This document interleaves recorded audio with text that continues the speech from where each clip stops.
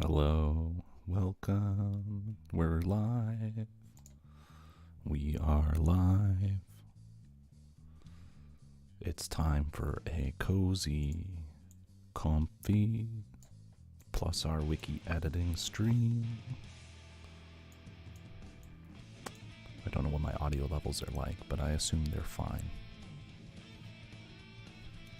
I'm gonna go to Twitter and say, hey, I'm streaming.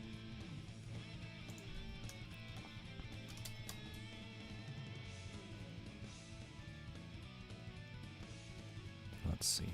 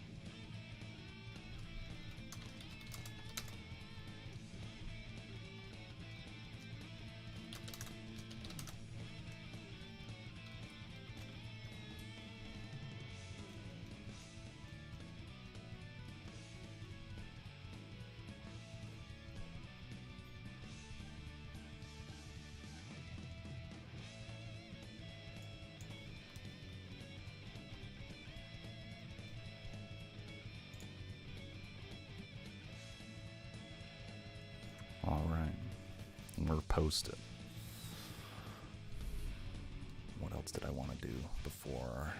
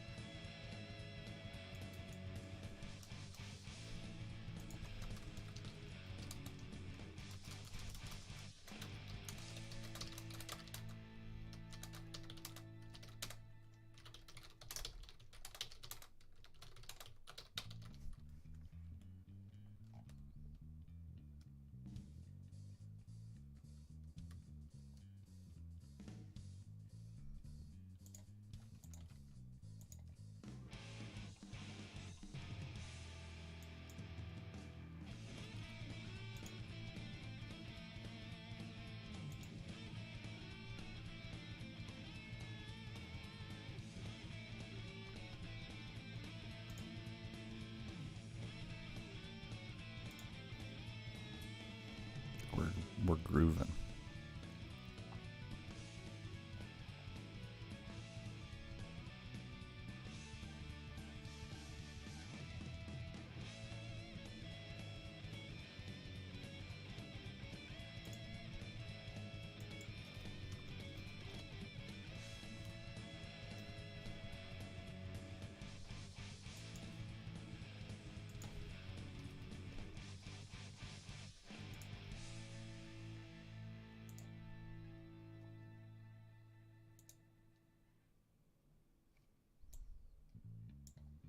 Do.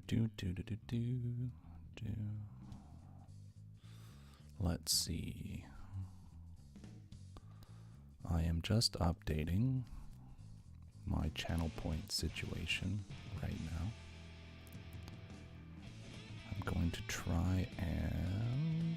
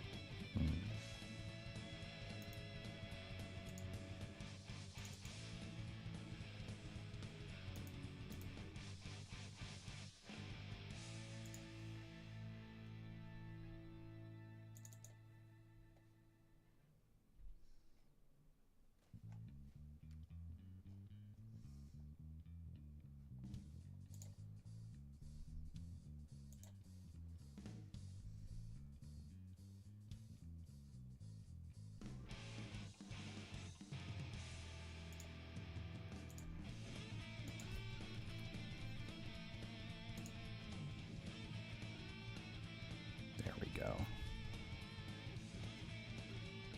Seems good. Much better. Welcome, Zachy. How's it? Or is it Zach C or Zach Psy? I don't know. But we are having our chill stream here. And I bought this microphone for a good reason. You can whisper into it and it's fine. It helps when you have like roommates, you know.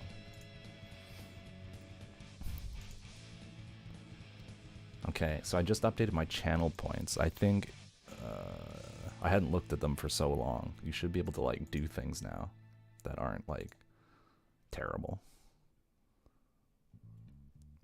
I should update the Goblin King. Krakatoa! That's fine. Oh, thanks for the appreciate it. Welcome to the Goblin Horde. I love saying that. You are a let's look.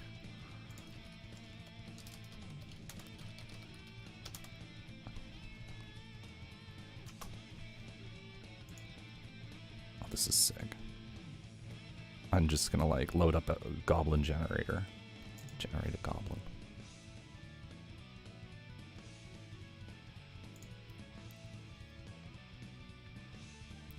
You are a 3-hit dice goblin war boss. A scarred goblin with drab green prickly skin and murderous eyes. Never lets his goblins out of his sight, mistrustful of their constant schemes. Actions. Javelin +6. An average of 5 damage per round. 1d6 +2 piercing damage. Range 30 to 120. So that's like a short range. Being within short range is 30. And then to attack with disadvantage is 120 feet, up to 120 feet. Light crossbow. Average damage 4 per round.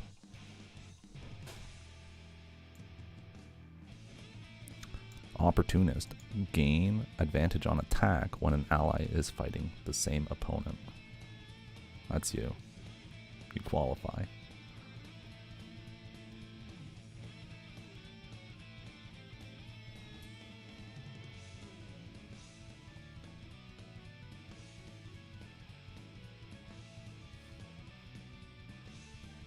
Welcome. I feel like I should do that anytime someone follows. Like, to me, that's way more fun than like any alternative thing I could say. I started with goblins because I felt that was appropriate for like the kind of person I am on the inside, you know. I have the temperament of a low-level dungeon mob. I think that says in my description or my bio. So,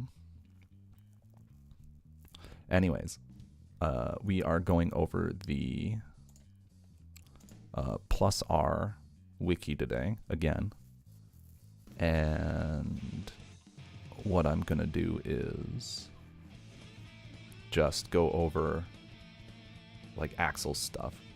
Just Axel Faust today.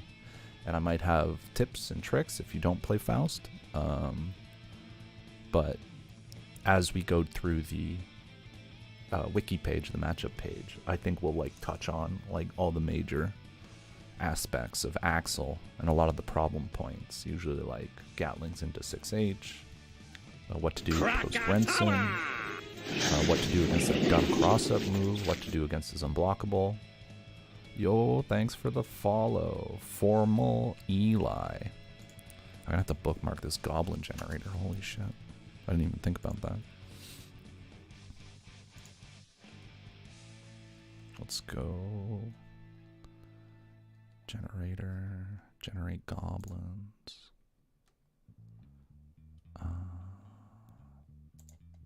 1. Generate 1 goblin.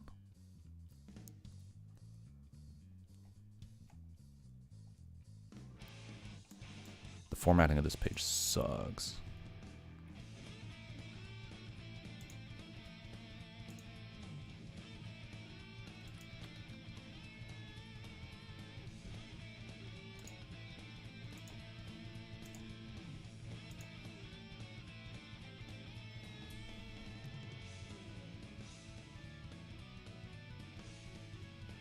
All right, Formal Eli.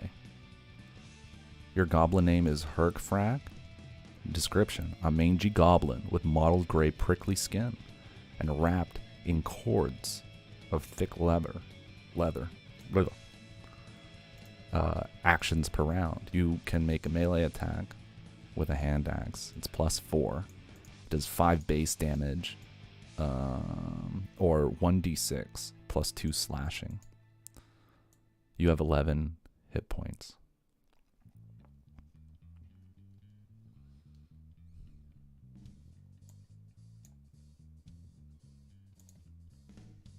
Very good.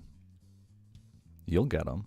You know, some newbie D&D player will like waltz into your dungeon and you just like fucking hand axe them. Boom, dead. Really? That's really sad because this guy is like weak as fuck. He's kind of buff. 11 HP for like, that's like CR2, right? It's CR2. It's like a level 2. Or I guess it would be CR1 because it would like a party of, I don't know.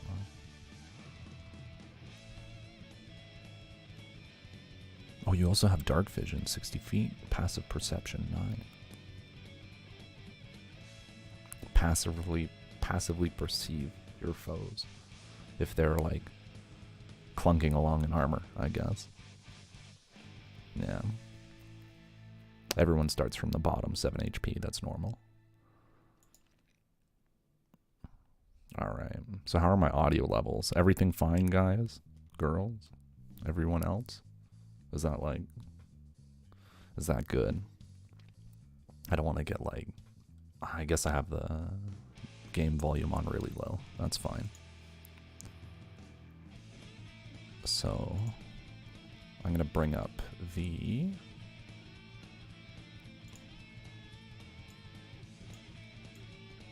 Wiki. Browser. Dustloop wiki. Done. Click. All right. That's what I like to hear. So this is the matchup page that I'm editing. And we're going down the list. They gave me like a really cute little matchup chart here. This was the original. And I was like, what the hell is this grid? Like, this is way too small. This is like, the formatting is like ridiculous. So, going back to the top here, we've got a long way to go. We've done ABBA. We've done Anji. Nah, I don't think we need to do separate pages because we have the table of contents here. It's not a big deal. I think the formatting is fine. It's like really easy to jump, right? People have the home key for a reason. right? Teach them to use it. It's not a big deal. I think I can cover everything, I believe, in like this page pretty good. Yeah, home and end. How do you think I teleported to the bottom, right? Full screen teleport like that. Boom, boom, boom, boom, boom. Force break door, you know? It's good. So, don't pay attention to these matchup numbers. I put them here because it's a total meme. So like, I'm Black Magic. I'm old. I'm 32 years old, going on 33. My arms are like nearly atrophied from all the fighting games I play and my day job, which is pressing buttons really fast. So I'm always worried about carpal tunnel or like a tendonitis and shit. So ease of use, like hotkeys that stop me from having to do repetitive motions, like scrolling. I love buttons that will just like do stuff for me, right? If I didn't have hotkeys like to make my life easier, I would get bodied. My arms would just like fall out of their sockets. Okay. So let's probably like go over generally how I approach these things, and then we'll get into like Axel and training mode and stuff. So how it started was I ended up like just like roughly formatting how I wanted these pages to look. And they looked really silly to start because it was just like everyone just looked like this to begin. And I had a general idea of what I wanted to do. I kind of wanted to encapsulate every character specific thing that could come up without delving too deep into character agnostic strategies, which is a fancy way of saying just put the character specific shit on this page. I love sounding smart. That's the problem. That's my worst habit. That's like so suspected matchup ratios, these are like memes. These are not real numbers. These are like how I feel on the inside they should be, because I think Faust, like, I like ironically and also unironically think Faust is like top 1 in the game. In North America, I think he's top 1. I don't think anyone in North America is at a level where they're using their characters to their like full extent, and so this is why they get bodied by Elven Shadow in tournaments, and no one can stop them. I think the ease of use of Faust is too high. Couple that with like Elven's fundamentals. Elven isn't even like doing everything he can with the character, and he doesn't need to. I think Faust's ease of use is like off the charts. If you just want to play neutral strongly and you don't even have to go in, you can just demolish everyone playing this game. I think the only threat is like his like spicier matchups. Everything else, just like these characters are like too hard to use and just like not as strong, right? So to me, he feels like the ultimate tournament character. Just like you're not going to run into a bad matchup or a matchup that's so bad that you can't just like win it. I think Zap is probably the biggest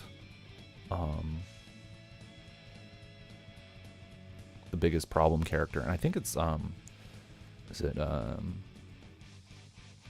Kenji or KB Nova or whoever it is like, I played him once and he's so clean that would be like a player I would use to base like a matchup off of, like a matchup score. But all the other Zappa players are not clean enough to warrant that kind of, like, a matchup number just doesn't mean anything if you're not clean. Because you're going to get a lot of mileage off of people just messing up or not running optimal set player, Oki, or neutral, or whatever you want to call it.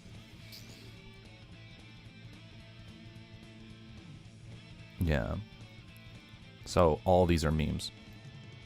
There's some nugget of truth in them, but if you're picking Faust and you're playing in the West and you're not fighting monsters on a daily basis, you do not care about matchup numbers. You do not. These are the real matchup numbers for someone playing in North America.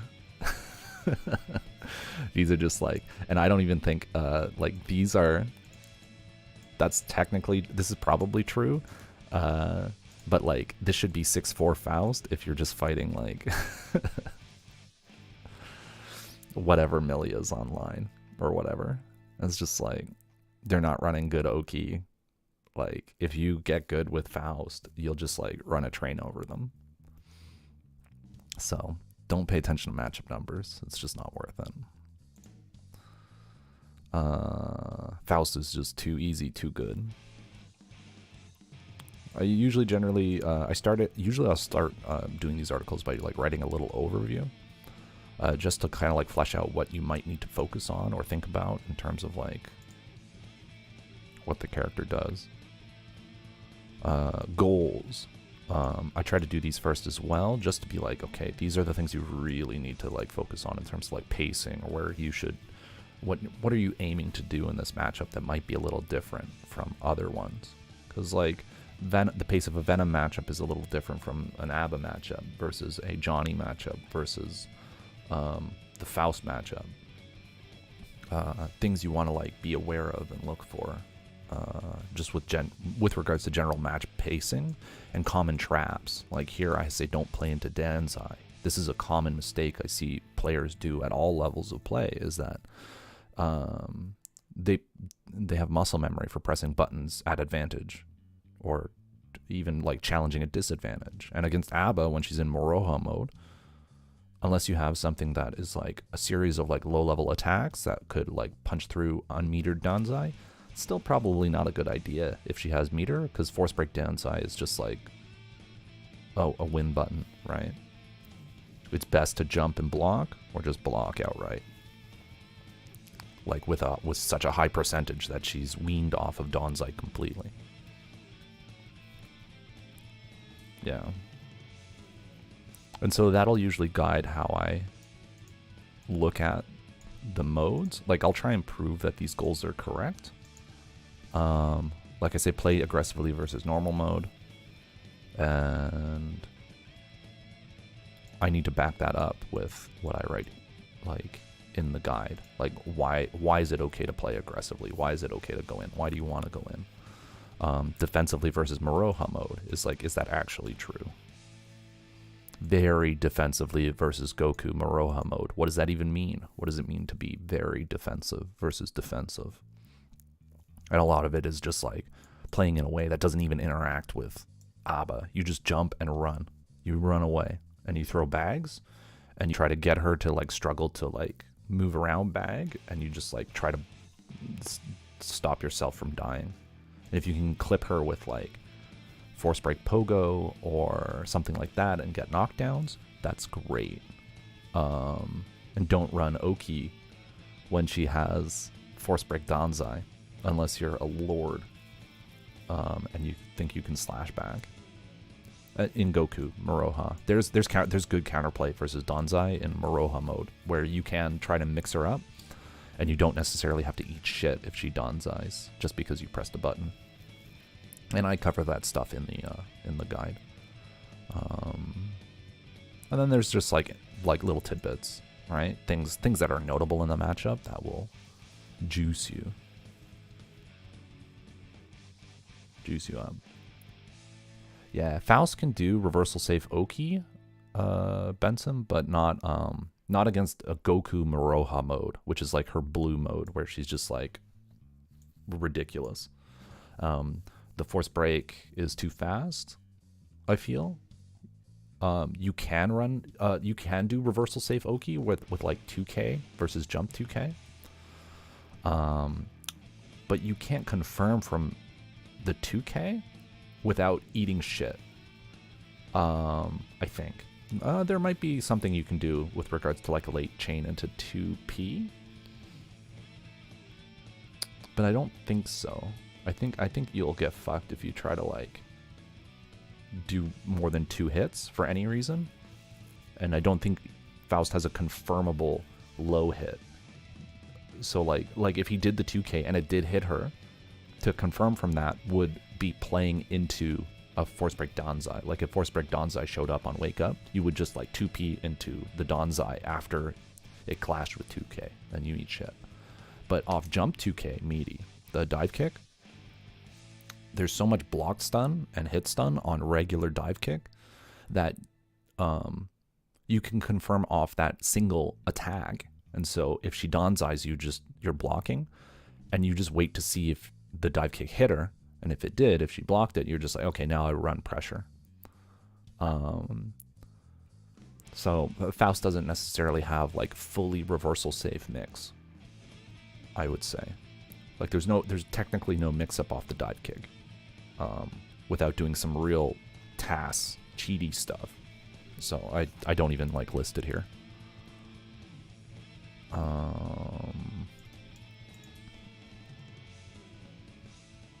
And like just like these dealing with notes, I find are very useful, because it's like it kind of like people are like, what the fuck do I do about Danzai? And I'm like, well, here you go. Here's a section specifically for it. Here's dealing with Danzai up close, in neutral. I'm not sure if I covered neutral Danzai, but like generally like, yeah. I think that was mostly an Oki.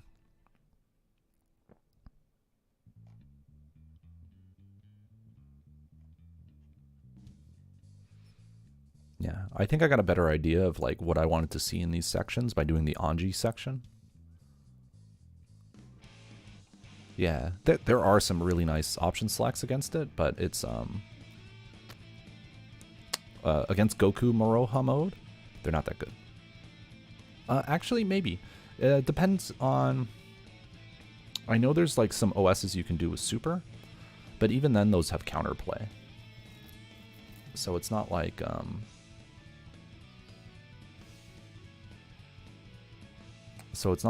there's nothing that'll like completely shut down Danzai.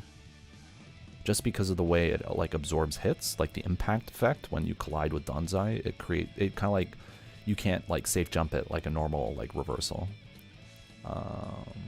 Because you're being put into hit stop, so it kind of denies like safe jump DPOS or safe jump super, because you're gonna pause in the air if you like dive kick her, or you'll pause for a moment when you like meaty her Danzai.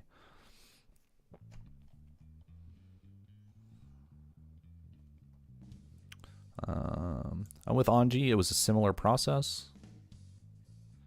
just like how to deal with Fujin. And I covered like literally everything. Dealing with Fujin when it whiffs in front of you. So if you want to use movement to bait it out. Dealing with Fujin on block. Dealing with wake up Fujin. Preemptively covering for Fujin in neutral. So like if you're in Fujin range but you want to stuff him out of it. Yeah, thanks for tuning in, Ben. I haven't seen you in forever. Hope that COVID life is treating you well enough.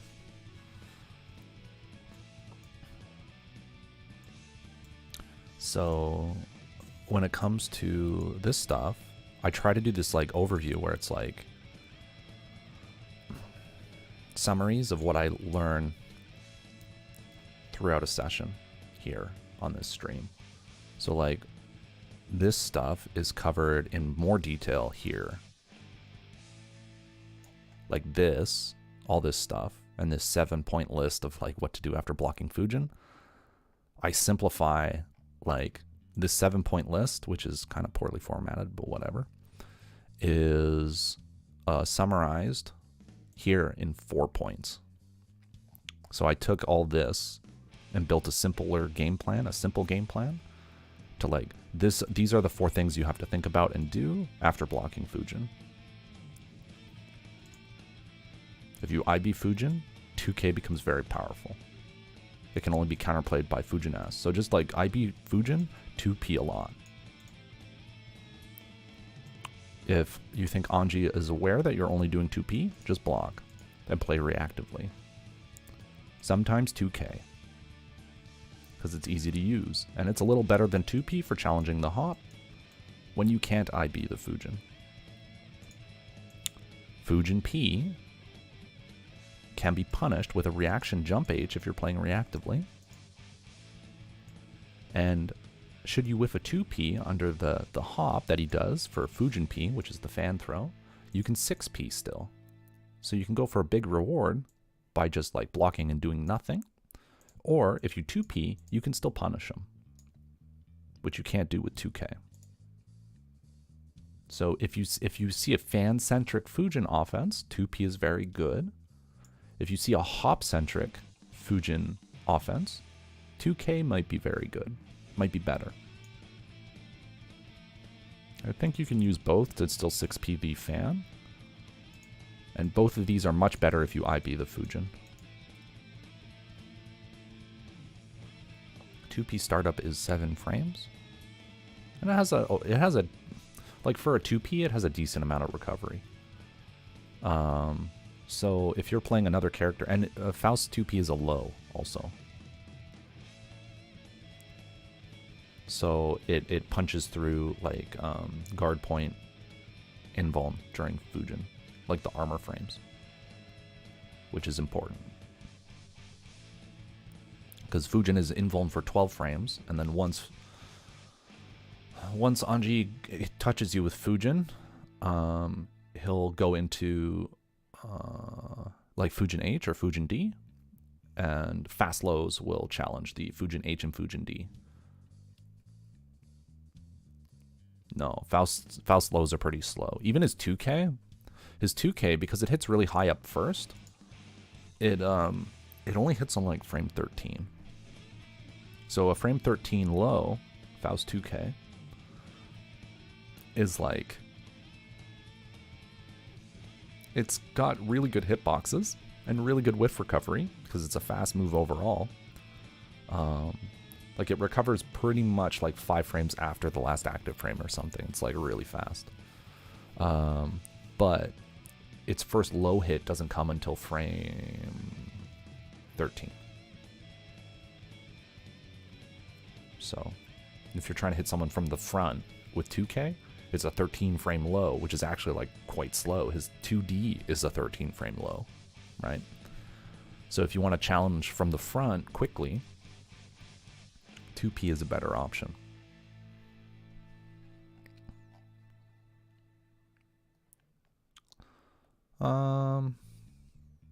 Yeah. And then I had a big sit down and I looked at Butterfly and the easiest things you could do against Butterfly. What you could do against Butterfly in neutral. What you could do when he cancels into Butterfly from a distance, like from 5H Butterfly.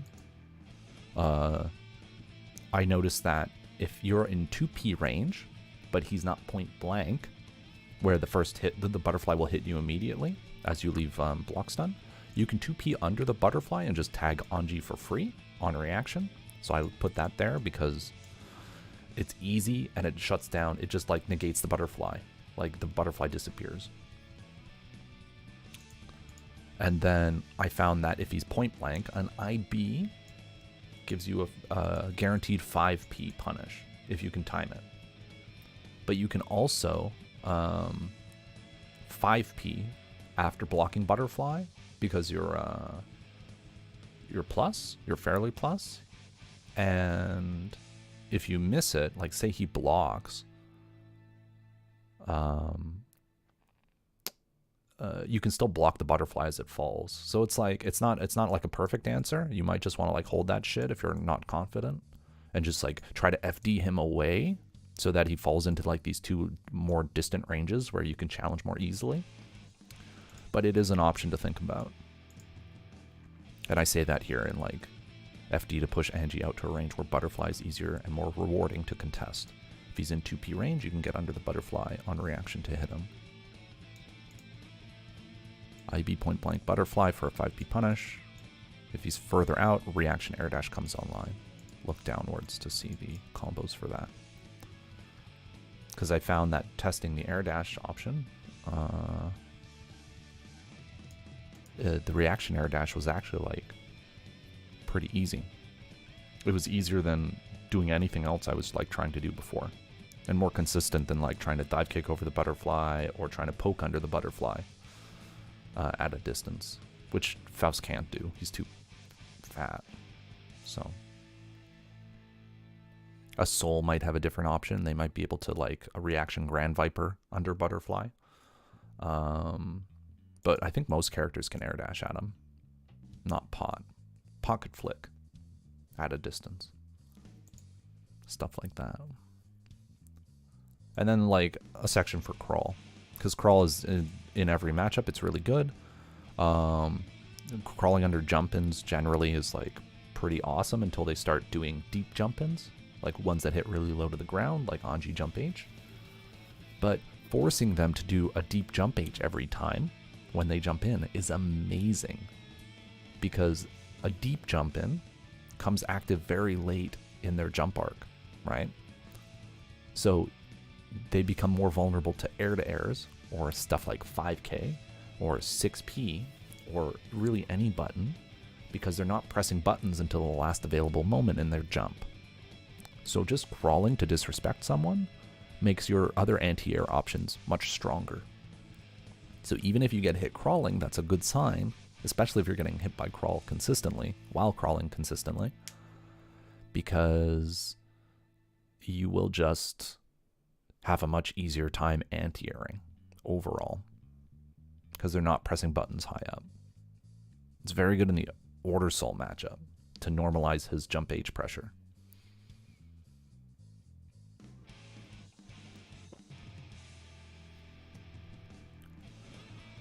Whew. And also when you're playing like intermediate and beginner players, their jump-ins suck and they don't adjust, so you just like win for free. So there's that. Burdensome. Anyways, let's get into it. Actually, I'm gonna get a drink of water and run an ad while that happens, so people coming into the stream don't have to watch ads. So I'm just gonna go do that and get a drink. I'll be right back. Should only be 60 seconds or something.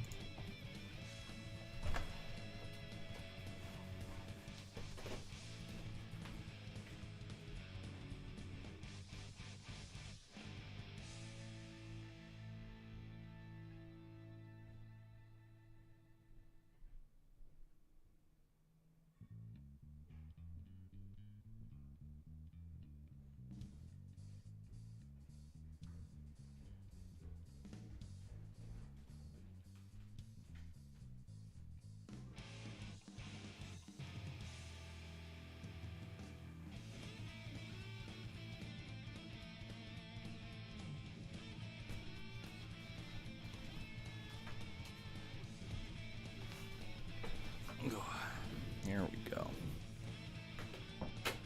Awesome. So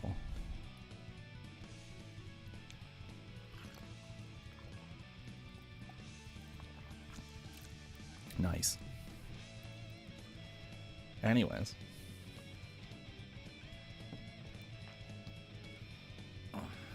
let's find a spot for this. There we go. All right.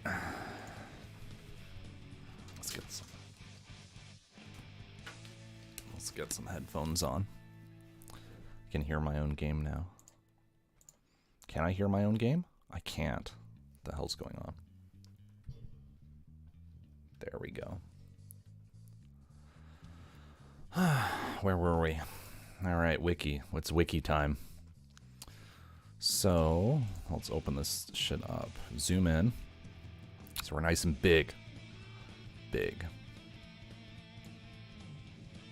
Let's get into the lab.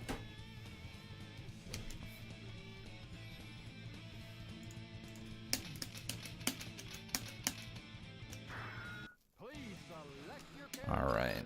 Faust versus Axel. Look at this toothy motherfucker right here. Hate this character.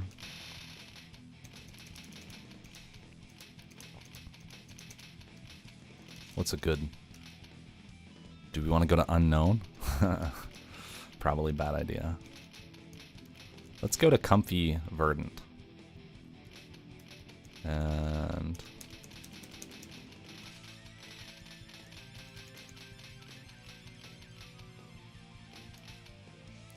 Yeah, let's get some Slayer tunes in here. Yeah, so this matchup probably favors Faust. Like, you can say it's hard though. Yo, what up, Limpna? And welcome everyone. We're finally here. We're finally in the lab. So, okay, so the thing is about the Axel matchup is that you have really good options to challenge him after he whiffs things. So a lot of the weakness in Axel's options are in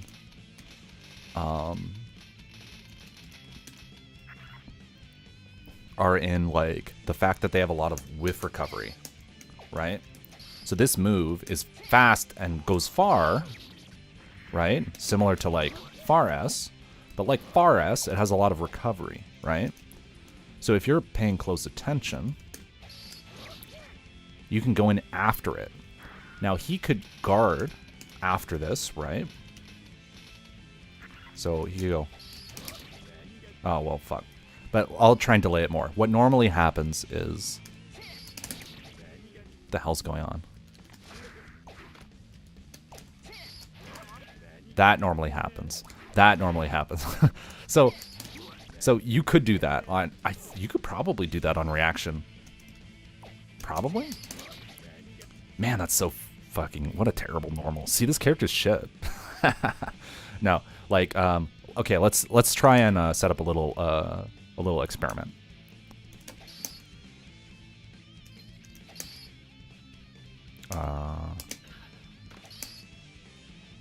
There we go.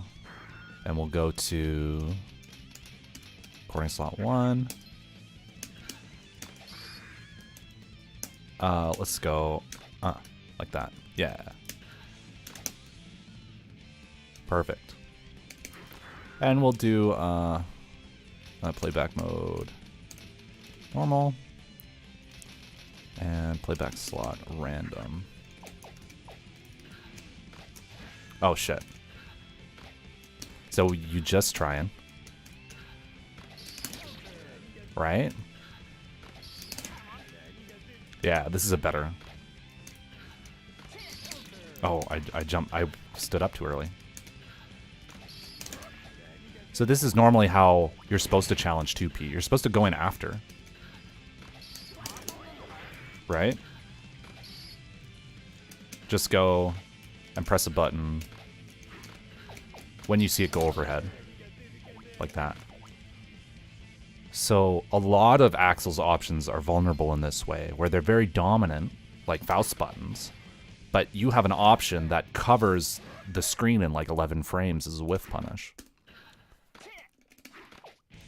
So Axel can kind of like punish you for playing reactively like that.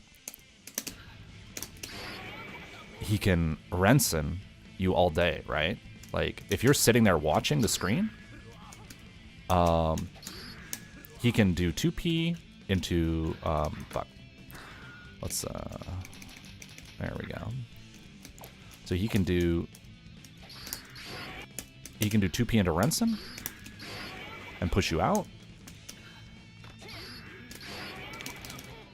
And that's a range where it's kind of hard to, like, if he does...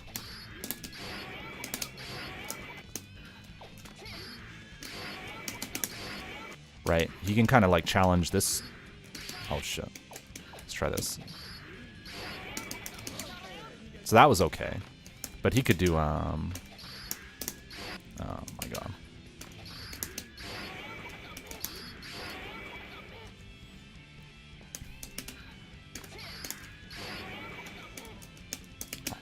I don't have the timing for this. Oh, this is such a late cancel. Okay, let's try that. So he can kind of like bully you, right? For trying to... If he pushes you out far enough with rensen, it's kind of hard to like get into like... to far slash him, right? So that was me trying to dash in far slash after.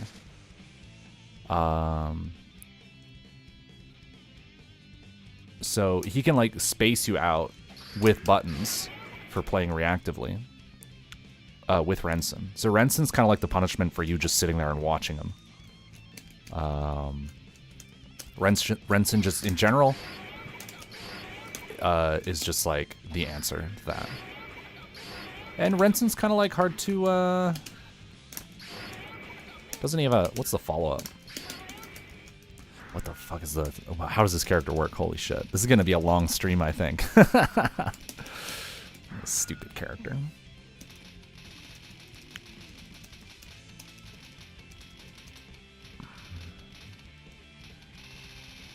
It's just up or down? Oh, this is Faust shit. Up or down. Okay. What is Rachusen? Oh, the unblockable. Okay.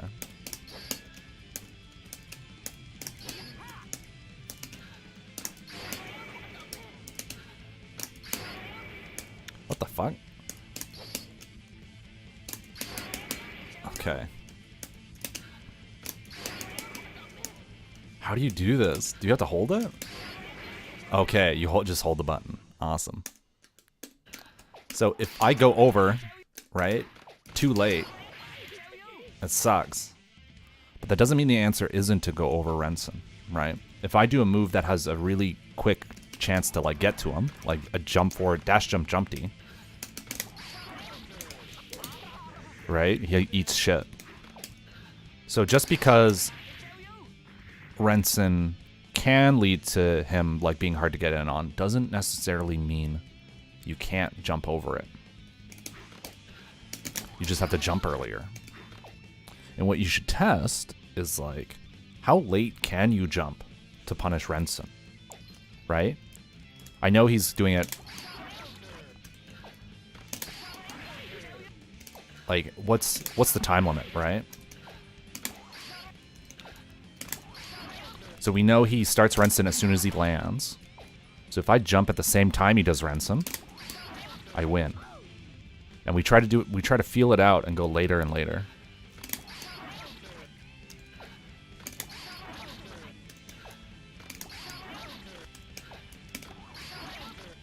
What about even later, or from a distance, right?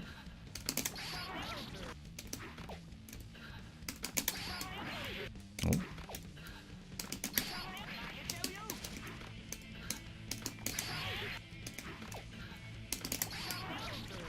Pretty good, right? If I tried to go in with something else, ooh. That one works too.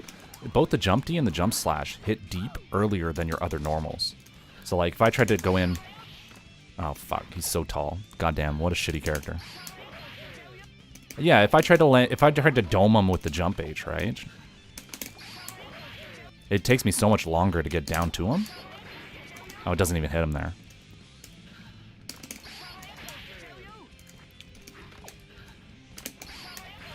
Or if I do a normal jump and not a dash jump.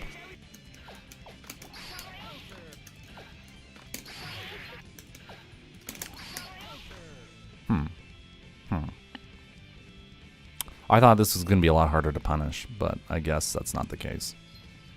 Excellent. Anyways, you can jump over rensen. That was the idea. But if you are this close, if you're like really close,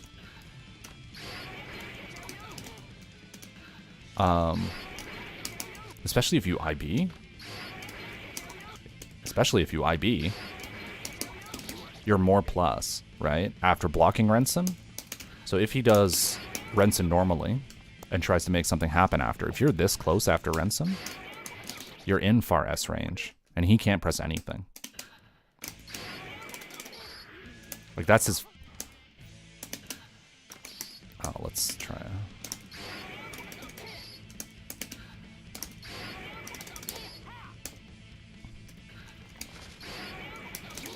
Like you're so plus after rensen that if you're in a close enough range, you're fine, right? He can't do shit. So the idea is, at like this range, rensen is terrible. At this range, you have to start like thinking about not blocking rensen. I mean, or you can just like stay well away and throw items, but I don't think that's as good as just like being here and like threatening the fact that you might jump at him. Because if he's scared of you jumping, right? He's gonna do lots of these, and then you just do that, right? You just like wait. So jumping makes waiting better. He might also try to cover jumping and waiting with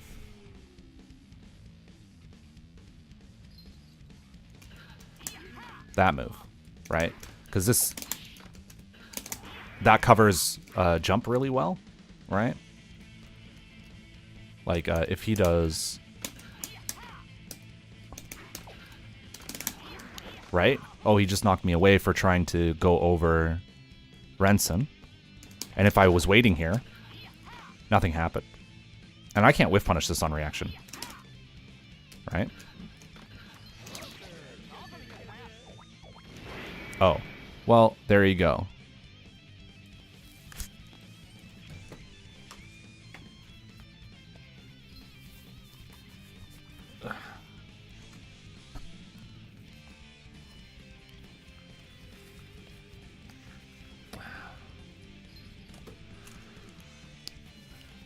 Fucking Axel player is so shitty.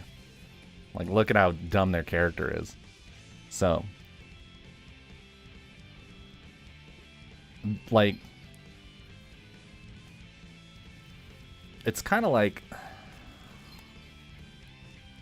yeah, that's the crux of the map. This is how I like think about neutral, right? Look for 2-for-1s, twofers, like. Axel, you know how I said like Axel's like I said waiting is really good to deal with his 5p, right? Just waiting is good to like punish that, right? I know his 5p is good. His 5p always gives me trouble. So what's the counterplay? I can wait against 2p or 5p, and I can also actually like jump early. If he does this, right, and I jump, I can actually, like, go in like behind it. Or I could do one of these. Fuck.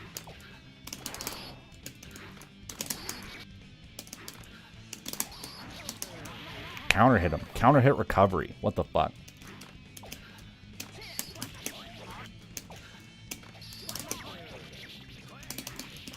Like, so waiting is good. And jumping is also good. So he'll be like really pressured to do things that cover waiting and jumping, right? Just because I'm sitting there doing both of those things against 5p. So I looked for jumping also does really well against rensen. So my jumping is good against rensen. My jumping is good against 5p. So jumping at him is a 2-for-1. Right? In neutral. Okay? Waiting beats him doing it like blocks rensen, which is okay, right? And it gives me a 5p punish. What else does blocking beat? Reactive play. If he does this, because he's making space, I get an item. So I won because I waited, right? That's a win.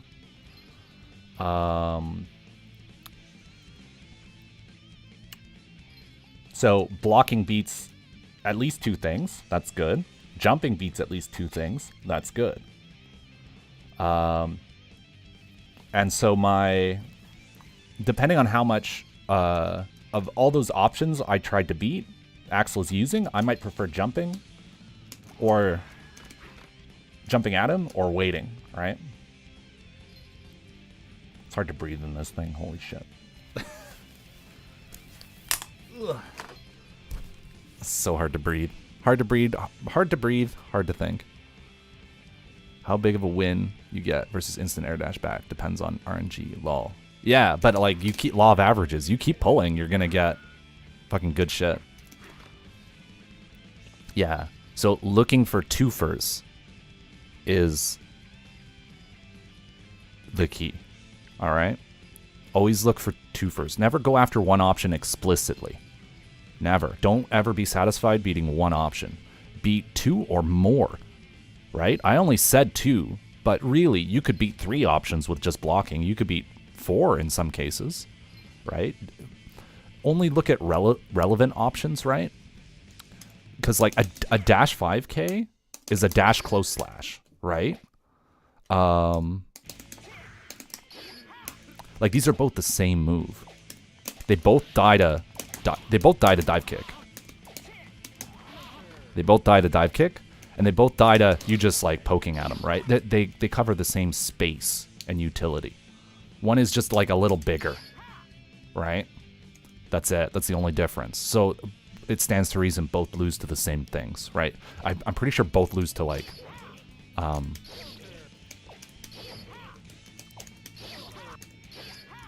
yeah, like they both lose to the same stuff, pretty much. 5K is a little weaker to like 2P or like low profile moves, but that's like irrelevant. So you don't have to think about every option. You just think about the relevant ones, the best ones. 5P is a relevant move. Rensen is a relevant move. Jump S is relevant. You can find out what a relevant move is by just like playing good players, right? Because they're doing all the best shit, whether it's through science or trial and error or whatever.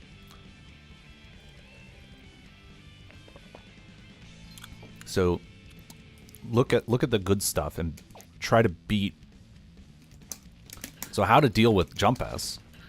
Jump S has a decent amount of startup. I actually want to like find this out. Let's go to ACR. Let's go to Axle. Full frame data. So here's the thing. Jump S comes at very predictable times. At a very predictable time. After Axle jumps, right? When he jumps and does Jump S at a specific height. He wants to hit you out of whatever thing you're doing. The deep Jump S is better because it's way more plus. A rising Jump S doesn't even hit a standing Faust, right? So he wants to do like that, like air dash back, or he wants to do a deep jump in, right? So it's not a frame one Jump S, it's a jump followed by a little wait, followed by Jump S. So if that is a movement tell, or what I call a movement tell. And so, oh, look, they updated the fucking, the wiki for me. What blessed fucking guys. So you no longer have to like wonder what a move looks like when you're looking at like the deep frame data. Fucking sick. Nice. Okay, Jump S, Jump S, Jump S. Yeah, that's it. Look at that. So 11 frame startup. So I bet if we counted the actual practical startup of this maneuver, this whole maneuver of jumping, waiting, and doing Jump S, it's probably reactable, right? So it stands to reason if I'm getting hit by Jump S a lot like this, when I see Axle jump, then I should do a prediction option on reaction to stuff the Jump S.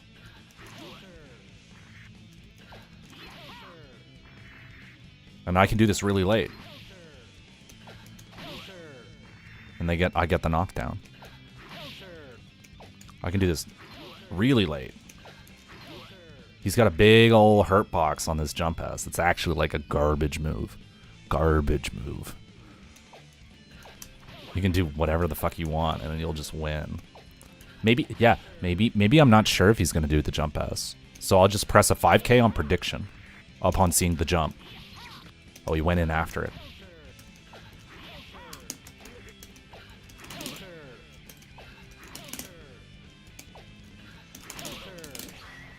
Good, neutral. That's neutral for you. Excellent. Perfect.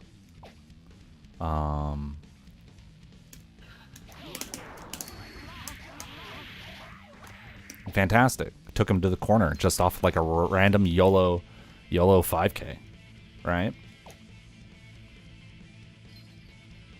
So I see him jump and I go, wow, like that. Now he could bait it. He could go even later. Nope. Doesn't work. Oh, see, this one looks good. Look at that.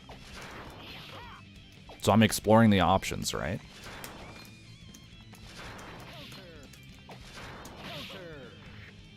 But the 5K seems good. Still, here.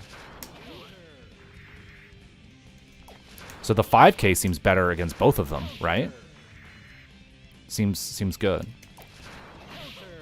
And what I want to do to check this option to see how reliable it is, you want to try and feel out the timing window for it to work in this case. Right? You want to try to do the 5K really early, and you want to try and do it really late. You want to see where it stops working. But it just seems like, provided he hits me before I even get to start up, that's the only time it'll work.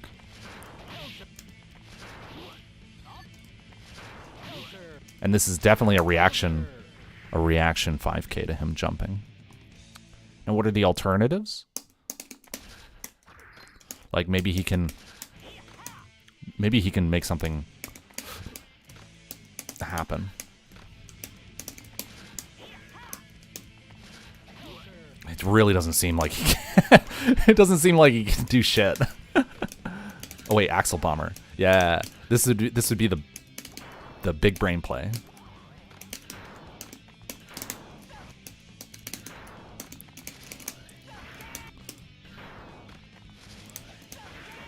But even then, that's like how big are his balls, right?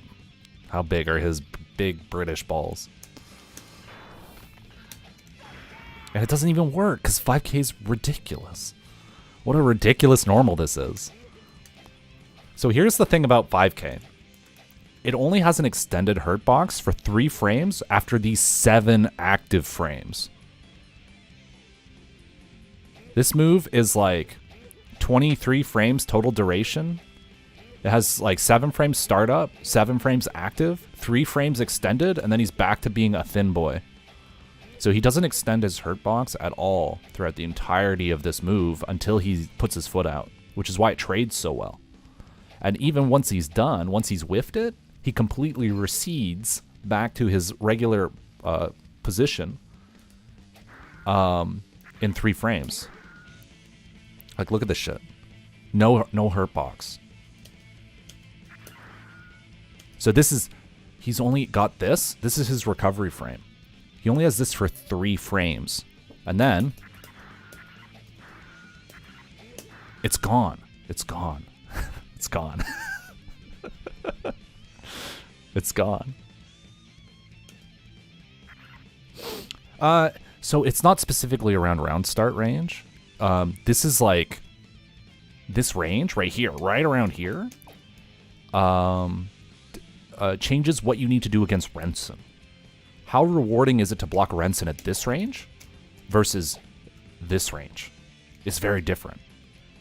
Like if he does rensen here, I get an immediate far S, which he can't really challenge well. Oh shit. He might be able to do something like this, I think. Yeah, he can crush.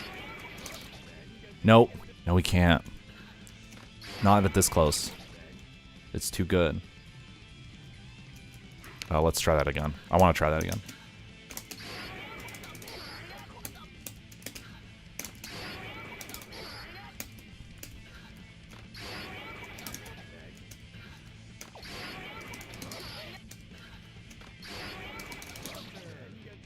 No, man, he's like turbo fucked. So like, he's so minus after rensen that if you're in far S range, you get a free item toss. But if you're back here, shit. If you're back here,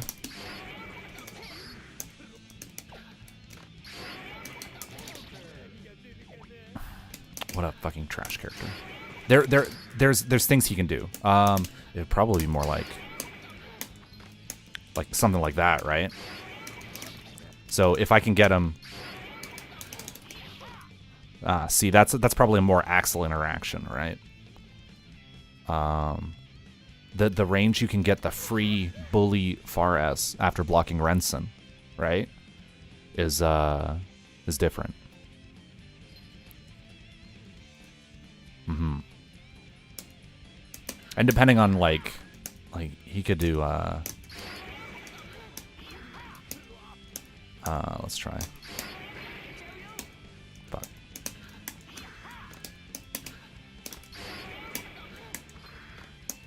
Let's try that.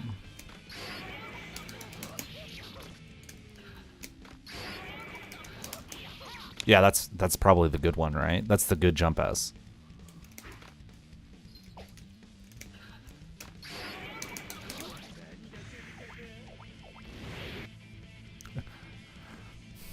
So there's definitely counterplay here for Axel. There must be. But like this is the kind of shit I'm talking about, right? Is like your far S is so dominant with a little bit of frame advantage, and it's hard for him to get around it.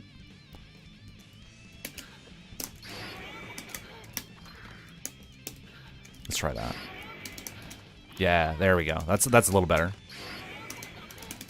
He tucks his legs up when he FDs in the air.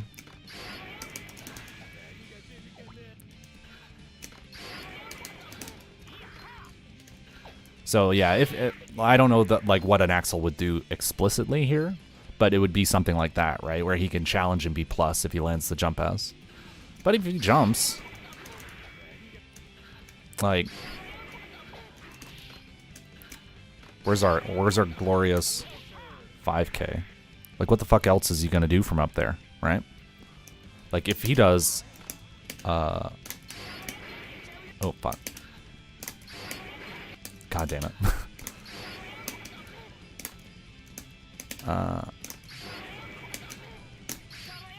So if he tries to bait out like the...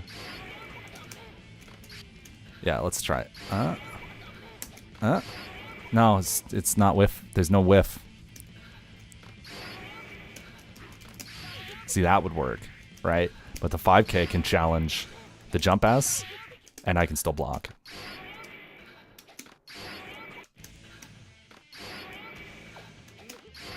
How late can I do this 5K?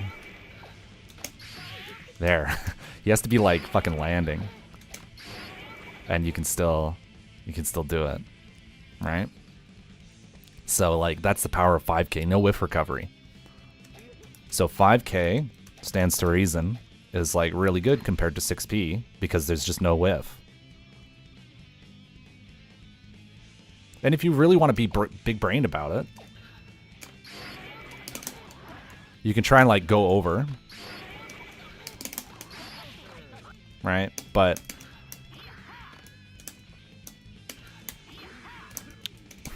at this range, no. He could probably anti-air you here with something, and it's hard to go over. So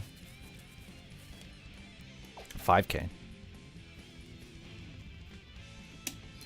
So, and you end up in this situation because you were like sitting and waiting, right? Like dealing with him. Yeah, I don't know. So that's like, this is kind of like a general neutral approach, I guess. Is you kind of like dig deep into like interactions, individual interactions, and you look for like, what are all the things this beats? We know it beats like multiple jump S's. What else would it beat from him? It would beat, actually, you know what? It would probably beat his like 5P, right? you know? But like if he jumps, it's really hard for him to beat the 5K.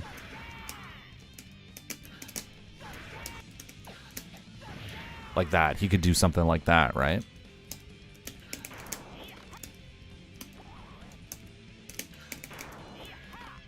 Or maybe go in and hit me up top. Like that, right? Because the top of the 5K is very vulnerable.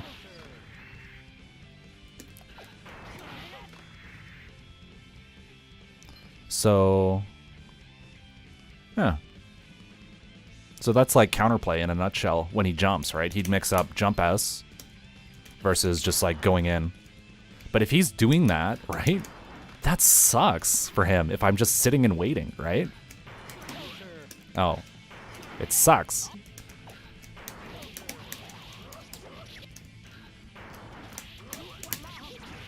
Crawl. Crawl like blows up those kind of like preemptive air-to-airs.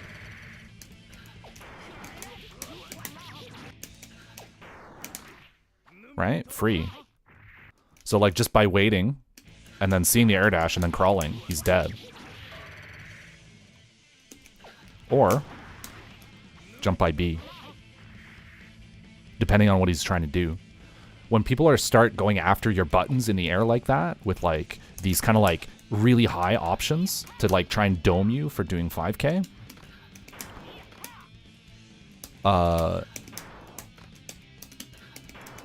probably inputs like a bomber there too.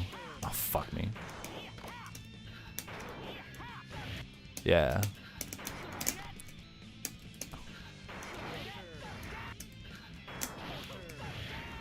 And probably maybe something like that. I don't know.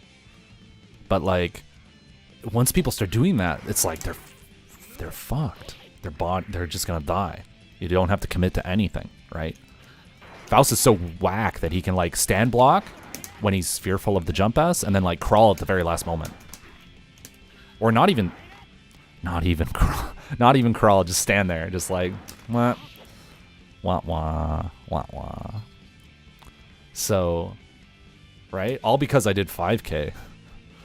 Like this all connects together. So this is I'm building an argument for like 5K when Axel jumps as an option. And then looking for his counterplay to that.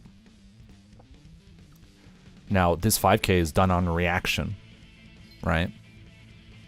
And so this talk is going to be a bit circular, I find.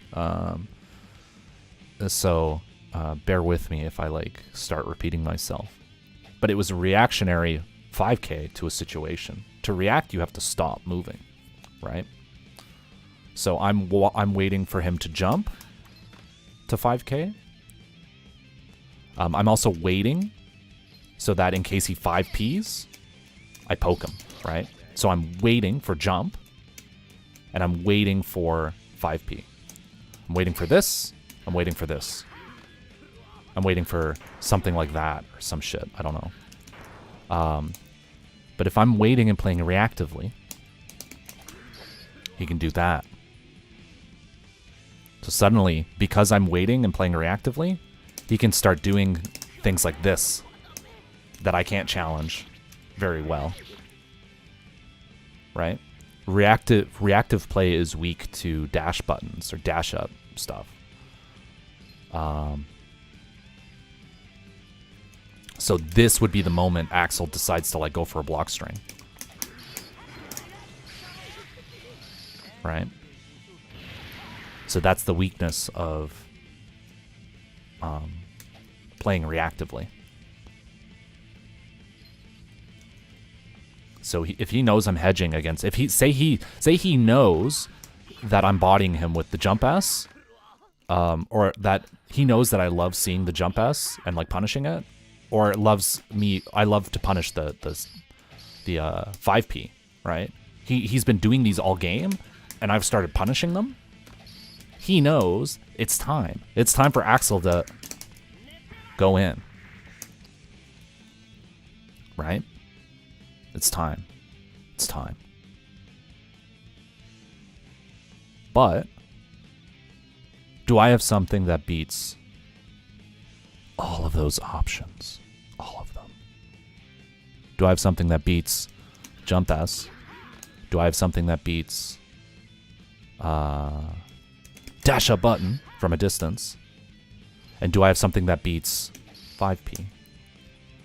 I do. I do have something. You're not going to believe it. Dash 6p beats all of those. No, it's not 5k. Because that 5k was on reaction, right? It's reaction to the jump, right? But a psychic dash 6p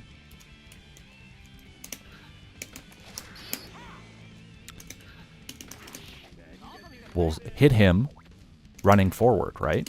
He can't react to a dash 6p. He can't like say, oh, he's running at me doing 6p, I'm gonna block. He can't do that.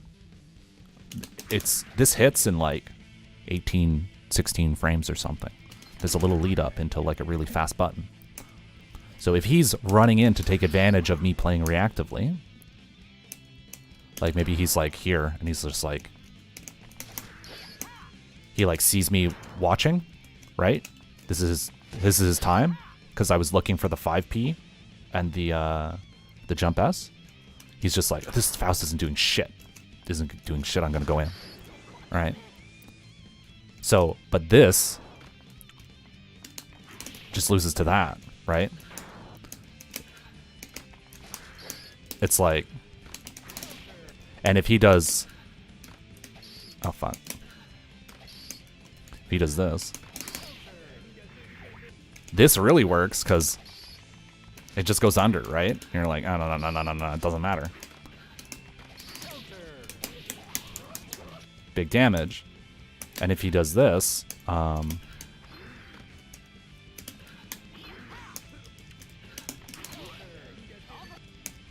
let's do jump back, right? Goes under. So dash 6p is very strong because it hedges against Axel running in. It hedges against him doing this, and it beats 5p. But what does that lose to now, right? Oh fucking, god damn it! You know? Oh shit! Rensens. These long low buttons, right, that challenge the run forward.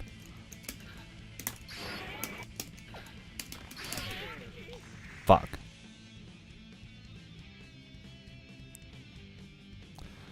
But rensen lost to me playing reactively, right? Like if I just like here, I'm winning again, right? So suddenly I just have my neutral is just like 5k on reaction if he jumps. Wait and just like poke under pokes and block rensen if he rensens, and then that makes my dash up 6p really strong against like all like his like counterplay against the reactionary play loses to this, and this loses to rensen, and rensen loses to me just jumping at him, right? And jumping at him is pretty safe, right? Like jumping doesn't necessarily like lose you the match, right? You're like if you FD in the air, you're safe. Mostly. So the circle of neutral here would be like play reactively. Let's write this down. Actually, let's put this to paper so I can like I stop like talking over myself or something. Okay, neutral. Okay, reactive play.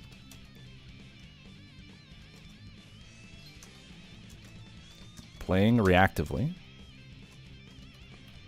allows you to 5k 5k his jump S.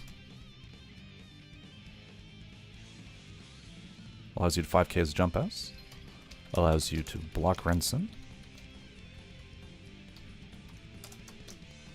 Allows you to block rensen. And allows you to 5p behind. Allows you to far S behind 5p.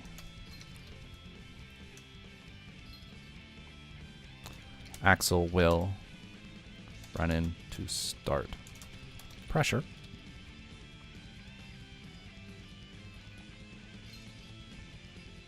We'll run in to start pressure to take advantage of reactive play.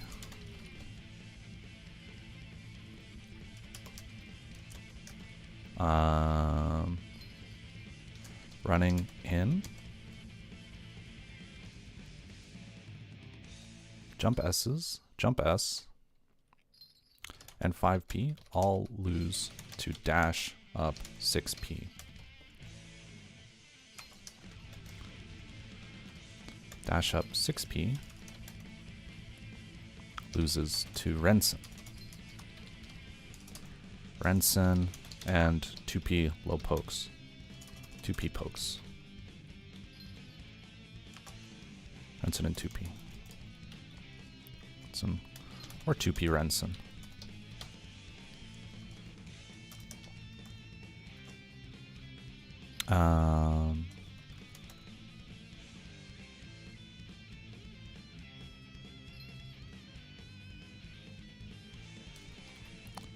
Axel movement, Axel approach.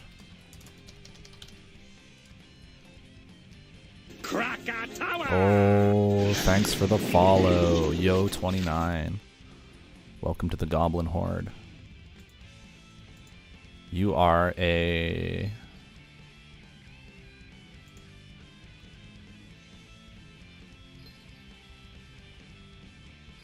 Goblin War Boss.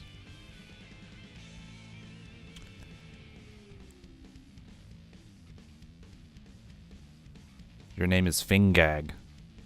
Loud, bombastic goblin with drab, green, prickly skin, and armored with scraps of old plate. Admires foes with impressive weapons, sometimes showing them uncharacteristic armor. You have a spear and a short bow. Your attack bonus is +6. You have 33 HP.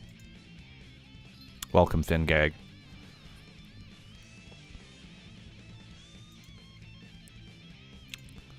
Okay, so let's see. Before I lose my train of thought again, dash up 6p loses to rensen or 2p rensen? What is rensen? Rensen and 5p?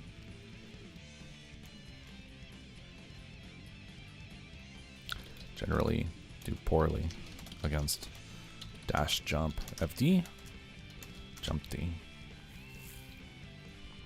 Or reactive play.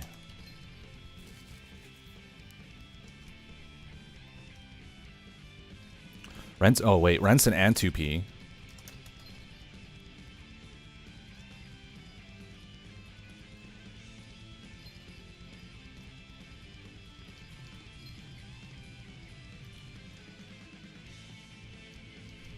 If you're close enough.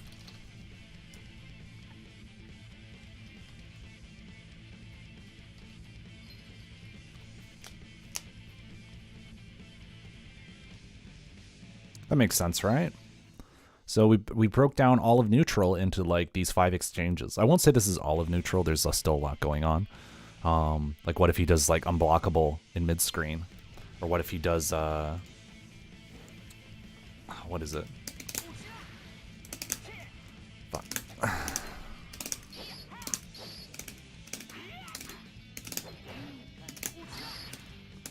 What the fuck is this character? Come on, come on, come on, come on.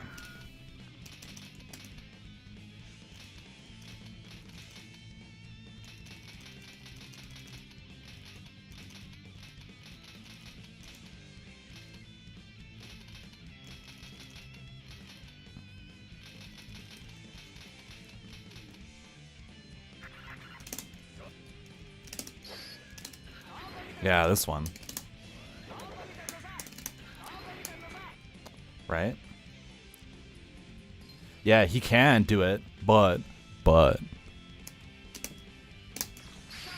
This move is really weak to, even if he cancels it. What's the cancel input?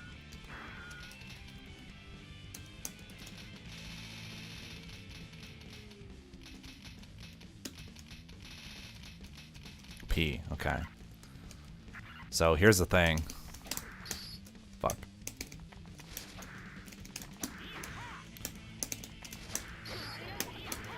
Yeah, let's do that.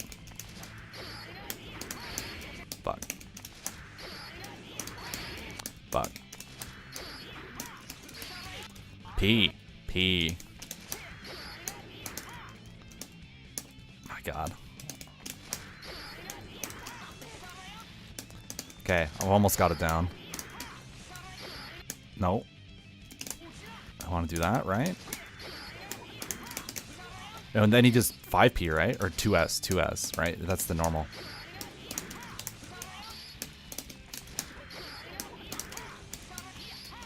God.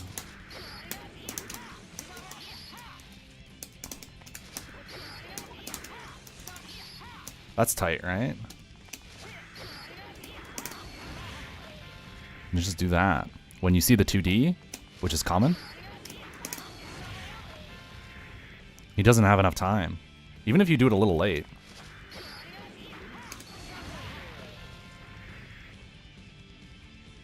This is too fast. It's like just too good. Just do. Oh, Yoshinfil, thanks for stopping by. So, yeah. This is and like you also have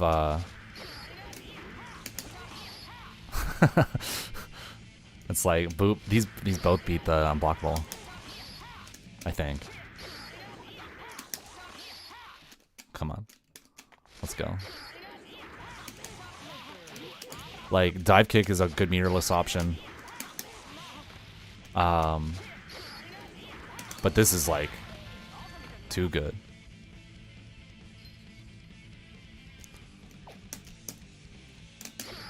Yeah, I prefer to just jump over it because it's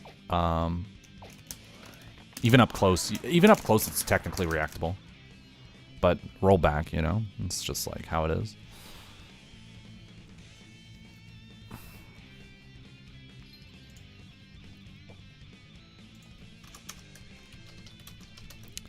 All right, cancels into what the hell is that move called? Cancels into unblockable. Unblockable are easily challenged with force break chop.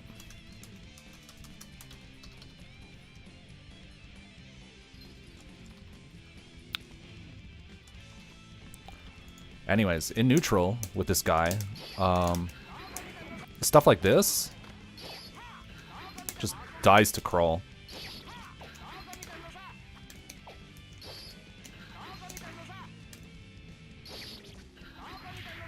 But he can do it at like a weird range where it's like hard to... Right?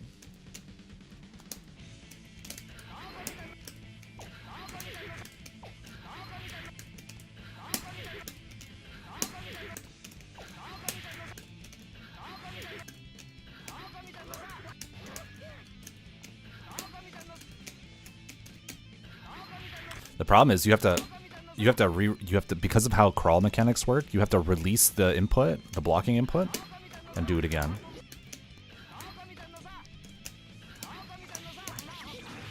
Which I just learned just this minute.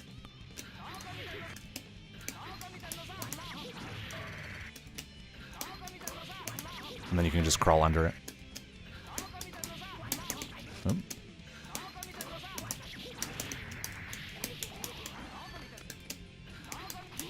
Oh.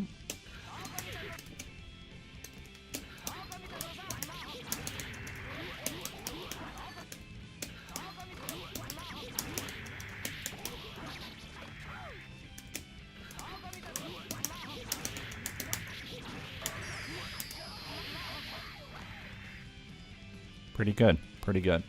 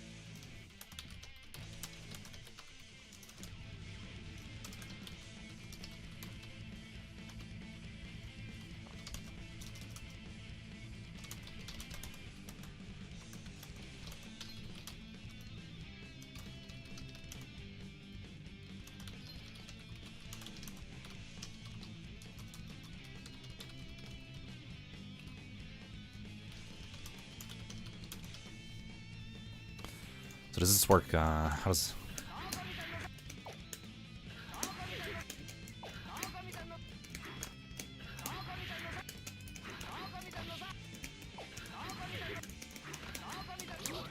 That's a little spicy when you're at the like that optimal range.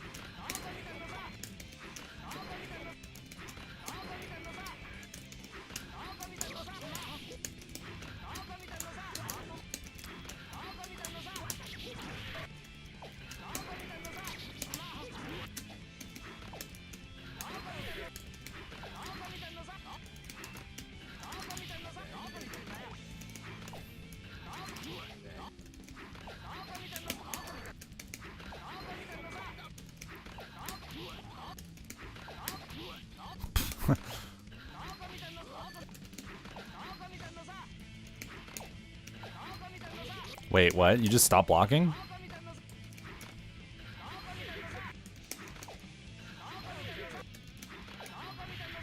Okay, it's just some weird hitbox, some hitbox weirdness.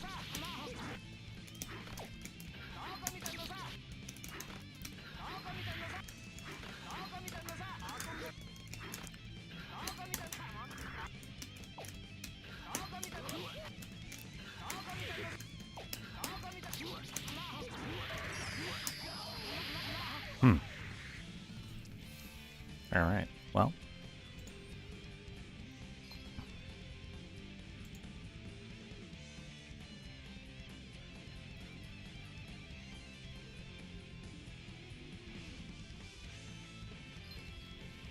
Seems good.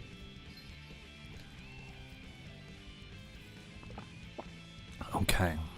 Anyways, what else in this matchup?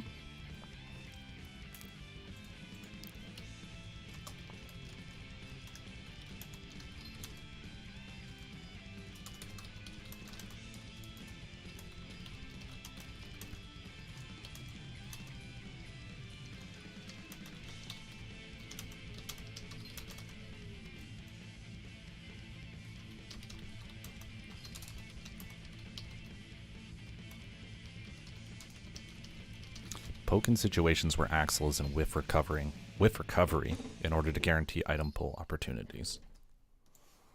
Okay, that seems important.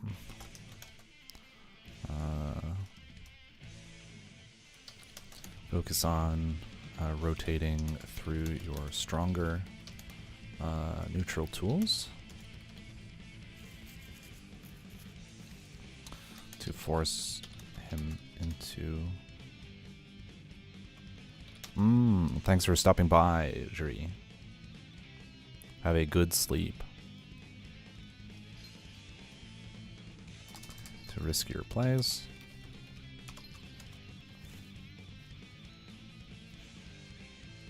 Respect, rensen, YRC, FRC.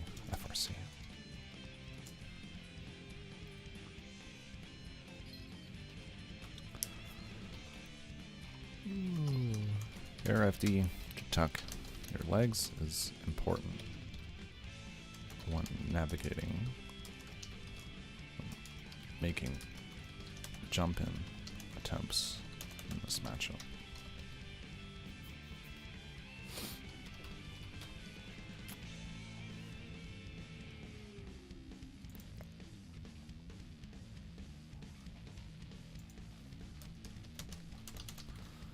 Fairly dominant option, done on reaction to Axel's jumps. 6p or no Malto. You should feel threatened. You should. We're labbing the matchup, or I'm exposing all of Axel's neutral secrets. I don't know enough about the character, I feel, to do like a deep dive into like defending against certain Axel setups, but the general stuff you'll see Axel players doing at like an intermediate level is all like pretty reasonable. I feel like the wiki and the guides, the matchup guides, are going to help a lot just to get you to the point where you can just like dumpster like 95% of the player base, and a lot of this should carry over to Strive and Exert, actually.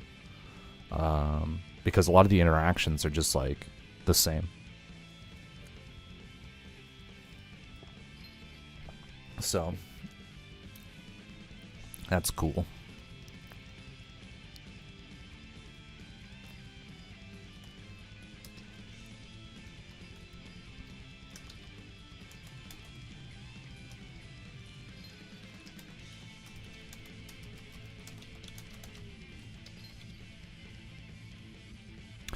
Yeah. Guilty Gear is like weird in that it has every mechanic. Literally every mechanic. So when you get a full understanding of GG, you essentially de facto have like a full understanding of interactions in other games. Like you're never presented with a situation that you haven't seen before. There are some systems that aren't in GG because of the throw mechanics. So like not having button throws is not something you're used to dealing with. But like if you play anything else besides GG, you usually have that covered, because a lot of games like SF5 and stuff have a lot of like button throw mechanics, or BlazBlue, right? Throw OS and stuff, using those late tech. Late tech isn't in like GG, but it's not in Strive either. There's no late tech worth a damn in Strive. So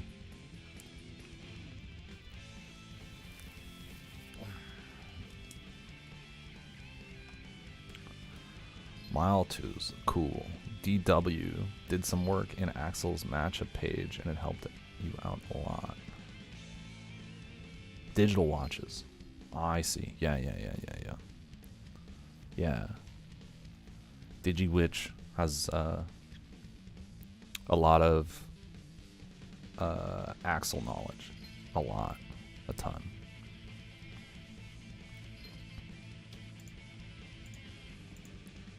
I'm supposed to play them soon, and I'm like, I don't know enough about this matchup. I'm just going down this matchup page, like this Faust matchup page. Where is it? Alphabetically. So I'm just like going through. Oh, what is this? What happened? Where am I? Oh, that's Axel Low matchups. Right, because I was on the Axel Low matchup page. So this is all they have on the... Is that really it? That's all you got on Faust? Let's read. Faust and Axel work awkwardly around each other, as both typically want to operate in mid-range, but both have good answers to each other there. It's important to try and punish Faust for attempting to throw items, even though this is rather difficult. You can maintain offense against him, but bear in mind that his dead angle is a bit harder for Axel to bait out than usual, and he has some reversals you'll have to work around. Although I call this a light touch matchup, 6H is an extremely important tool as a low, far anti-air, as well as on Okazemi and in strings. This is correct. As it will beat both the super and the force break chop, which is beating the chop is like the most important thing. Avoid being in the air unless you're sure his jump H and his bomb bag won't reach you.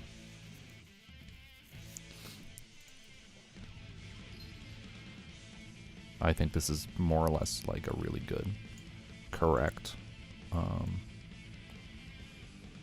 Faust is light? I had no idea. Yeah, but that's like a very like general summary, right? We're going deep.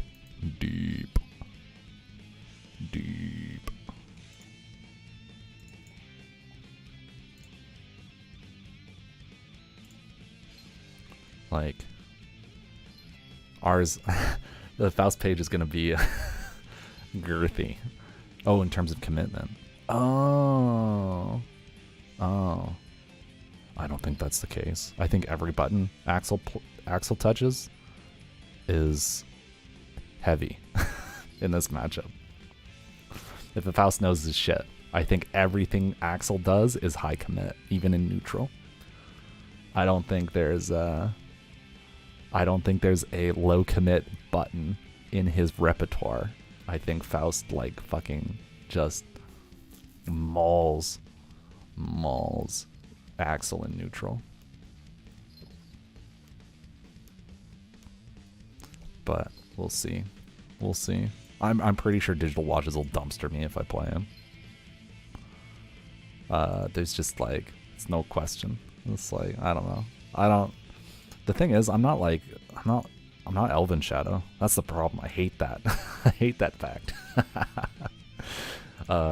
Elven's neutral is just like so good. And so a lot of these like really strong character specialists just kind of like have that up on me. I've spent so much time like playing other games and being bad that I've only started to like really develop as like a GG player in the past like 2 years. And things have come a long way. My neutral's really good compared to what it used to be. But I still have issues with like clean decisions in neutral. And that's probably something I'm going to look into going into just Strive and like this year. I feel like I make a lot of mistakes in neutral. I don't want to clean that up. So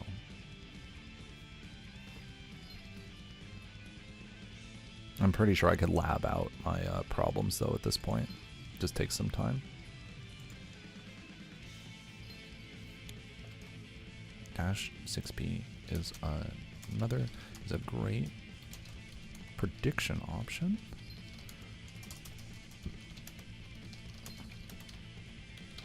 Because it challenges a lot of those grounded.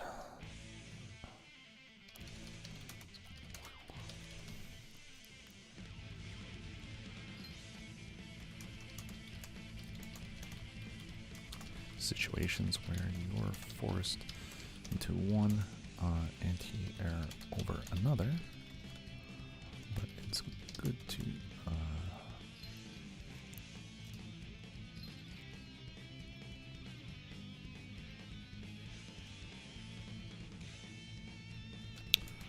but generally the above answers should serve. I feel like this is wrong.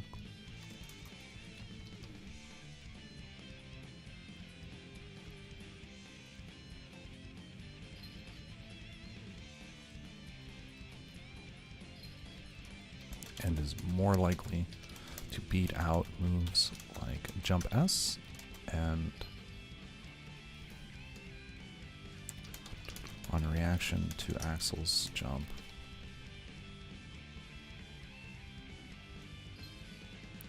Dash 6p is a great prediction option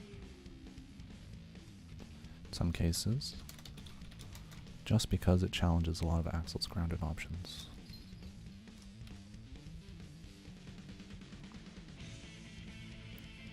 Mixed a guy so hard he DM'd on Discord to tell me not to join his room again.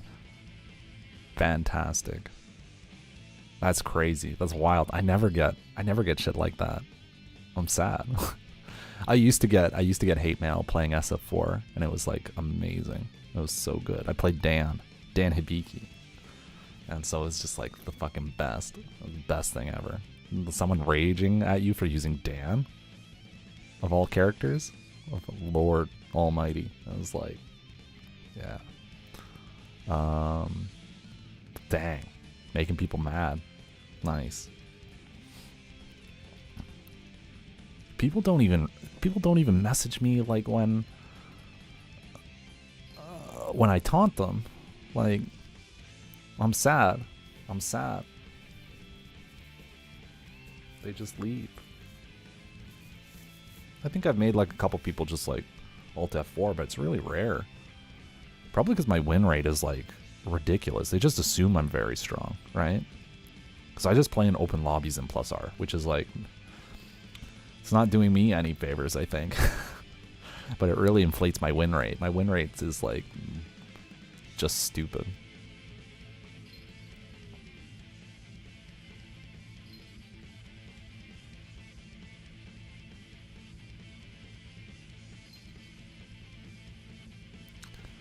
Wait, the guy who like angry DM'd you was like, "Don't join my room again." It was the guy you were studying to beat. That's sad. That actually makes me kind of sad. What a shitter. Holy shit. That's terrible. You sent him to the Shadow Realm. The Shadow Realm. It's terrible.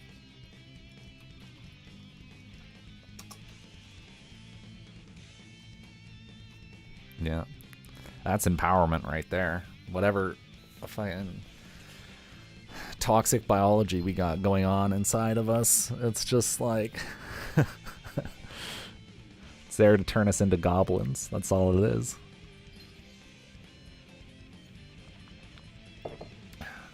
You can feed the ego goblin inside. Just be forewarned, you know. All right. Should I play some like music that's not fucking like Sucka Sage? Is that? Let's do that. Let's there's no sound options here. I'm gonna do that.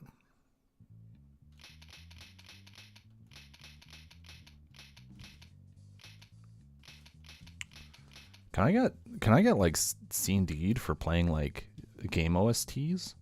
Like does the algorithm catch that? I say as I like think about violating copyright laws. Do you know?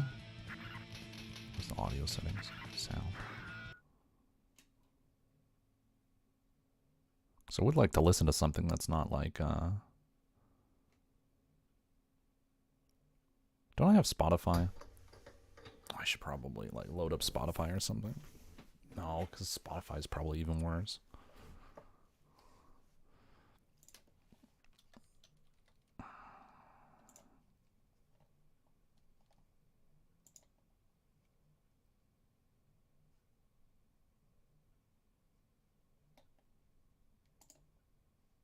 Spotify. Oh, I'm gonna hide that. Hide my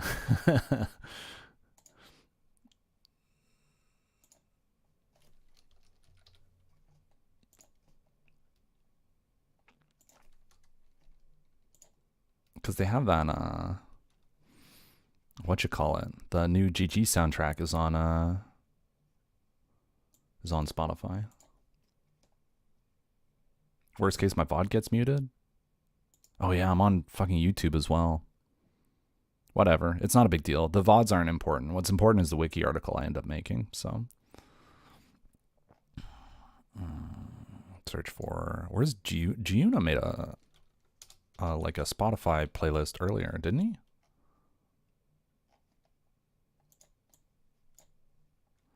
Let's go twitter.com. I'm almost certain Giuna posted like a GG collection, which to me seemed like, or did he do that on April Fool's? He did, didn't he? That's a risky click. That's a risky click.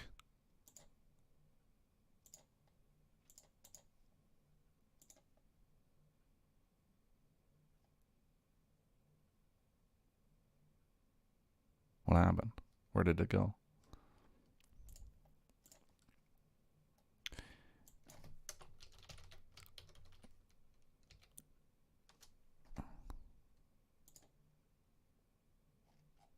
Oh, I see no memes here. I see no memes. So that's good. Okay, let's try it. How loud is this gonna be? Is this gonna blow out my eardrums? That's good, right?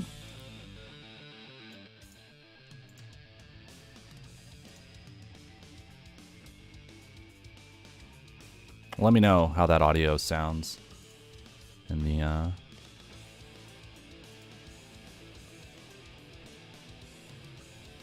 where did my chat go? Holy crap. Here we are. That's fine, right? Cool.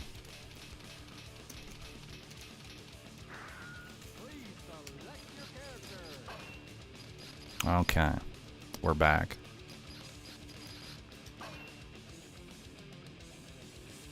We're going to London.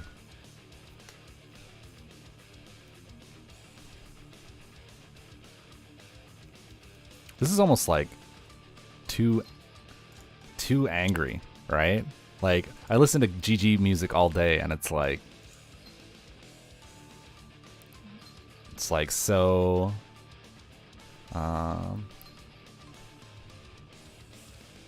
it's so tense.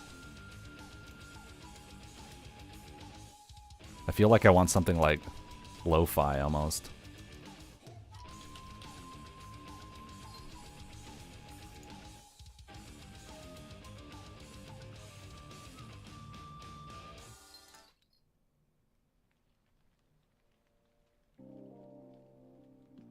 That's better. Whatever. If we get hit, we get hit. It's okay.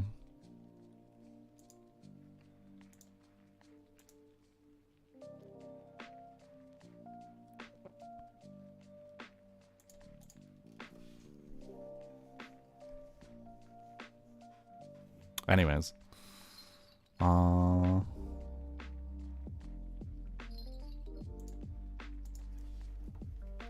Just slash back the DMCA. Yeah. Okay. Now I feel studious right now. Study music. Okay. All right. Here we go. All right. So.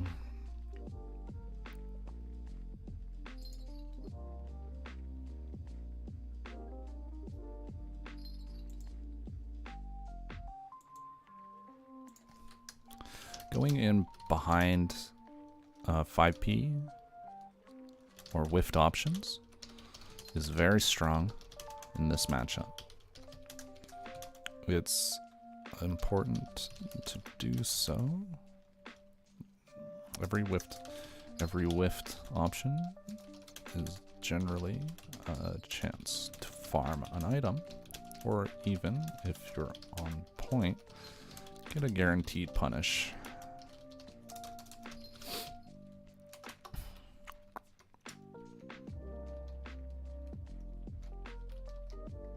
Can I go up? Let's see.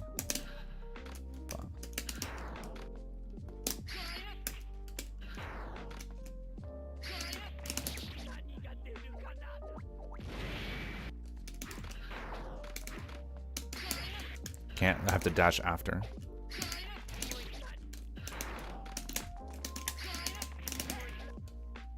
All right, that's good.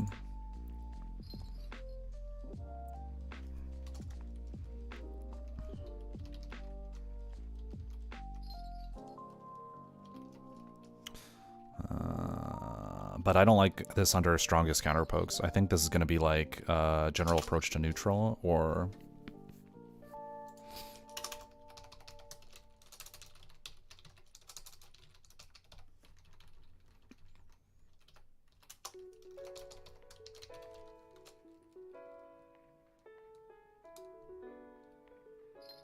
same guy plus art. Dang, it's one of those people, eh? I just feel bad.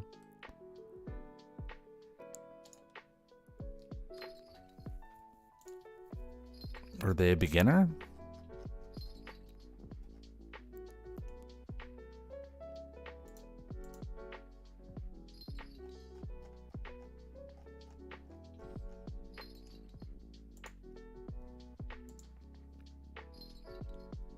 Very sad.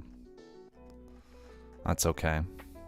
I mean, they're probably a new player, right? They're probably not. I feel like a lot of the people who are like into GG right now are not actually like titans, right?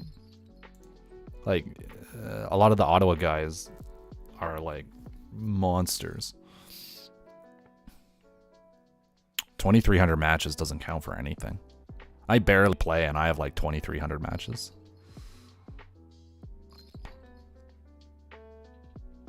My time spent in like GG is like like on Steam I have like 250 hours in this game and that's it. I was not playing it on PC before the plus R update or the rollback update.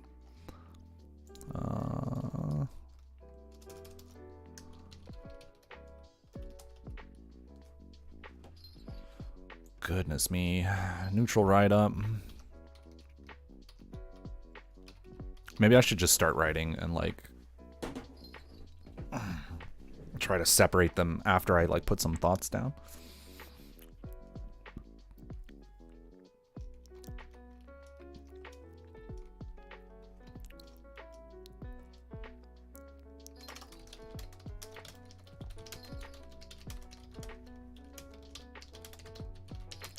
We're taking the opportunity to force you to block a rensen FRC in order to get in close. Challenging rensen FRC can be done by going up and over, or by just waiting out the rensen pressure until Axel gasses himself. That sounds good.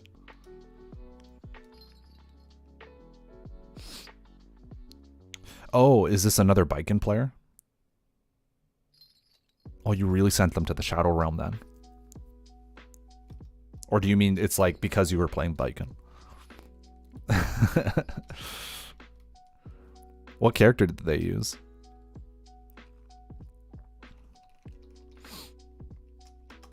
People will complain about Biking because she's like listed as really good. People don't realize that like they should have picked Faust, you know?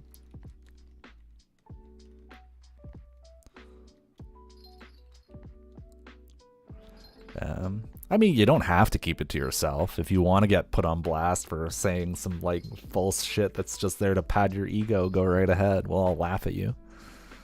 But yeah, but they deserved it for picking such a sad character like Kai. Should have picked Faust. That's it. That's all it is. Just pick Faust. Pick Faust, you'll have a good time, regardless of whether or not you win or lose. Some people just aren't aware of what they're saying. Some people aren't aware that they're just like, they are truly ego goblins. Like the goblin is like their normal everyday persona, right? You have to accept, it is just like Persona 5, right? You have to accept that part of yourself that is ugly and twisted and prone to anger, quick to anger, you know? It's just a part of you. But if you're aware of it, it's much easier to just like not embarrass yourself by saying things that are like objectively wrong, you know? Or saying things that you're just doing it to like hurt someone so you can feel a little bit better about your bruised ego. You have to accept and love every shortcoming you have, right? I love feeling like shit when I play fighting games. I love it. The sensation is so terrible. I feel awful. And that's fantastic. The fact that I can get that out of pressing buttons into a little box on the screen, have like a genuine emotional response, that's sick.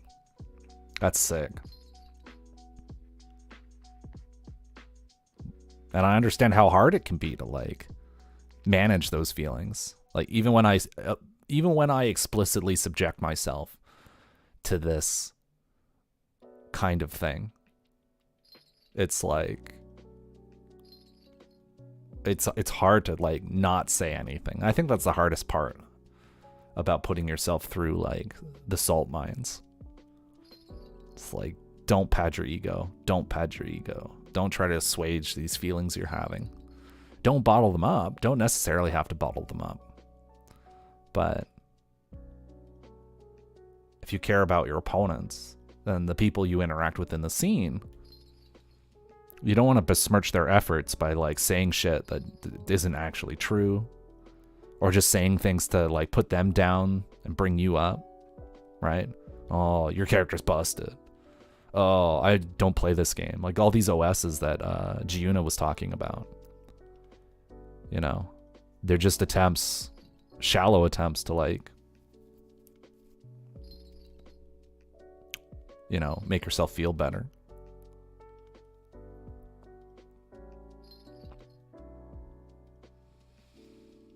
And in the end, it's like, I feel like everything we do is just, you know, to satisfy our egos in some way. You know? When you think about it, why do I even talk to people? You know, period. Why am I here? Like, doing the wiki. What does doing the wiki do for me, right?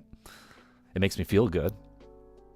Because, like, people will be like, oh, nice wiki, bro. And I'll be like, oh, thank you. It's very large, girthsome. And by writing the wiki, I am, like, stimulated, and I get more powerful as I, like, lab through these matchups. And that makes me feel like the big boy. Big, flexing, buff. Everything seems to come back to ego when I think about it.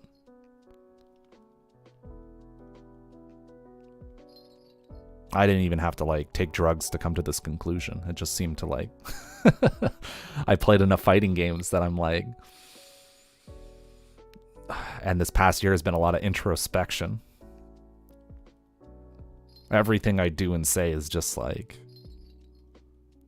you know, ego related. Probably because I don't have like other people in my life, really. Just friends, I guess. You know, I don't have any, you know, relationships outside of that, I think.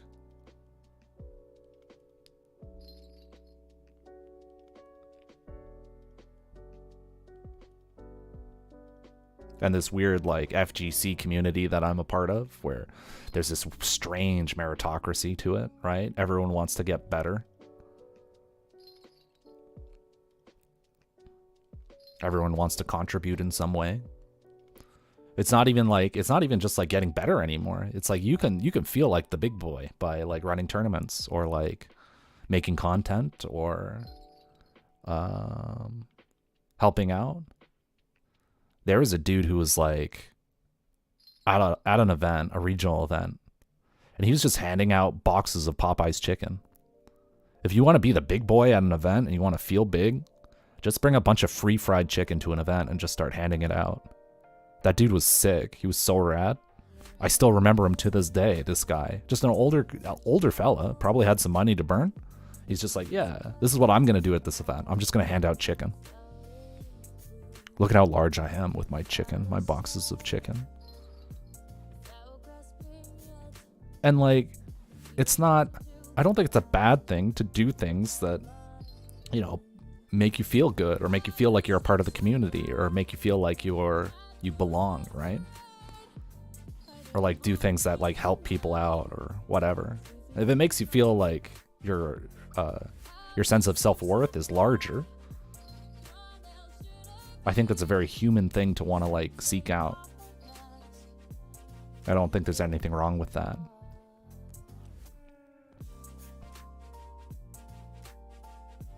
It's not like it's necessarily, it doesn't really have anything to do with morals or religion, I guess. It's literally just like a chemical response in your brain, right? It's just like how we're wired. It's probably like some sort of survival mechanism. You want to make your self-worth feel larger, because if you are worth more, right? People like you more. Your comrades like you more. You know? Your confidence goes up. You feel more comfortable, right? You know, talking to people and doing shit and whatever. And like fighting games are like this distilled confidence box, I find, or like sense of empowerment. You can like just play games and body people and like feel large. Does Dead Angle have throw protection? I would check the wiki. I think it does, but I've been wrong before. I know when Baiken guard cancels, she loses all throw protection. If that's why you were thinking about it.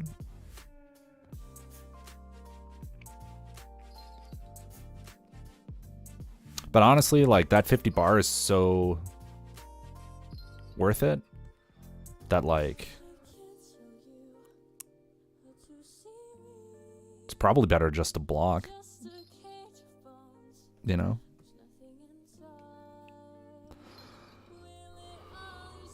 Because if someone's doing, like, weird throws in your block stun, it's probably better just to block. Or, like, fuzzy jump. If you fuzzy jump in that moment where you'd normally be in block stun, nothing's going to happen to you. Ah, there you go. Thank you, Coco Jam. Dead Angle has thrown vuln past its strike in vuln.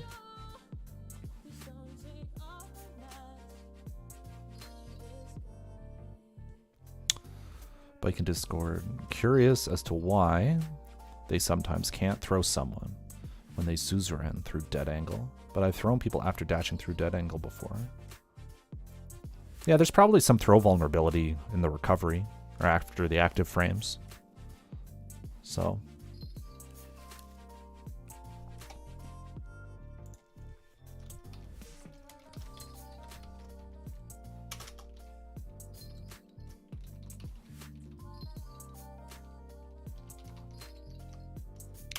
does Axel play reactively? Axel would play reactively when he wants to punish your jumps, right?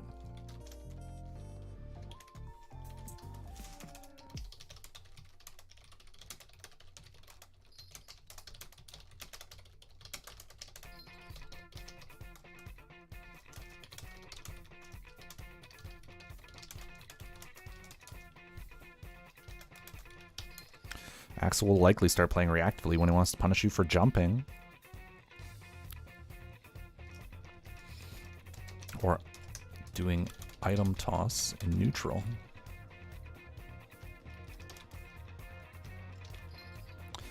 It can be good.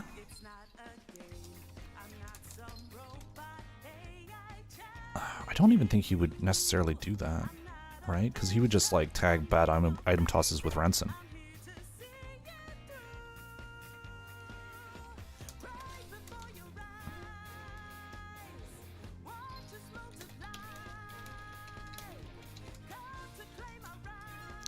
Make jump attempts over 5p, 2p, 2h, and rensen with jumpy, as it will force him to leave more gaps in his in neutral for you to dash far S or 2h to pull items.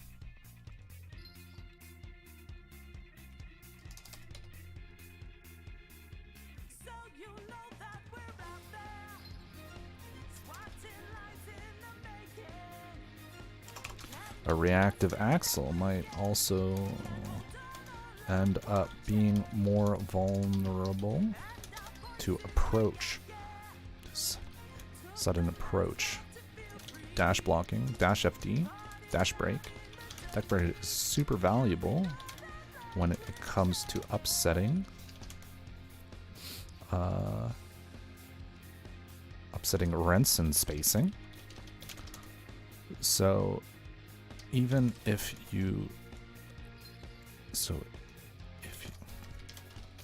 scared of your dash pokes being counter poked for whatever reason by other Axel options, dash break can act as a great hedge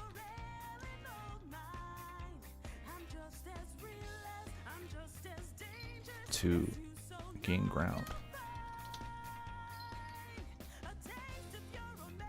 provided the Axel is waiting for something.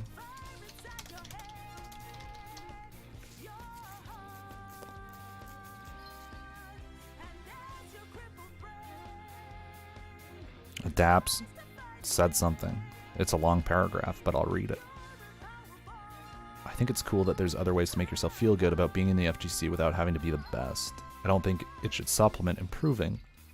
I think it should absolutely supplement improvement. I think getting really good at fighting games is a huge bait.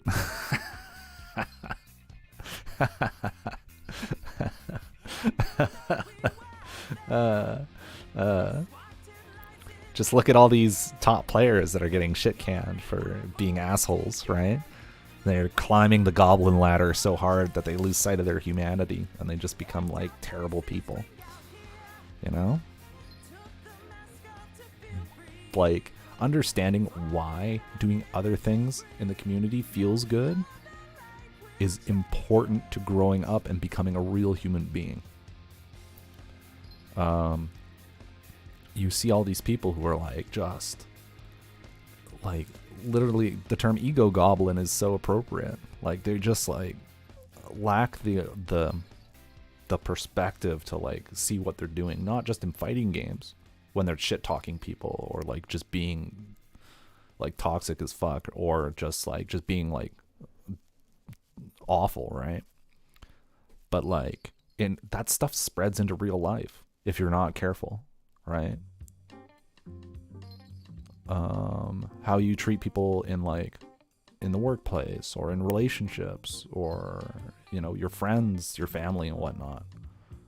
Like, all of that is part of the same kind of like system, right? It's the same mechanics, right? It's like going from GG to BlazBlue, right? It's like you have to be aware of your own ego and your own, you know, how you treat others, I guess, outside of games. I think there's a lot of lessons, life lessons to be learned with fighting games, right? But we take a lot of liberties with fighting games because it's just like a game, right? It's like if you want to trash talk someone, we generally consider it fine because it's in the context of a game. If you want to be a total asshole and put someone down, it's like not the biggest problem, right?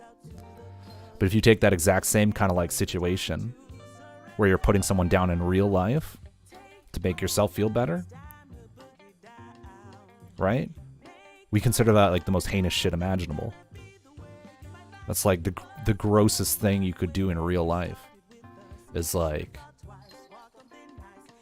say something that like, you know, that's like untrue or is just designed to make someone feel like dog shit, right? Like outside of the context of the game, it's like terrible. And a lot of people have that understanding that like, right? And I think we're getting into like a place of friction with the community because our events are social gatherings now, right? It's not just about like beating other people up. It hasn't for a long time. It's not like the arcade anymore, where it's just like you sit down at your cab and you beat up the other person and you take their lunch money, you know, by taking their quarters, right? There's more to it than that. Events are more like conventions, or like these giant parties or celebrations of like what fighting games are. So, right? Smarten the fuck up. That's what I say. But again, it's like the audience for fighting games is very young, right? It's a lot of young guys and young girls, and a lot of them are going to be like immature, right?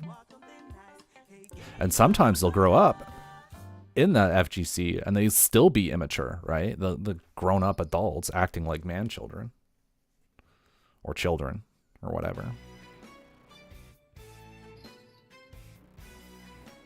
And I saw that a lot with the local Smash scene here. A lot of young kids, 14 to like 18, and then it was like 16 to 20, 18 to 22. Like the demographic kind of aged a little bit, It's still, I think it's still skewed young, but you see like so many, the amount of problem actors in a scene like that was huge because it was a bunch of unempathetic little shitlord sociopathic young kids, right?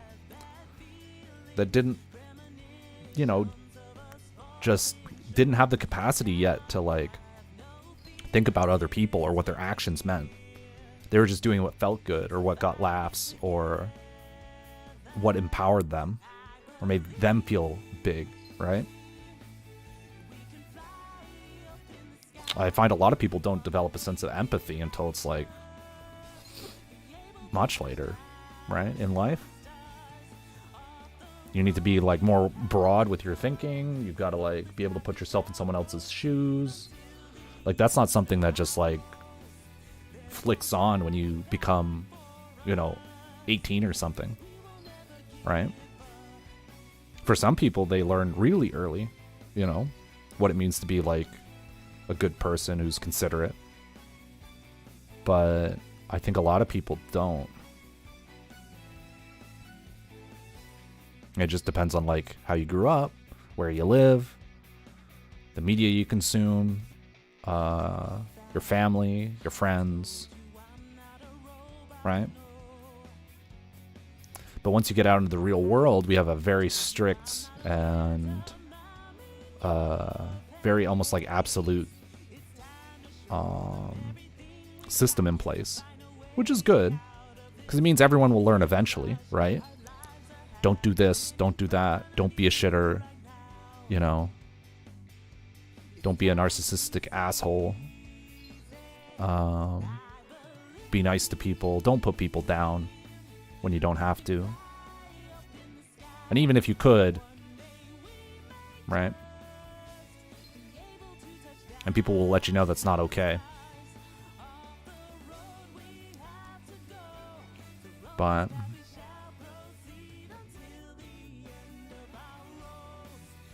you know, some people are going to overstep their bounds or overstep the bounds, I guess, like because they just don't know, right? And you've seen it. You've all seen situations where, you know, adults who should be adults but aren't adults do some pretty dumb shit, right? And they might learn, they might change, their brains might rewire in a way where they do feel like they're like, oh fuck, I fucked up royally, holy shit.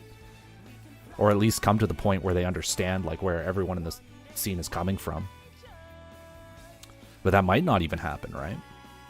For those people. I'm speaking very generally because there's been multiple cases of like, you know, of like people in the scene like just being like, you know, not good, putting it lightly. And it's possible to have like some sense of empathy for them, right? But you also have to be fully aware that, you know, just because people undergo punishment or people get like exorcised from the scene doesn't mean they're ready to come back. Especially our scene doesn't really have like a good system for ensuring that shitlords or people who just like are pretty heinous at events or just can't be trusted to behave themselves. We don't have a system to ensure that like if they did actually like, you know, do the time and like come to understand like what they did wrong, we don't really have a good system in place to reintroduce them to the point where like everyone's okay with that, right? I think you'll see that happen a lot where people are like getting shit for years. I disagree, base station. I think I've seen a lot of people over the years grow up. A lot of them. A lot. And sometimes it takes time. And sometimes it takes time long after whatever like break period or punishment time or whatever has changed. Just because it's sometimes it's stuff unrelated to the FGC. Sometimes someone will just do like a hit of acid. and they're different people. It's like they have like an existential like breakthrough where they're like, what the fuck was I doing this whole time? Holy shit. Wow. Like, people do change and people do grow up. And people do, like, whatever blind spot they had in their head, in their perspective, they just, like, realize it. It's not all at once. Sometimes it is. But it's different for everyone. And it's hard to actually know when it occurs, right? If someone does something, like, ridiculous in the scene, like, just horrible, and we have to, like, kick them out of events, how do we assure everyone else going to events that everything's okay now, and that they've learned their lesson, and that they have, like, grown emotionally as a person, right? We do not have a system for that. We don't even have, like, systems in place to just make people feel safe in general, even if the person, like, is like, yeah, I'm kind of a shitter. I'm working on it, but it's not easy. Like, we have no system in place to just ensure that, like, should people come back to events, that they're not going to start shit again. And these events are usually, like, very open, right? There's not a lot of management. There's not a lot of, like, systems in place to make sure everyone's having a good time and everyone's, you know?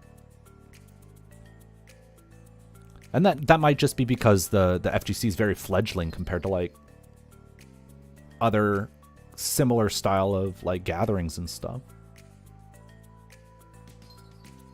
Like sporting events and shit. I don't even know how, like, major sports handle this kind of stuff, right? And it's, like, on such a grandiose scale that, like, sports are on, like, are so fucking large that I think they might not even have this issue.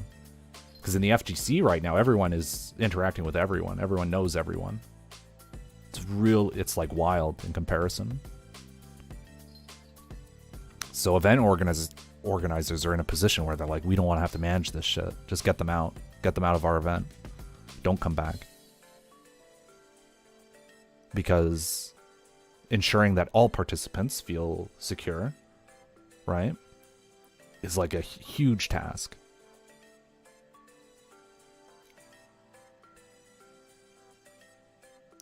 So what are they equipped to do? Like, generally they're equipped, the only thing they're equipped to do is to be like, yeah, just don't come to the events anymore. Period. Full stop.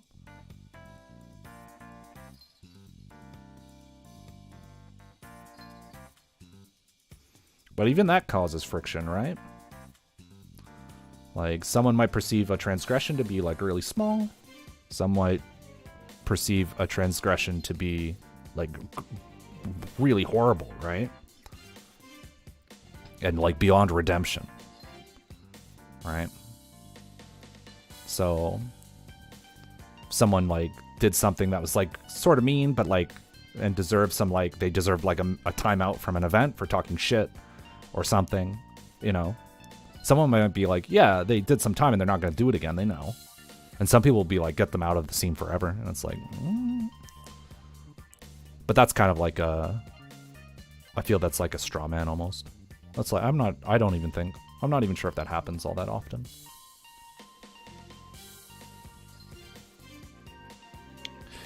Yeah.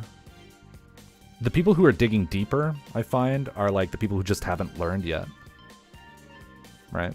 That's it. Because, like, until they do learn, they will just dig deeper. It's not digging deeper, right? In the sense of, like, learning, right? It's just you will keep saying those things until you do learn, right? It's like it's just gonna look terrible until they realize, like, what their actions are actually doing, or they build some semblance of empathy for the people they've affected.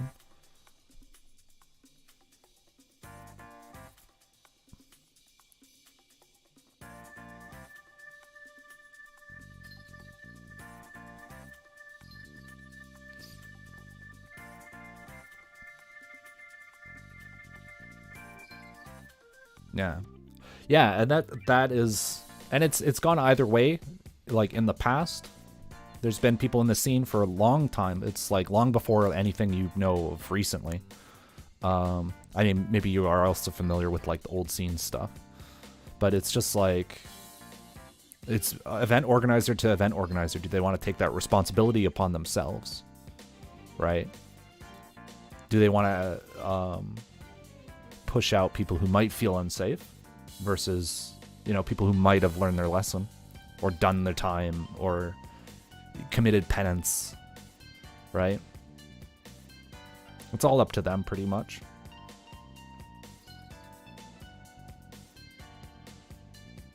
Yeah.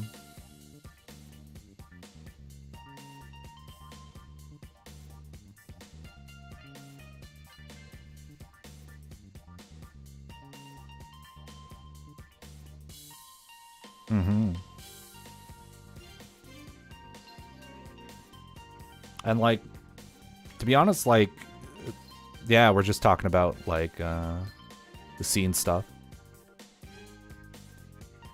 So like in the case of Noel Brown, it's like, I don't know how he sees the world these days, right? That was so long ago.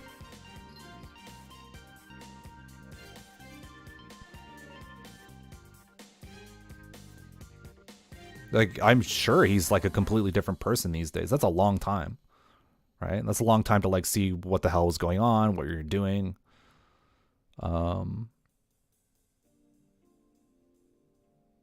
Like people like, but this is from my perspective, people change a lot with time. They change a lot.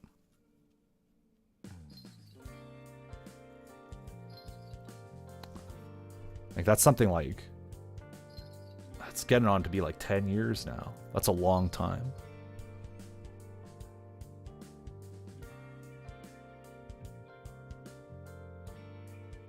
But what's a long time for someone who, say, you know, what's like, it's such a gradient, right? People all learn at different rates, and we have no good way of knowing whether or not someone actually learned.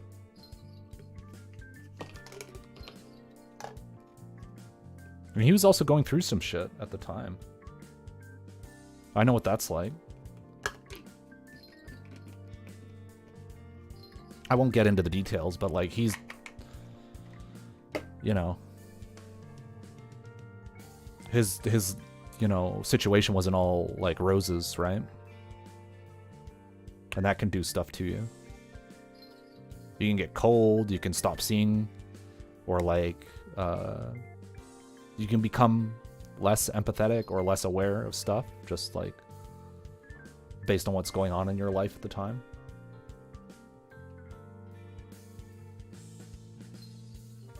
I am intimately familiar with that kind of stuff. You know, death in the family or whatever.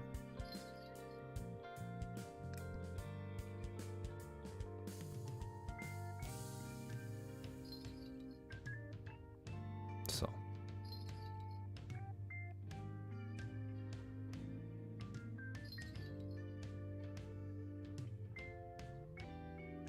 Yeah.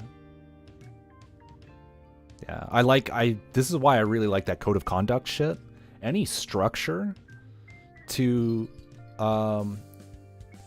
these kind of events is going to go a long way to like being able to reintroduce people to the scene, because there's a level of accountability, right?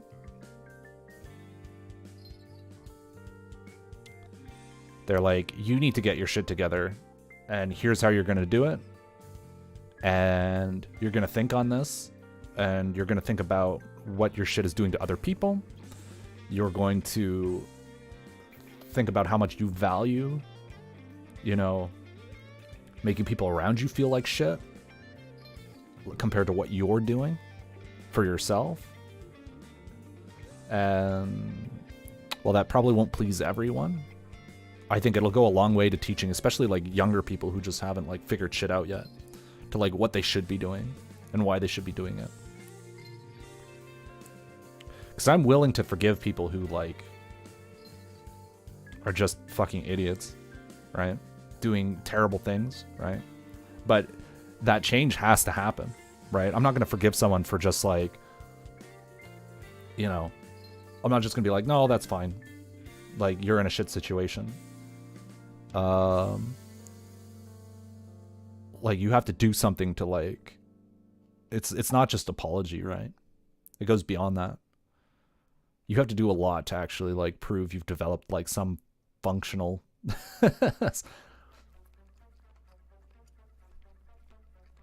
awareness.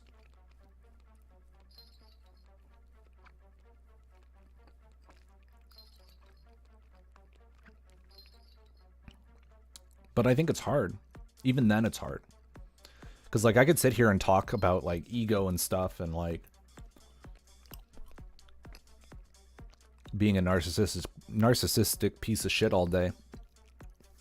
But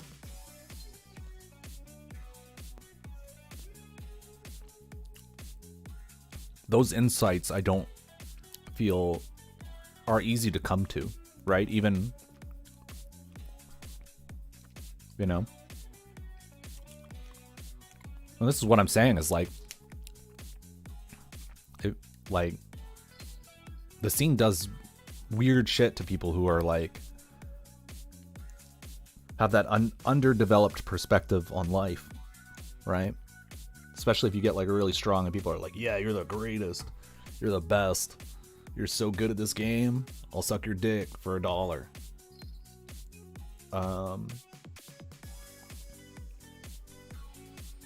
It's like, if you are not acutely aware of your own, or like what it all means, I guess, to let your ego kind of like run rampant, I think it's like quite damaging. You see the same thing with celebrities, right? It's the same systems, it's the same stuff. A bunch of like your ego like gets super inflated.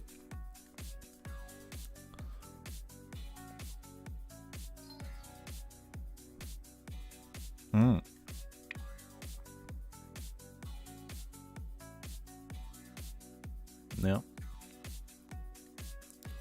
So it's important to keep your ego in check. That's it. People like we talk about option selects, right? People option selecting, saying shit like, "Oh, my controller's broken," or like, "I don't even play this game," and all that stuff that Juna was on about. And it's like that stuff applies to real life. It applies to like people in the workplace, coworkers. You hear option selects all throughout life. You probably option select all the time in real life and don't realize it because it's not in the context of a fighting game. I option select so hard. Just like in my day-to-day.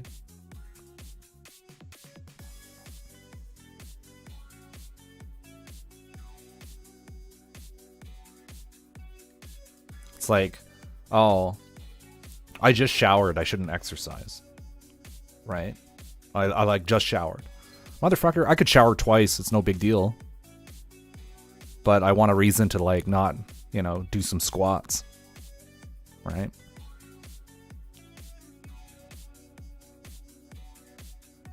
And, you know, my sense of self-worth is tied to like how fit I am. You know, am I a big guy? Do I have any muscles? And like, I'm just option selecting here. Just the OS master.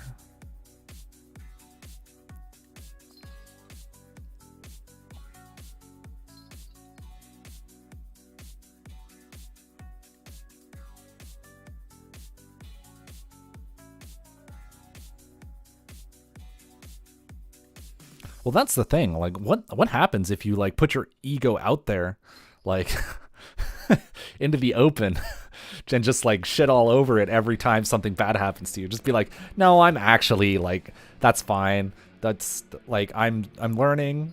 It's okay. Like, I'm just kind of like garbage. That's fine. Blah blah blah. And even then, that's kind of like an OS in its own way, right? It's all the same stuff. Like, what are you gonna do? Just stand there like a serial killer and just like stand there and say nothing? Just be like, you know, you get bodied. You do something cool. You don't want to besmirch your opponent by like popping off, right? You don't want to like make them feel bad. Say nothing.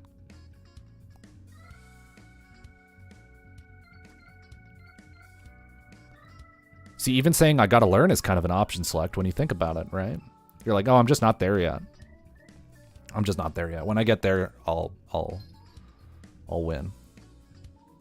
And it's like, will you?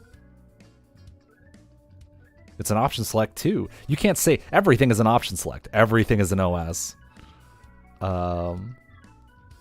So I think I'm not sure if it's actually like inherently bad to just like say garbage, right?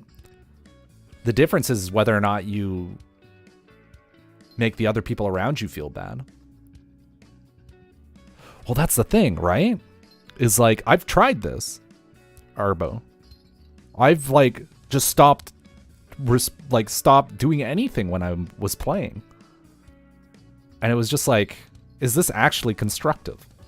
Is this actually doing anything for me? Is this doing anything for my opponent? I was like,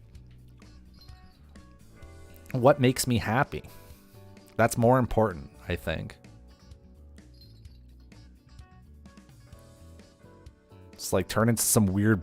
But this is probably why like monks take vows of silence. The same fucking thing. Just to stop OSing all the time. Right? You're gonna become a monk? 1d6 bludgeoning damage per round. 2 attacks, flurry of blows. Start jumping off walls. Good wisdom saves.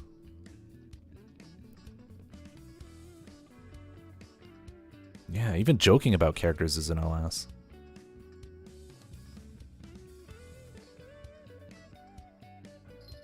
Yeah. Ego is like this wild thing. It's so wild. Like this like in-depth like ego talk is like so fucked up. It's just messed. But it's why we have any drive at all. It's just like a part of being a human being.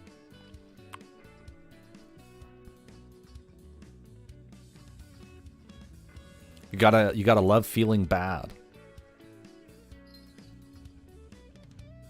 And do things that like, you know. Maybe there are ways to feel happy that don't involve ego. Did you think about that? Some baser instincts?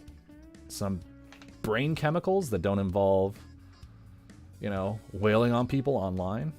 Something like that.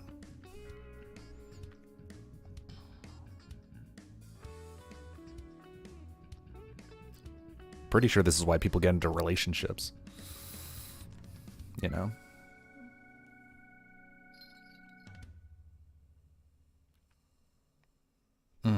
Burgers. Burgers are good. I have some burgers in the fridge I'm gonna have to eat soon. I'm hungry.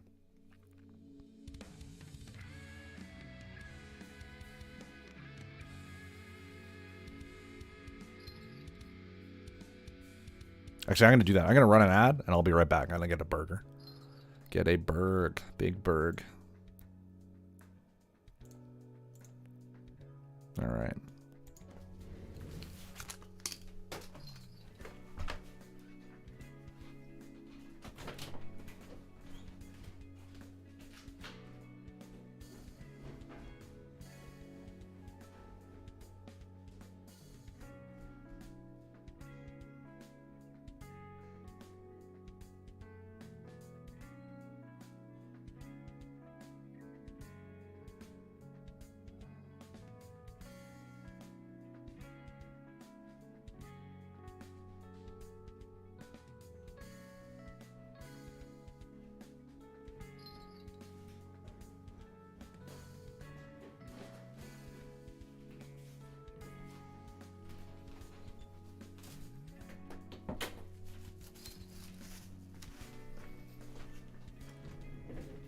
Alright.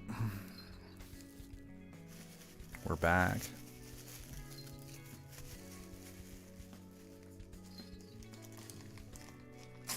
This is now an ASMR stream. No, I ordered some last night. This morning. I ordered them this morning. I had a 40% off coupon. Like Uber Eats. Get these giant A&W chicken burgers.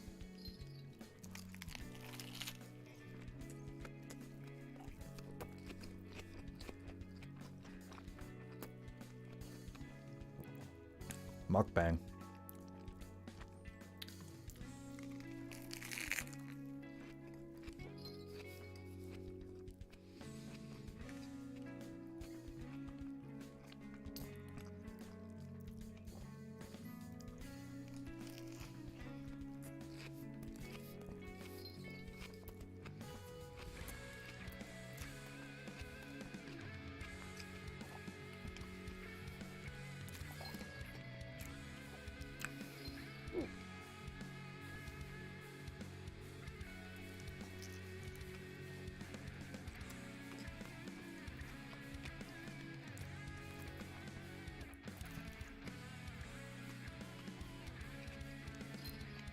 Anyways, we didn't get very far in our little document, did we? This one's a lot harder, I think, to do than the other ones.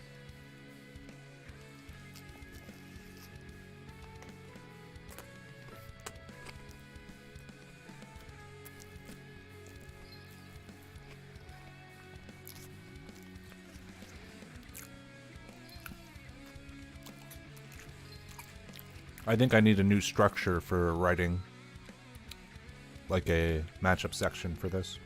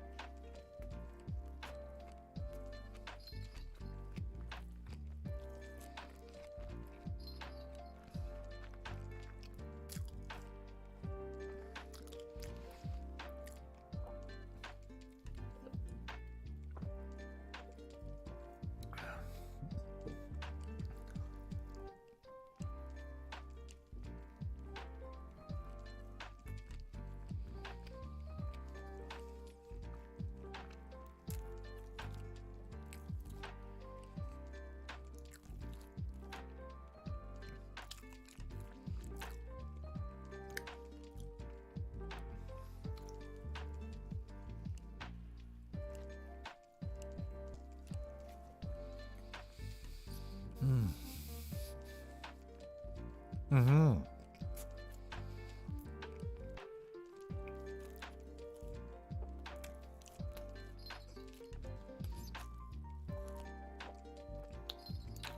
Air throws are nice.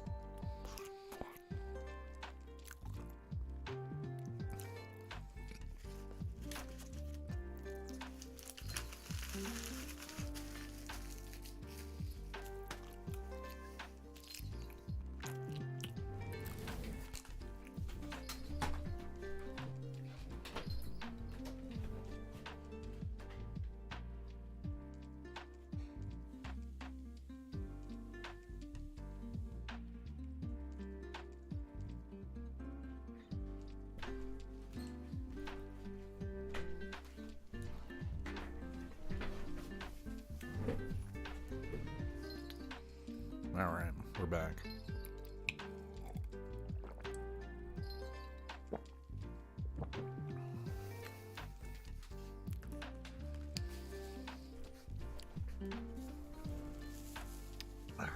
Wipe my face on my shirt like a real human being. All right. So let's study. Let's talk about Oki.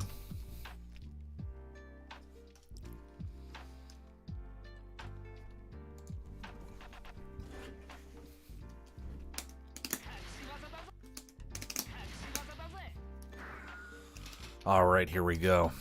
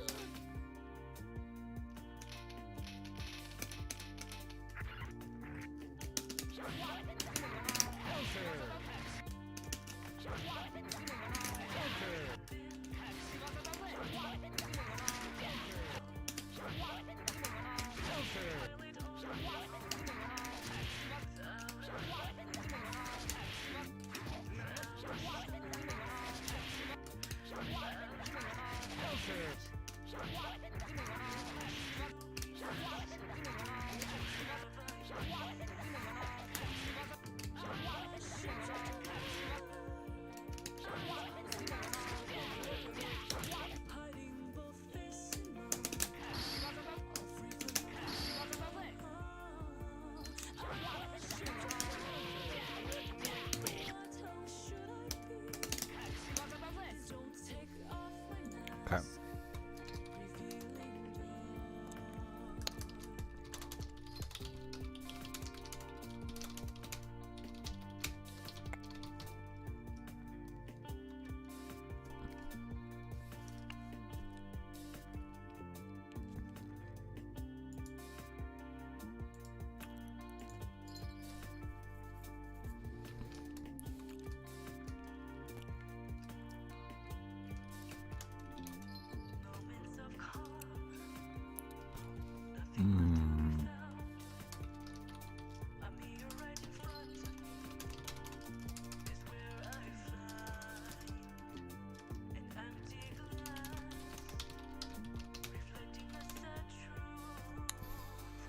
Okay.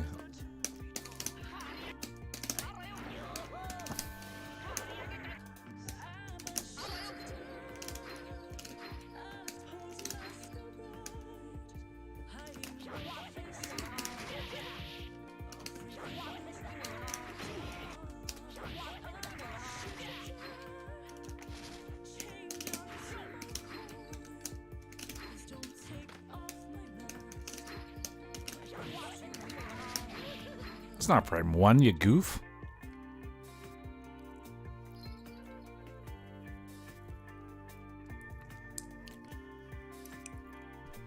I think it's... Is it? There's no way.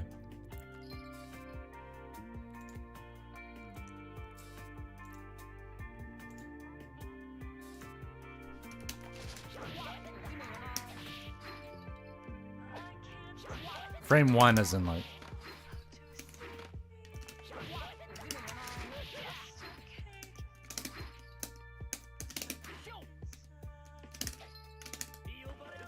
Auto guard. That? Or do you mean the what's it called?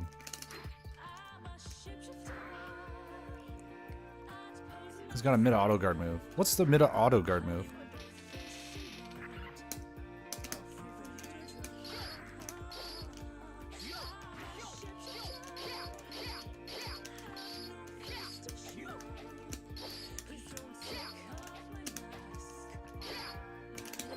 Oh, that.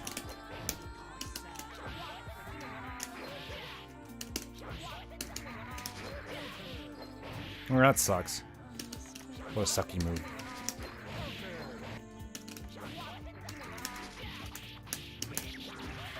It's not low auto guard, though.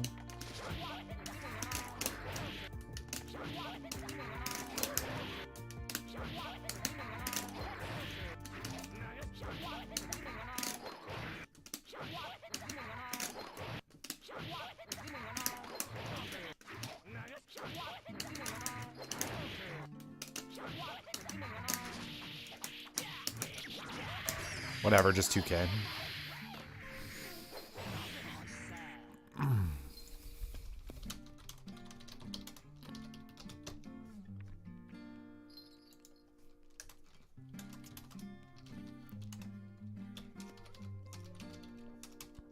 Where have you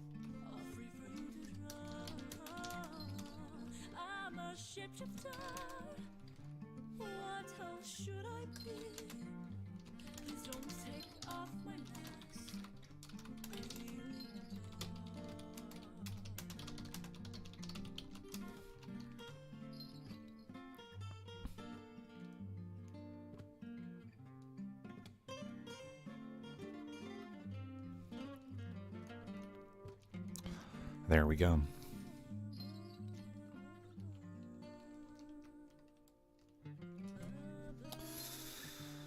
Oh, da, da, da, da, da, da, da, da.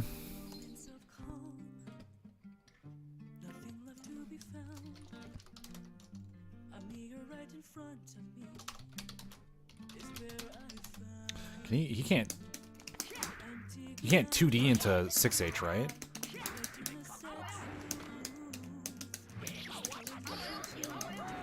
Right. 2D lacks decent a Gatling into 6H.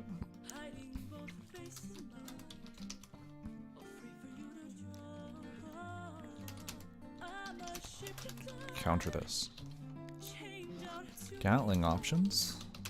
2D lacks decent Gatling options, so you can more or less chop with impunity.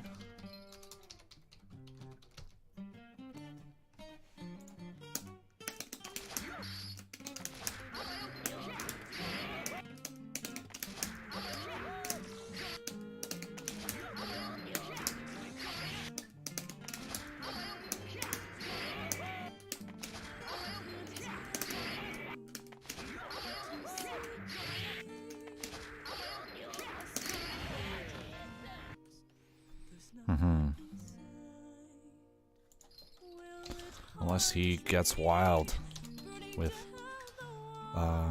some of his off-kilter follow-ups.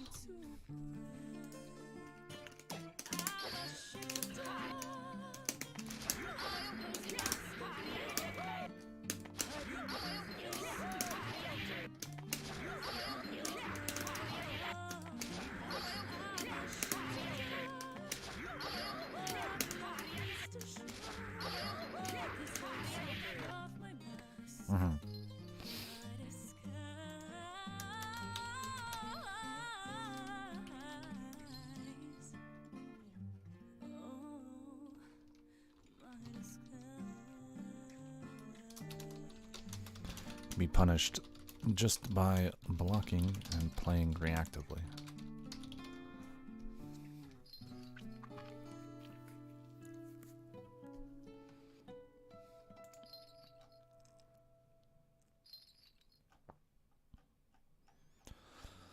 Oh.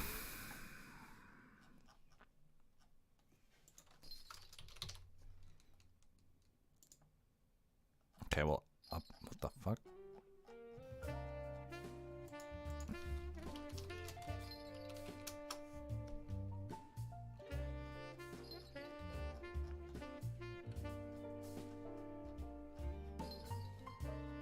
There we go. Uploaded some stuff.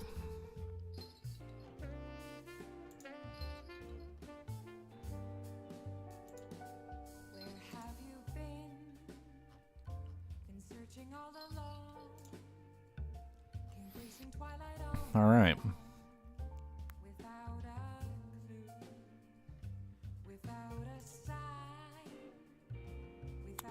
I don't know what I'm supposed to do for like an overview. Oh, that was under goals, I guess. That's fine. Huh. I might have to come back to this one. Maybe after I play Watches some.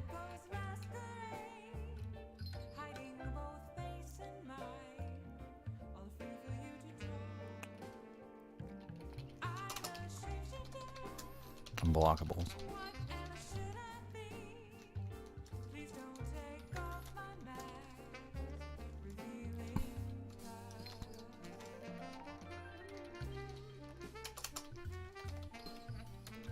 Rensen, FRC.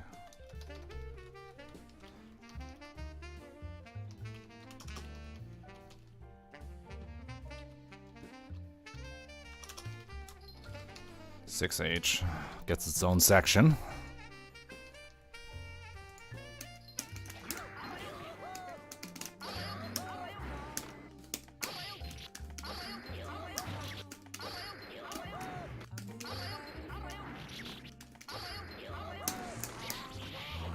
Guys, my little stupid standing slashback trick.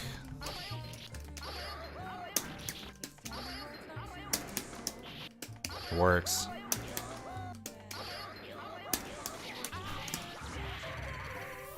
This matchup is 6-4 if you're on hitbox, man. Mile 2, you don't understand. You don't understand. I don't have to hit the 2-frame window.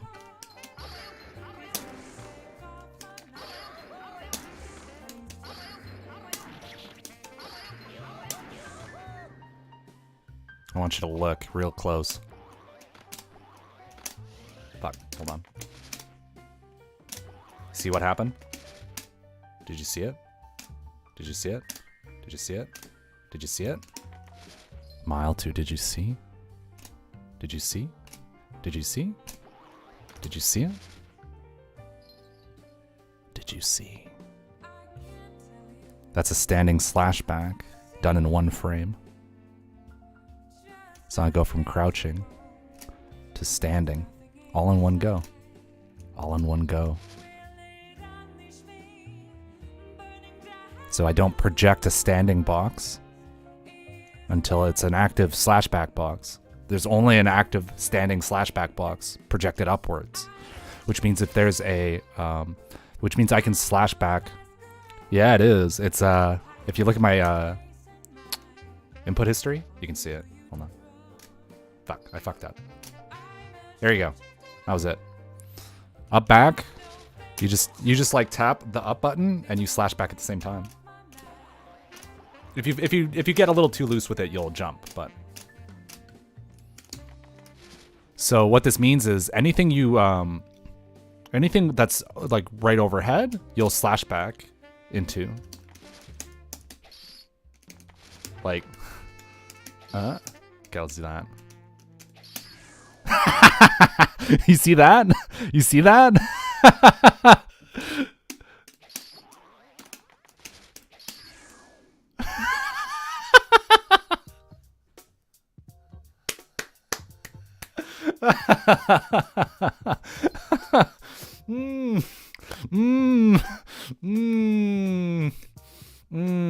That smells like 6-4. So the true importance of this is not just the fact that it makes the slashback window larger. The slashback window is the very last possible moment to like before 6H hits you, and everything kind of like leading up to that. So it's probably like a 4-frame window or something similar. 4 or 3 frames, depending on how the active frames or the animation are laid out. Probably like 5 frames. Which means it's like the latest possible option you can do. Period, right? Like you can do it at the very last frame, which means it's a very easy reactionary option. It is the most generous reactionary option I could possibly do, because it's a single input. It's not like backdash where you have to like press, release, press, right? It's literally just like one input for me, just like one button press. So it's a one button press maneuver. So it's as fast as it could possibly be to happen. And then it is also an option that can be done from the very last physical possible moment onwards, which means it is the most generous, simplest, most reaction, mental stack friendly. Yeah. This is one of the main reasons why. This is one of the main reasons why you have a hitbox with like the combined layout. If you can see that, because this would be, that's like up and slash back, right? So that's what I'm pressing. I'm clawing my fingers because it has to all happen on the same frame. If I don't, I'll like stand and get slash back, and that won't work.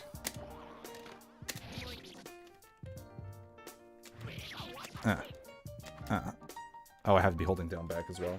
Can I do it with one hand? Oh, I can't. But like, so yeah, it's very ergonomic to do this. Very comfortable. If I hold the up for too long, I'll jump after the slash back, but we generally don't care about that. Fuck. So I could probably do this anytime he does it.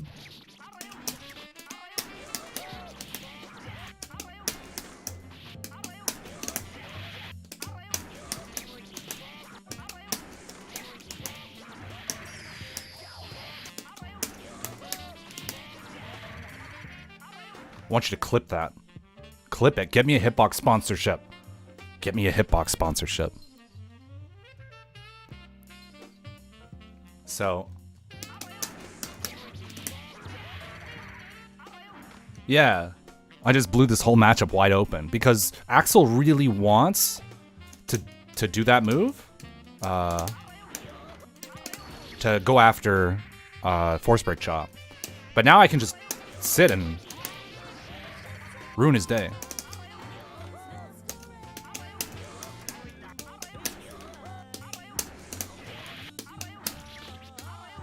Okay, let's see if he can.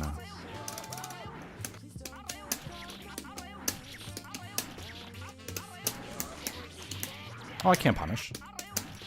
Yeah.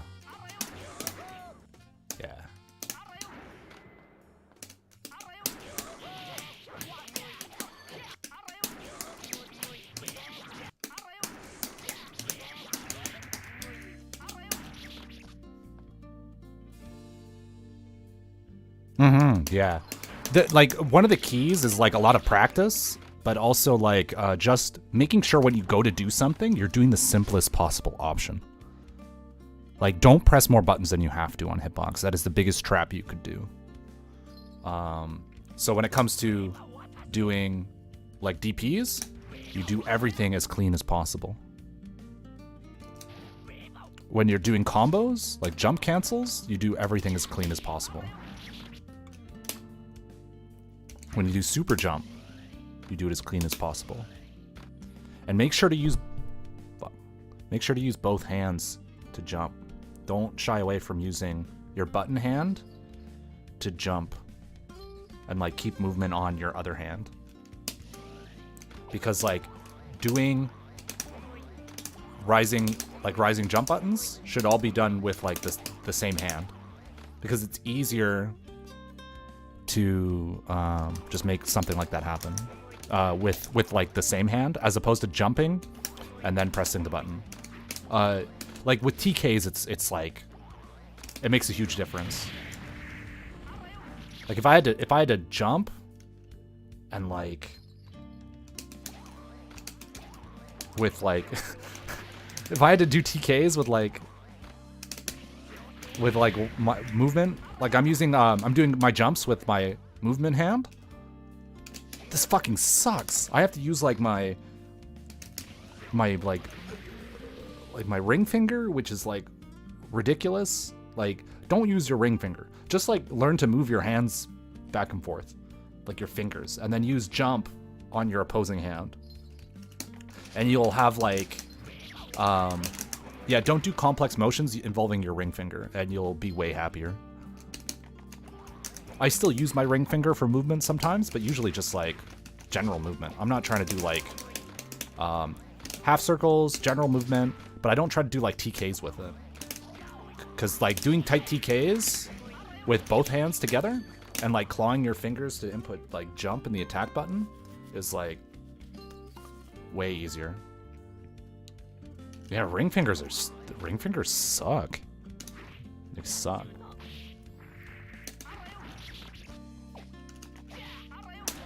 Oops.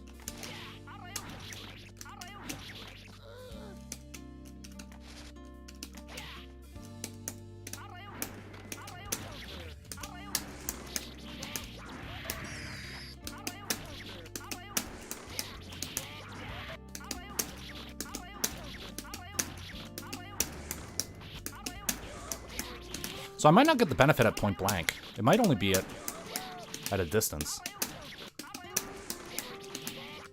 Like, let's... Oh, fuck. Oh. No, it's probably fine. Oh, shit, I'm actually, like... He's crossing me up. No, this seems fine. So on cross-up... On cross-up, I can do the same tech with crawl forward. So you can do crawl forward, which is even lower, into a standing slashback.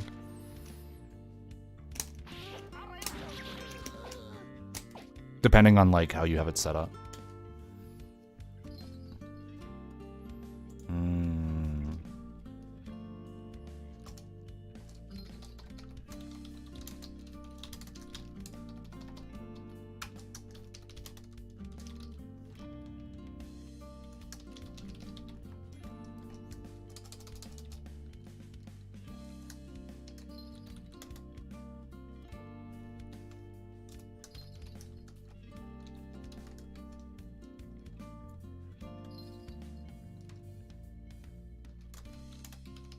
Do I put this in the wiki? That seems like a mistake.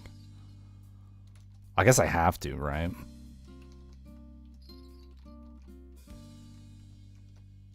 This allows you to stand /back on reaction.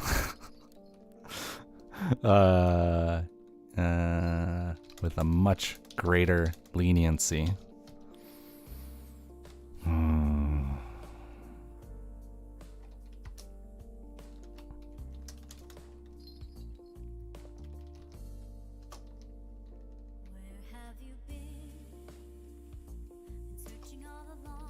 There, it's there.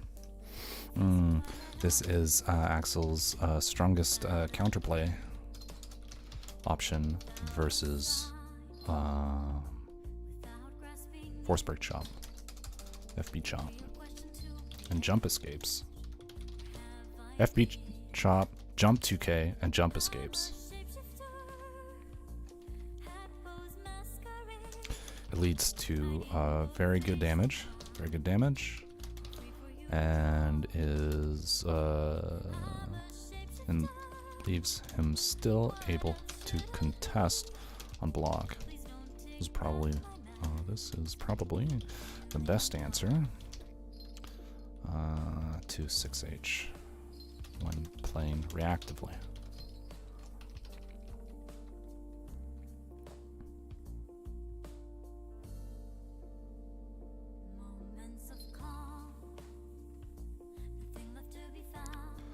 Test the situation on block with his various options, with his various auto guard and poke options on instant block.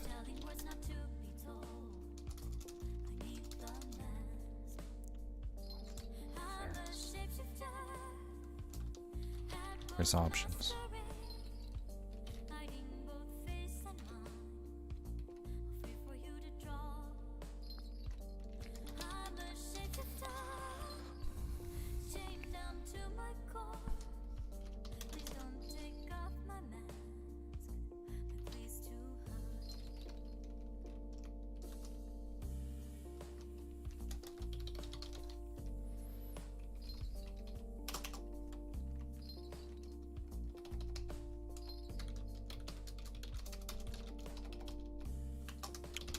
One of the more practical /back situations in the game.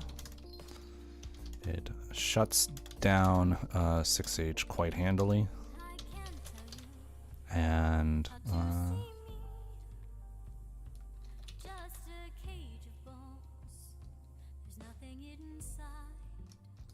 let's do a full punish.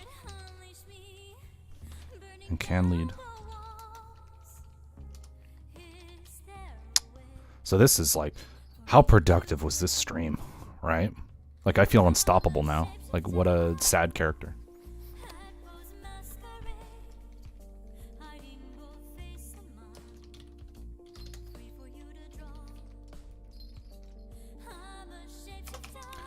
By being this move is generally very good, and it offers you a decent, offers you the frame advantage necessary to contest, but only offers a guaranteed throw punish when it's done up close. Yeah, so slashback reduces block stun to a flat 3 frames.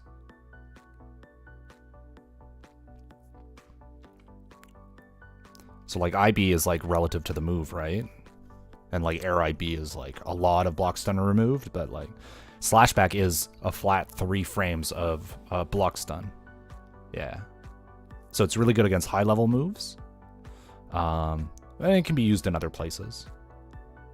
But it's sort of like, oh, but it's a 2 frame window, right? Whereas IB is 8 frames. Yeah, obliterated. I told you, this was the obliteration stream. This is like, don't give me time in the lab, I guess. It's not about finding tech, necessarily. It's about finding easy tech, right? Stuff that's like easy to do. That takes like the burden off of me, the Faust player, and puts it onto the Axel player. Do that enough with that priority. Like, if you can find something easy to do that's hard for the opponent to contest, and you build a boat out of just those things, you can take that boat and murder someone with that boat. Just bash it over their head. Just like take a boat and just crush them with it. And then sail away on the ocean of blood you left.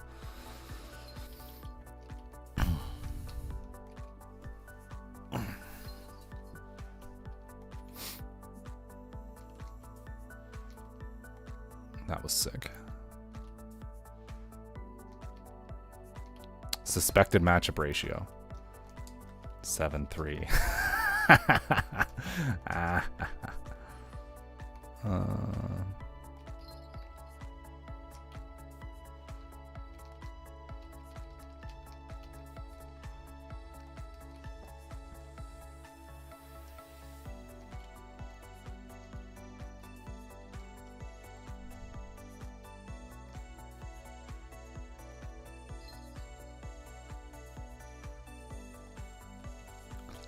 I probably want a section for 6H in neutral. Or should I just say dealing with 6H? I think that's probably better, right?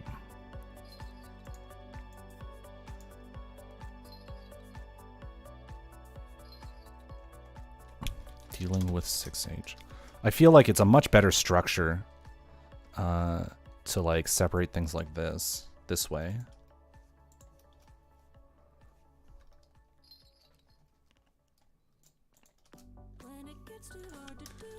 Dealing with rensen FRC.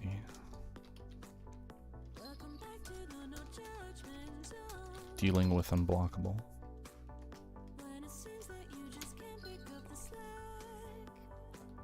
I like that format better.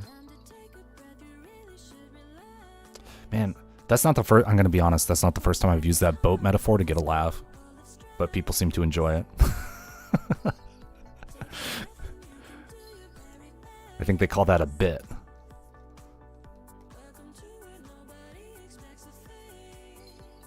Murder boat. Murder boat. All aboard.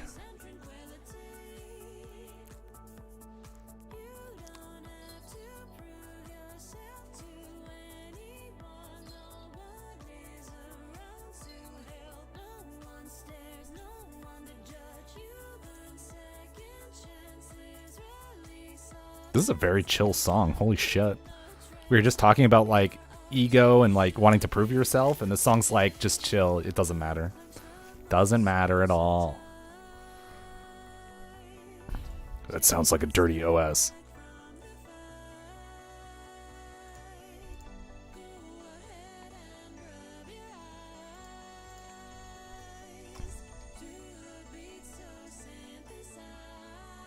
Okay.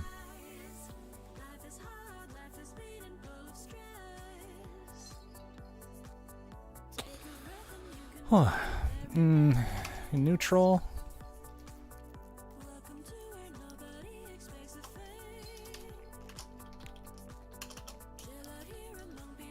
On defense.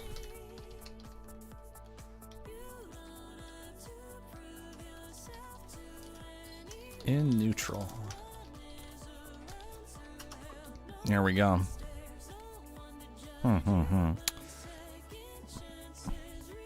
So what about in neutral? That's a great question. Fuck. It's really good at going under stuff, right? This actually blows me up quite a bit.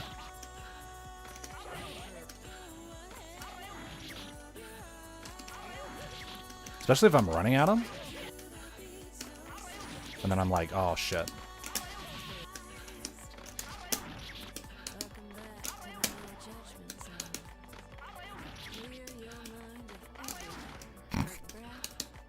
Yo, lame guy.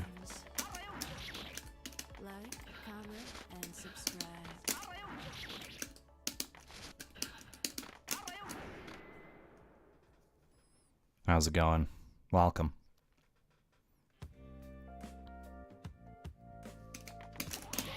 So in neutral, it's really good at, if you're playing reactively, if you're trying to bait stuff out, he can do it to get offense going. You can't really... Of course, right? If you're playing fully reactively, he just eats shit, right? Oh, that move is so busted. That maneuver, not the move. Maneuver. But if he also catches you jumping, right?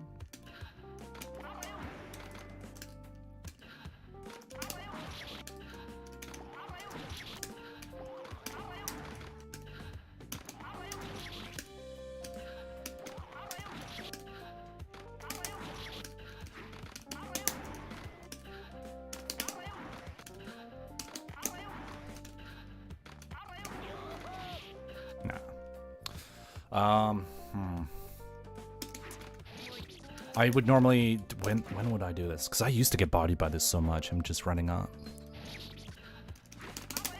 Probably jumping at him, right? I guess not.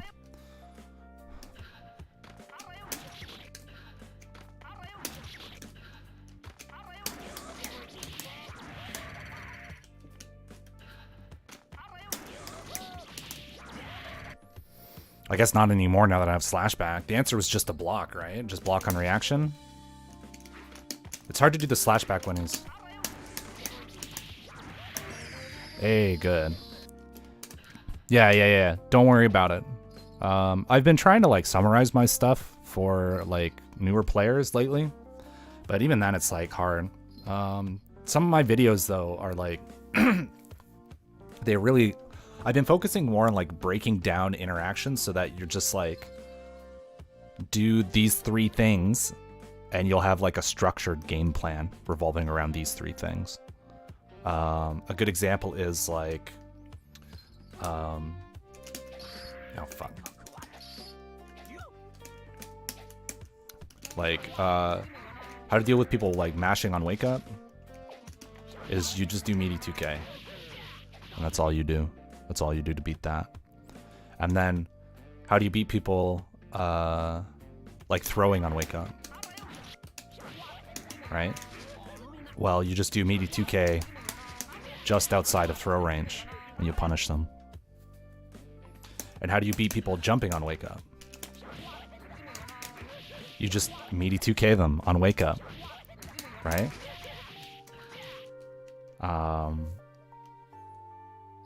Yeah. But how do you deal with people? Oh fuck, I misrecorded that. How do you deal with people fuzzy? Oh fuck, I did it wrong too. How do you deal with people doing fuzzy options? If you don't know about fuzzy options, that's when you block for a little bit on wake up and then press a button, right? Because in this game, it's like if I do that, oh, I gotta change the. There we go. So he'll do this, and I can't hit him with the 2K, right? He's just blocking, and if I like, you know. So if I try to run in and throw him, he hits me, right? I think it's more like that. It's like hard to get in to throw that because there's some throw invuln on wake up, so I can't actually throw him because he's invincible to throws for a certain amount of time on wake up. So I can't hit him with the 2K because he blocks the meaty 2K. I want to stop him from jumping, right? I want to stop him from pressing buttons immediately on wake up. Oh, I did a slightly late 2K there. That worked, and that's pretty good to do a slightly delayed 2K. But it's kind of hard to time, right? So is there an easier thing to do, right? Is there an easier thing than trying to just like hit his button and start up? Because what if he jumps? It's hard. It's really hard to catch a jump and a late button at the same time. But if you just take 6H and do it from out of range with like any timing, early, late, it's not hitting overhead, it's hitting him in move recovery or move startup or the active frames of the move. So you can also use force break chop to like go up and over their buttons too, like that. So this scares them away from doing buttons on wake up. And say they're doing like a really late button for some reason. You can do a block string into the chop. Yeah. But here's the thing, and it's not like this isn't the complete picture, but we're almost at the complete picture. What if they do the same thing with jumping, right? This is really common. And this is why you use 2K. Is because if I meaty someone with a button, they can still jump, right? And if I go to throw, oh shit. It wasn't it wasn't tight enough. There we go. But if I go to throw this, if I go to throw this, there we go. I can't throw him because he's like waiting during the throw invuln and then he's jumping.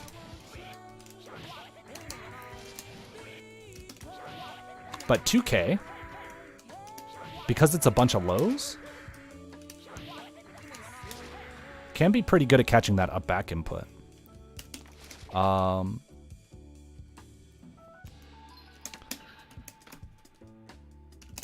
So like 2K to catch fuzzy jump, if they're not clean with their fuzzy, you can catch them with the later lows in the string. So meaty 2K again works at discouraging fuzzy jumps. So the only thing if you do lots of meaty 2K, the only thing you have to think about is like the fuzzy mashed options, which you just beat with like, this, or this, or dive kick. Depends on the character and like the situation. So meaty 2K, and then the trio of this, and this to discourage all other buttons. And then once they're scared of, they don't want to jump, they don't want to press buttons, they're just going to try and push you out. Because FDing and blocking is going to like ruin your offense, right? Like it's just like, and then Oh, fuck. And then, like, I'm gonna do this, and I'm gonna go, oh, shit. I'm gonna do, like... There we go. Right? And they're gonna block on reaction, because this is reactable. And this is reactable. They can stand block it if they just look hard enough, right? So they're just gonna sit there and watch the screen and just try to block you, and that's it. But if they're not poking, and they're not jumping, and they're just sitting there and watching the screen, well, you just throw them. And if they want to play around throw, they have to poke, or they have to jump. Whether it's like poking immediately or jumping immediately on wake up, or doing like the fancy high-level fuzzy jump where they block for a little bit and then do an option. They have to commit to something. And so with the 2K and the dive kick, the 6H, and the chop, it sets up everything for you to just throw them.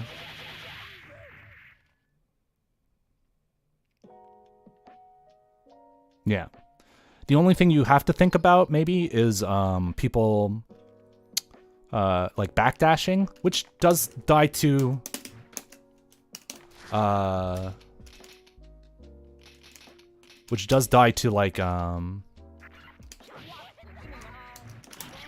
6H. You can catch them with that late 6H if the spacing is good and the timing is good.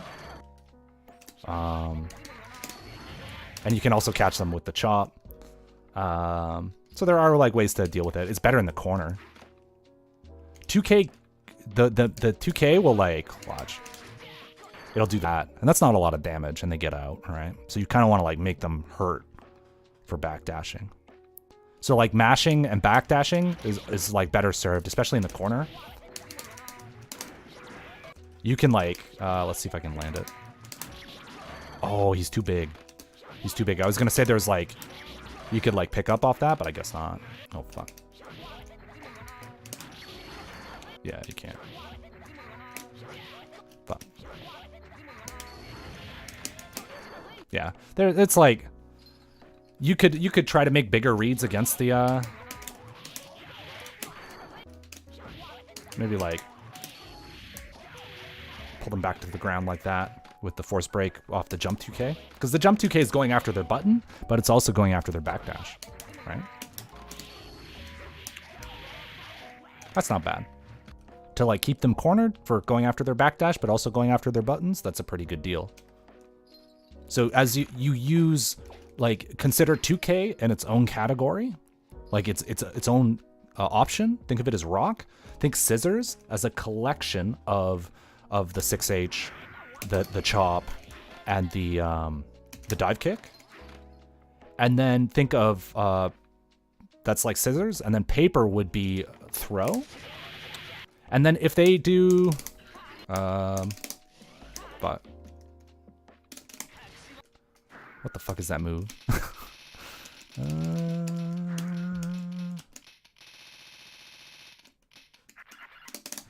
Oh,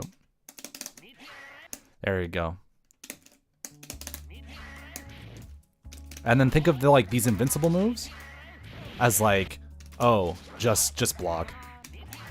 Or do something like, just like bait it out. Yeah. So it's like rock, paper, scissors, and then just think of supers as dynamite or DPs, like uppercuts. Like if we were doing, like, if you were playing against Soul and he was doing like Grand Volcanic Viper, right, going up, the uppercut, just block it. Or what you can do, if you want to get really fancy, is you go in for a throw, but you just block beforehand. Because if he, because you have to wait to throw them anyways, so just wait long enough to bait out the reversal, and then throw them. And it's the same input.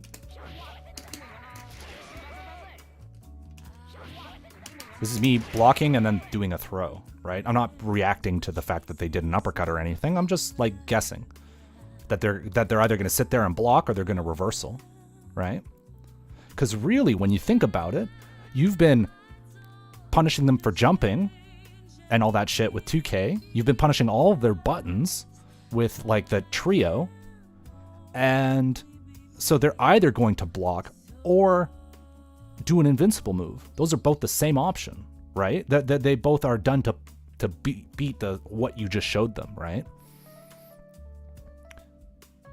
So this becomes like a really good hedge where you run in and you just like block during the reversal window and then you throw them.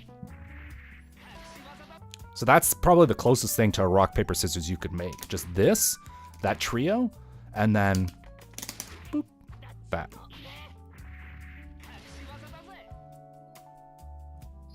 And that's like a complete offense. Yeah. Some characters might do something like that, where they're now plus. They did like an invincible move into like an RC, and now they're at advantage. So in situations where you see they're sitting on a lot of meter, try to find other ways to bait the reversal. So like with this, I would go, ugh. And I would like throw a bomb at the last moment. Right? And I can get a like small combo off that or something. There might be a better way. Can I like...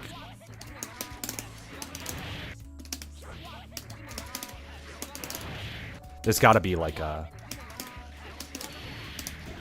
something like that. Oh, thanks for the follow. Lame guy. Appreciate it. Welcome to the Goblin Horde. You know? Let's see. What goblin are you? What kind of goblin? Let's find out.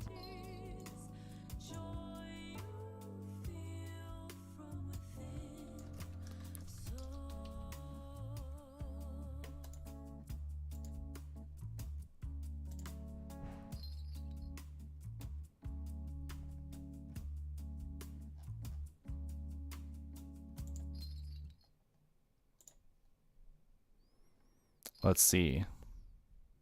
You are a 3-hit dice goblin war boss named Frigpaws. Gross.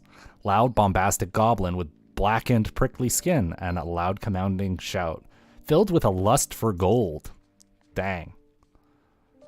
You have a dagger and a light crossbow. You are a cunning leader, and you have nimble escape. You're wearing battle-worn chain armor, worth 11 GP.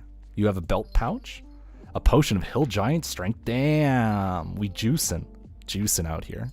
A heavy leather whip, a burlap sack filled with kitchen utensils. Damn, you're loaded. Loaded. Kitchen utensils.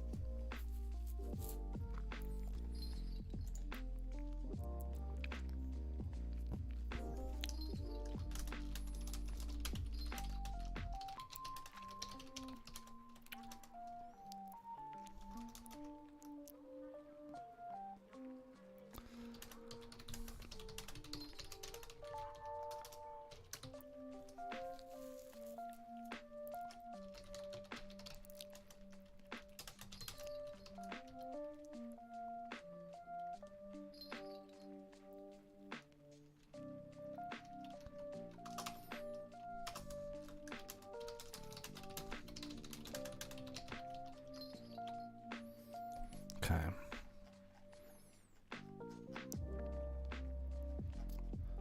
Dang.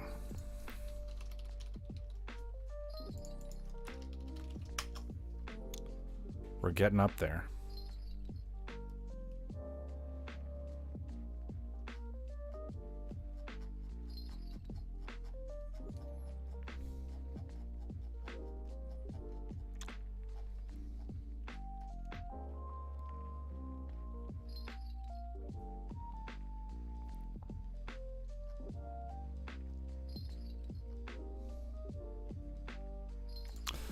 Okay, I guess we have to, like...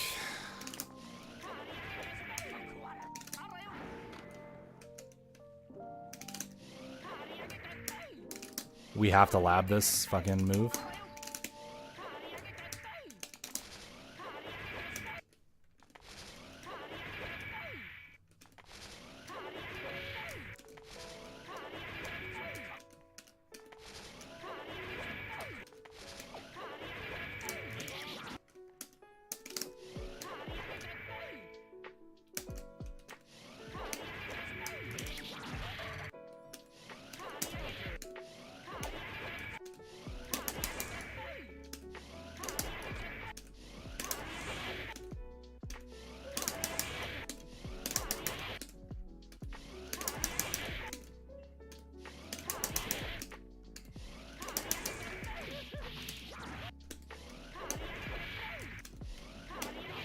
Gets an overhead. You got to block it all standing.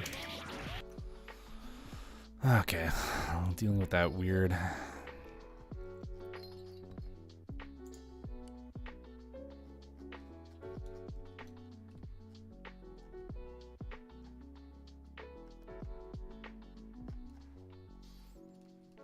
block it. And,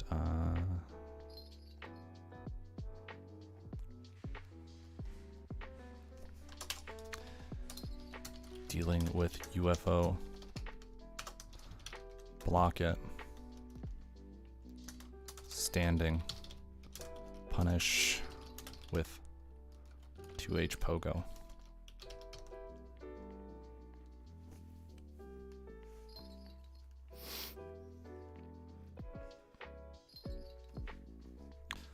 There we go.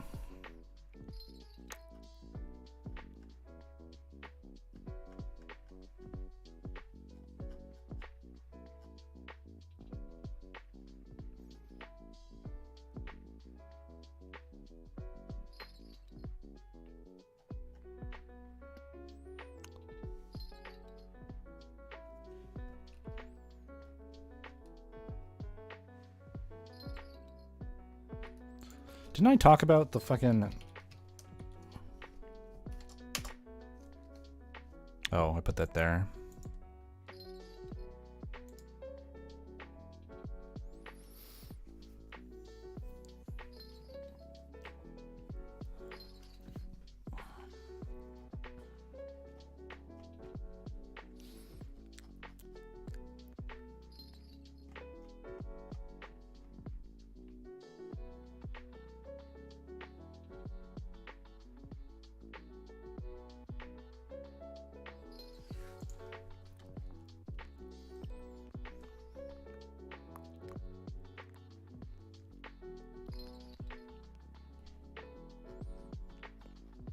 Well, I think that might be good for now. I don't know. I'm like losing gas, and I've been staring at this. I've been streaming this Wiki thing for like 3-4 hours. But I think there's enough to like get people started, maybe? It's a lot of like extra shit.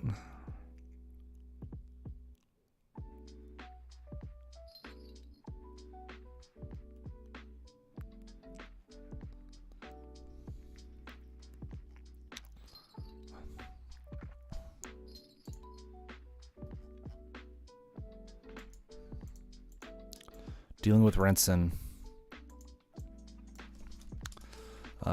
Block it if you're close. Respect FRC if he has it.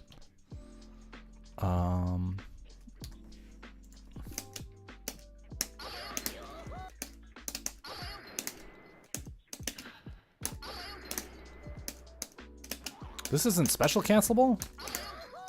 Jesus Christ, this whole time.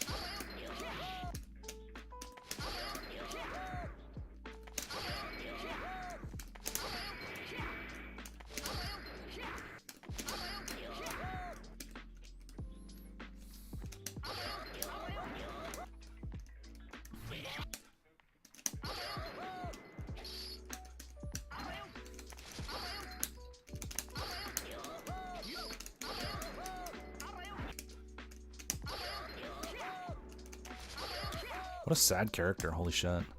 This is not a tough matchup for Faust, I think. I think this is just a delicate matchup, and people have a lot of trouble like digesting what they need to be doing. Block it if you're close. If he whiffs it at range,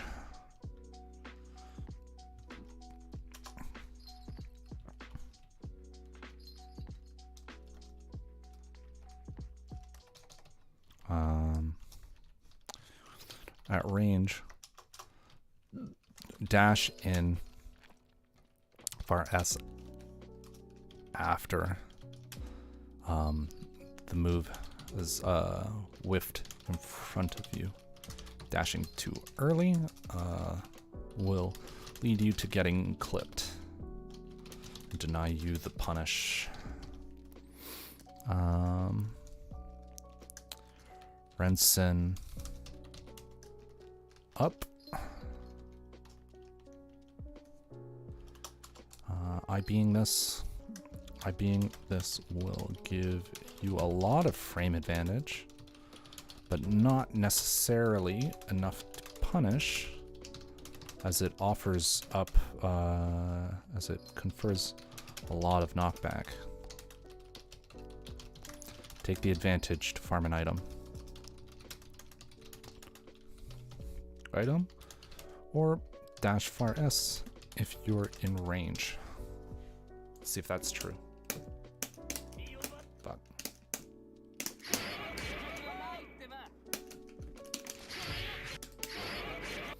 Oh yeah, I want to do.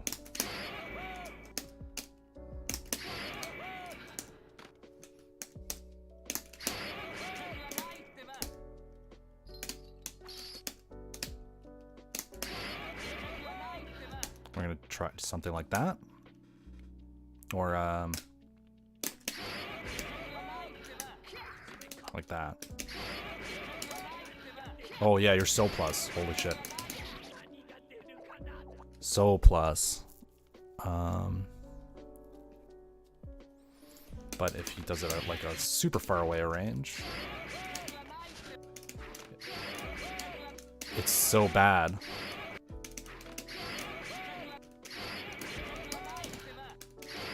There's like a tipper range where it's like, yeah, it's safe, but that sucks.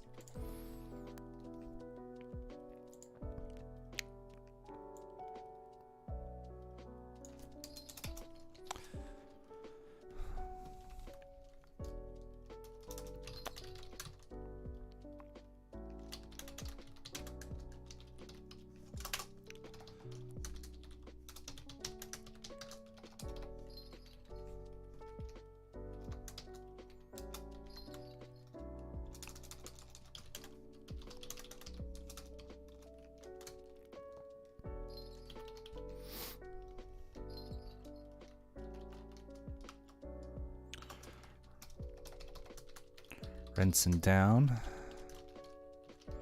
Really do. I know this one.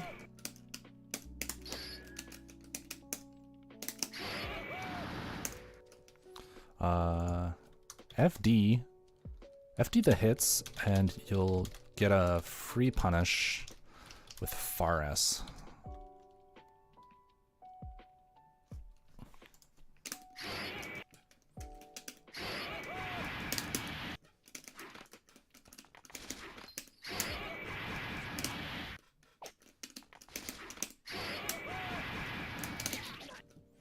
Regardless of how close he is.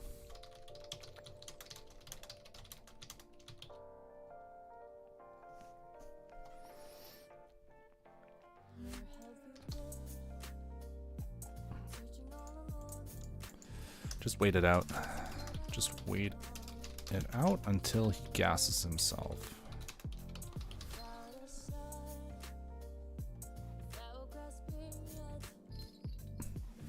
Yeah, this matchup I think is really good for Faust.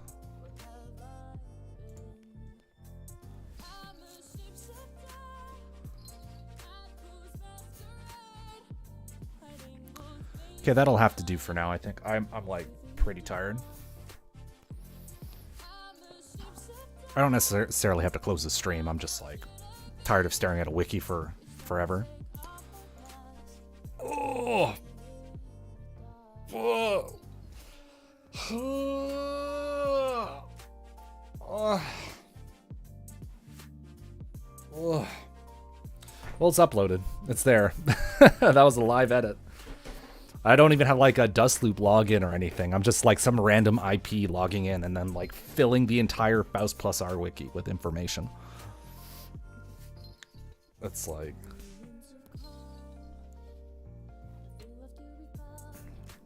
Yeah.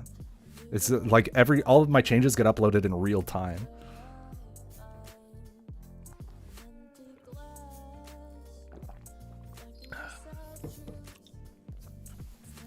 God forbid if anyone tries to like contest what I say or like wants to make changes of their own. But if you look at like the edit history of like dustloop right now, it's just like a lot of like this weird IP address, just like adding thousands and thousands of lines to like the Faust pages. It's so funny. So that was pretty good.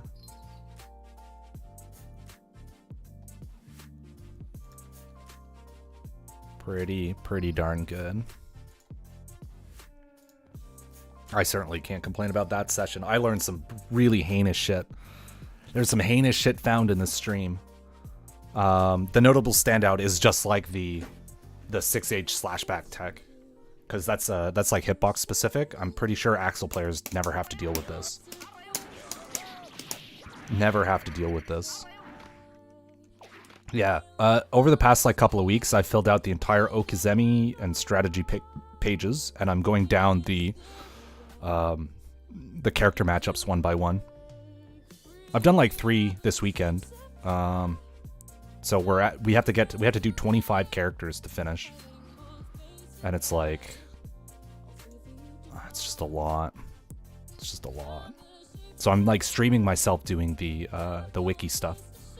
Just for fun. People can tune in while I'm like doing it, and then I can chill. And that seems to me like something I can do even when I'm like not in the mood for playing games. I can just like chill and type into the wiki, and people can tune in and ask questions, and I don't have to like think too much about it. Yeah. Honestly, if I finish all 25 characters before like Strive comes out, that'll be incredible. That'll be nuts. That'll be nuts. So, well, we're already like over 10% of the way there, right? You know, we're like, what is it? It's 12.5% of the way done. 12.3%. 13%. Something. I don't know math. I just play Faust. Ugh. I'm supposed to play in a friggin' Exert exhibition like later on the 11th. I don't want to play Exert net play. That sucks so much. I like thought I would enjoy it again, going back to it, but I'm like, holy fuck. This is like absolute offensive garbage at this point. The Strive demo? Strive was great. I had a lot of fun with Strive. I think the archetype that Faust now fills is a lot different from like past games. But I think overall the game is good. The game's in a good spot for like a new title, I feel. Obviously there's gonna be refinements, and the direction they take the game was gonna affect stuff, but I think they have a good baseline. There's a couple of interesting mechanics that are like new to Guilty Gear, namely like the air block mechanic. So I think how people are gonna think about air blocking is gonna change quite a bit.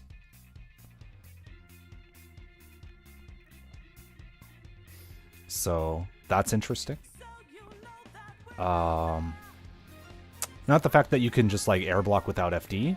It's that air blocking in Guilty Gear Strive, if you land while in block stun, you suffer greater block stun, like more extra bonus block stun. There's a special landing state if you land during block. And so I think people are going to use those to set up uncontestable empty low or like overhead mix. And you're going to have to respect it.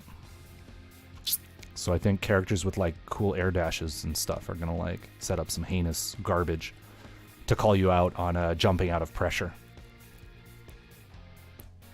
So we will see. We will see. I was trying some stuff with Faust in the beta towards the end, but I couldn't find anything solid. Like, something that would actually, like, mix someone up, I feel. It was just, like, I could rebuy pressure for free for, like, close slashing them. Getting them to air block a close slash. Yeah, well, we'll see. Like, I'm not even sure. They might balance this, right? They might make it so air dashable normals don't create a lot of block stun, so it won't actually, like, be so awful. But from what I could tell with the beta, that wasn't the case. Milia, Ram, Soul had like really, really strong air dash options. This also means characters like Potemkin can like get you to air block a normal and then do Hammerfall break and be plus instead of minus. Or like air blocking Hammerfall is going to be plus for Potemkin, which is like terrible. Really bad. Yeah, it's just like, it's like super fucked up. So we'll see. We'll see how it goes. That's a lot of cool new tech and situations to think about.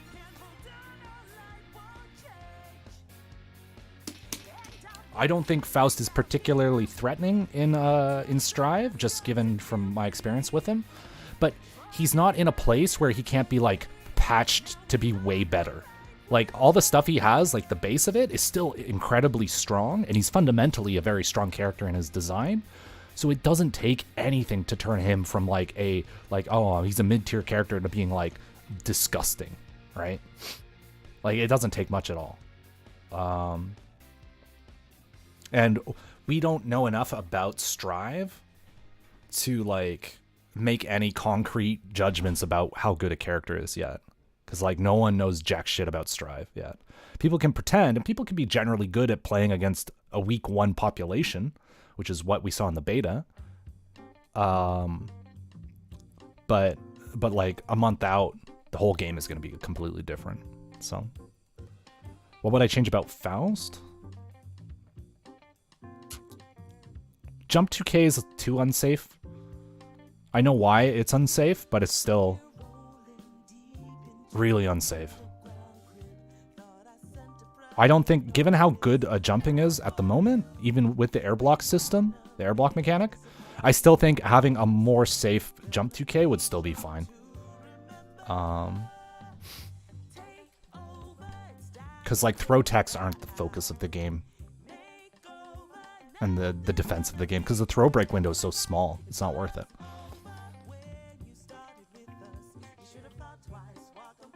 Maybe if they added some startup to it, that would be okay. I'd be fine with that. But it's not a big deal. Item toss. The one thing I will say about Faust is if they wanted to make him accessible, like as a character, they have to speed up item toss again. Because right now I consider Faust to be one of the harder characters in Strive to play. Next to like Chip, I'd say. Chip looks kind of tricky in like what he has to do in neutral and shit. But Faust is like hard to play because you can't just do buttons into items anymore. But even then, I'm not sure if that'll be the case.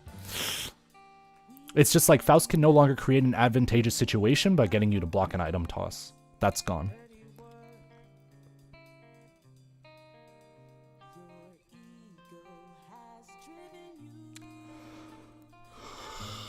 Yeah, well, the getting thrown out of your DP thing might not actually like make it into the launch or release. It really doesn't.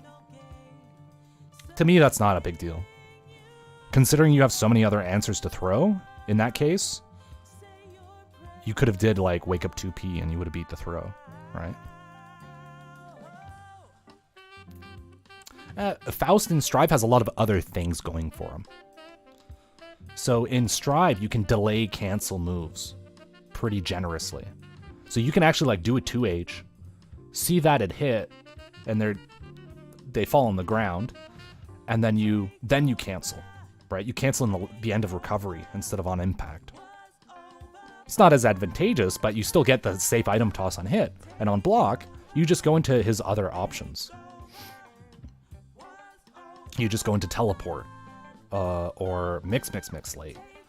The teleport PRC he has is like disgusting. So with 50 bar, 2H is like super threatening, even though item toss is punishable on block. And once people are respecting the teleport and the mix and like his other options, then you can go back to throwing items on block. I hesitate to say that because it's really slow, right? It's so slow at the moment. So I'm not sure you'll ever get to a point where you can item toss safely on block because of how slow it is, because it's that slow. But like I think it'll be okay. There'll be stuff. There'll be play and counterplay. It's not like, oh, he's just fucked if he does something on block, right?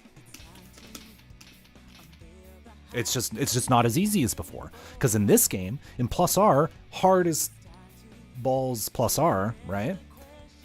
I can just do 2H item on block and I've got a full game plan, right?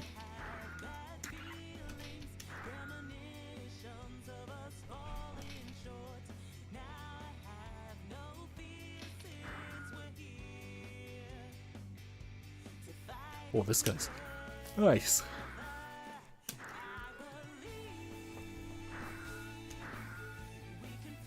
Yes? Yes? Play? Play? You play? We play? No, I guess not. He doesn't want to play. I'm gonna make a lobby.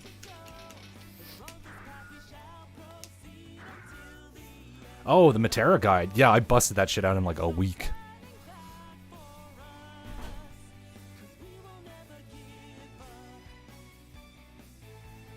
That was funny. That was a week 2 guide. Is it still there? I'm sorry if it is, because all that shit is like depreciated now. But yeah, that's the power of, like, I was a multi-game guy back in the day. Now I'm just mostly exclusively focusing on Guilty Gear, just to like improve, and also Strive is coming. But 2 years ago, I kind of like started to focus more on GG exclusively. But even then, I call it big science, allows me to get like really good at a game really fast, just because I have a lot of like experience doing so.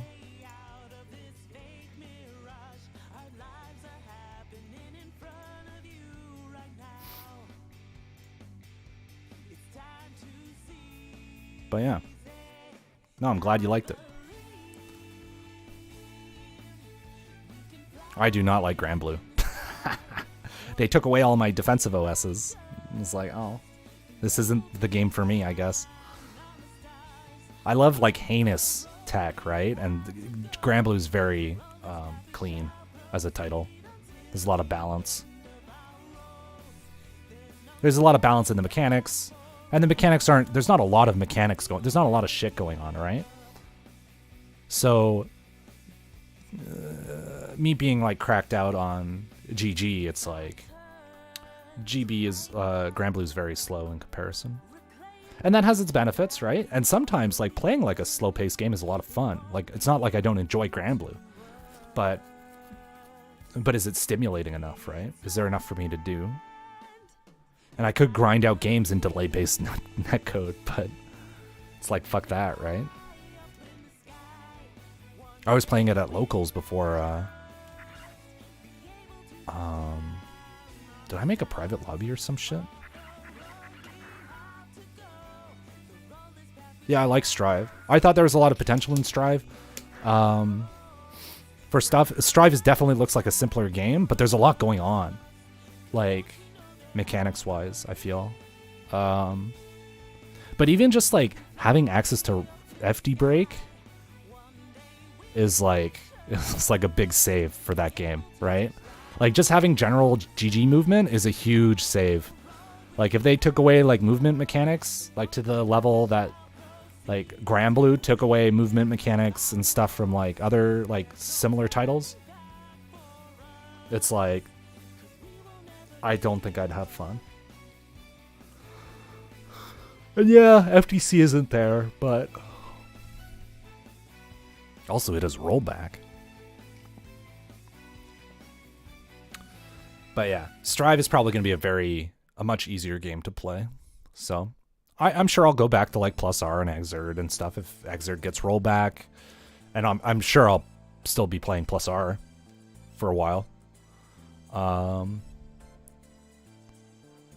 But I don't think I'll have any trouble hopping between like Strive and like other GGs.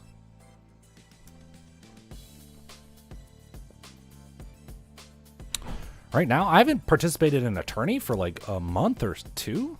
I played in a league a little while back, and I played in like a little exhibition, like for TSB.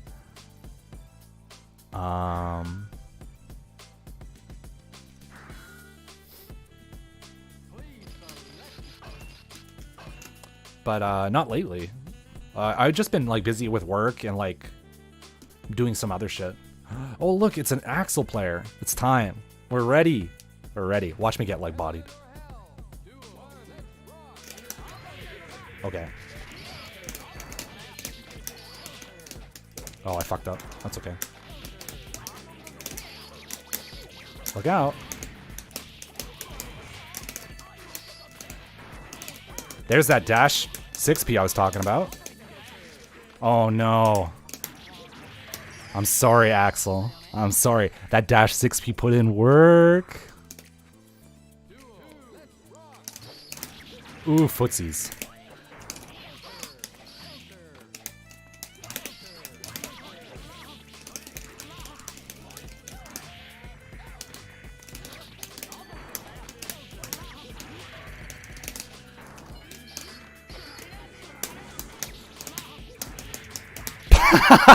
It's so easy.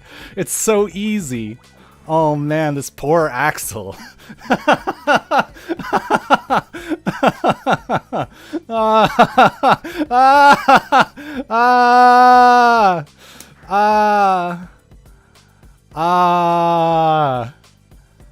Oh, slashback. Oh no. Oh no. Oh no. Oh no.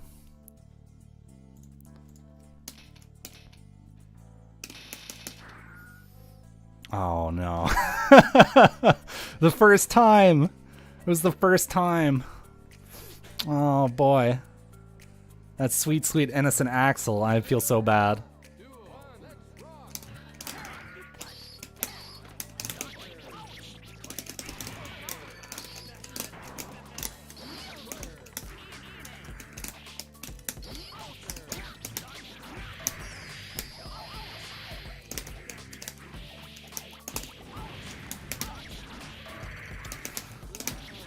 Oh no, Axel. Oh no.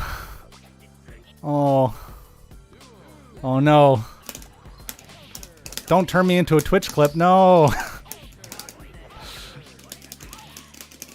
Oh my god.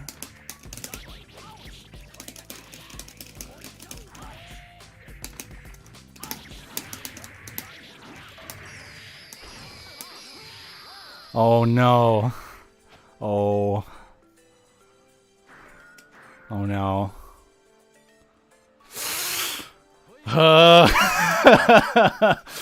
I'm fresh from the lab. Fresh from the lab. Krakatoa is too strong. Oh no. Oh no. Krakatoa! Thanks for the follow. This has been like...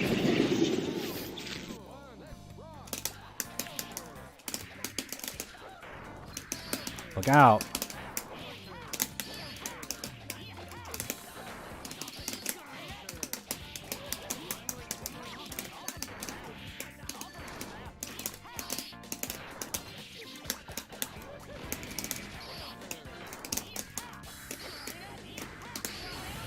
Nope.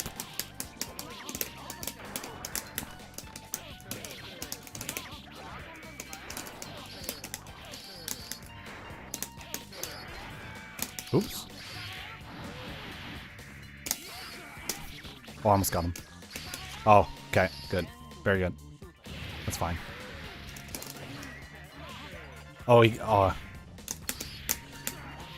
oh, he didn't have a punish. That's okay.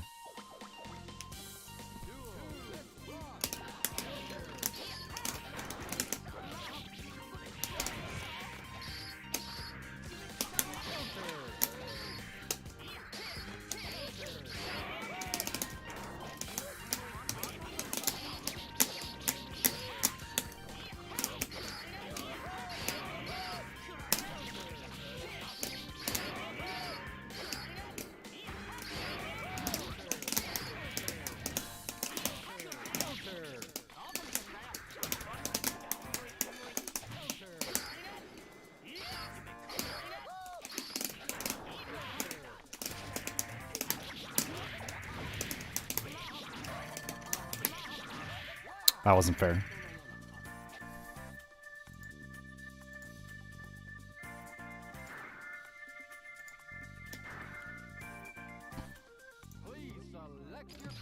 Got him. Zapped him.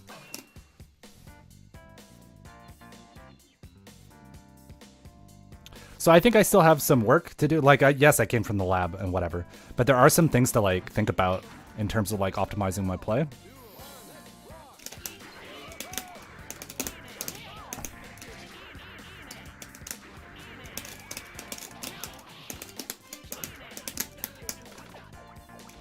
Oh shit. I knew that was gonna happen. Ooh. Yeah, he knows I'm like just watching and waiting.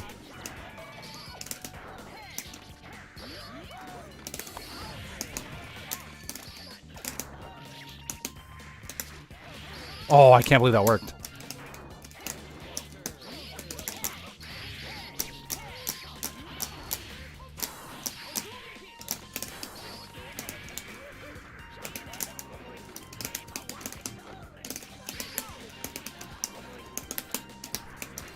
Got him.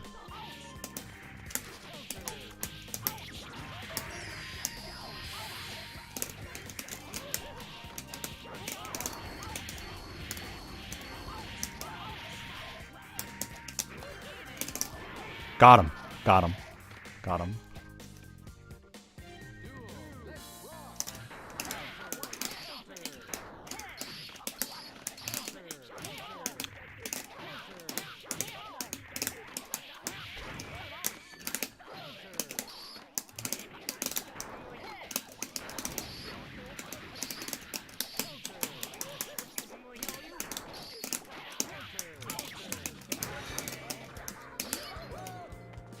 Oh, he knew. Oh, fuck, I got too hasty. Okay, alright.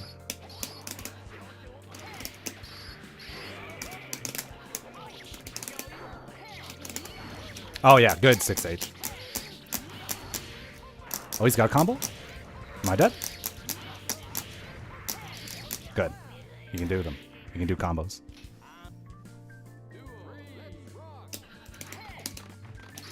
Got him.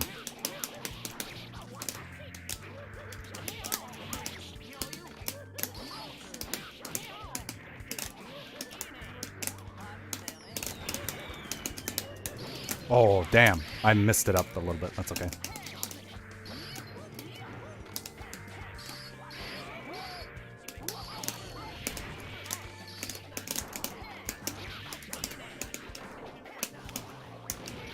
Got him. Yeah, he was kind of fucked there because like he was poisoned and he was going to get into chip range if he didn't try for something like crazy.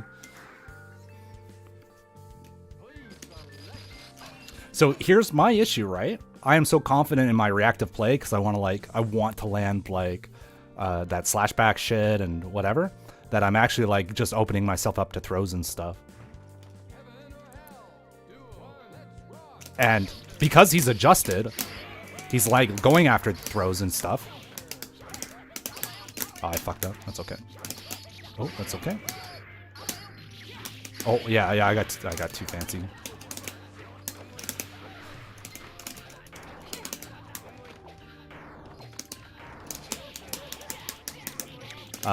But he's a thinking player.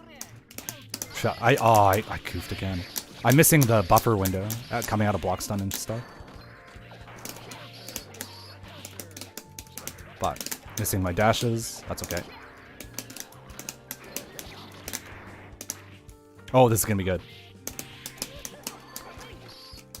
Oh, yeah, I got too greedy. I'm like, yeah, I'm just gonna like 6H him because he's scared. That's not gonna happen.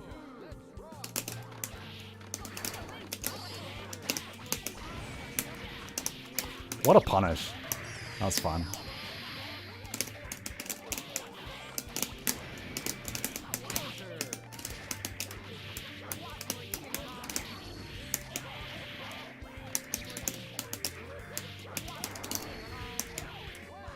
Okay, we're back in business.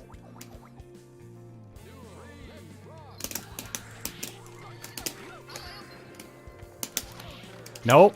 You took too long running up. I reacted.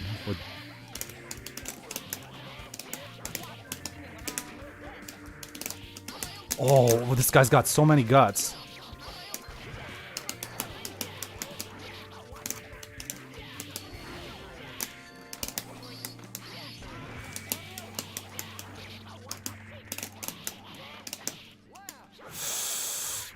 He's the one playing reactively. So he's fuzzy mashing 2K and block. So I'm going to do those things I mentioned earlier where I just like do a random YOLO like chop in on his block stun, or do a really late dive kick on pressure. I've been doing all these like tight meaties. So he thinks because I do nothing but meaty 2K, I'm just going to do dive kick. So the thing about my offense that's going to differ is that I do...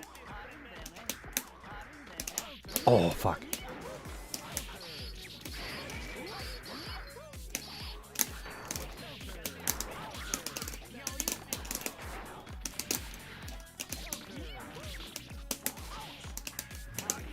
Is that I do a lot of FDC jump K.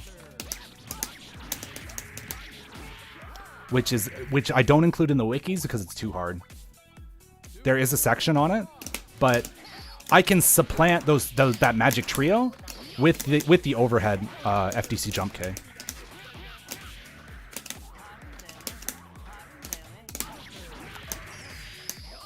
So now he seems.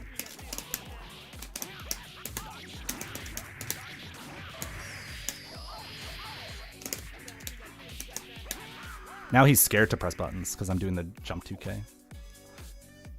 But yeah, everything I talked about I'm applying in my offense. Like the only things I'm thinking about is he like jumping on wake up? Is he poking on wake up? Or is he like gonna do a reversal or something?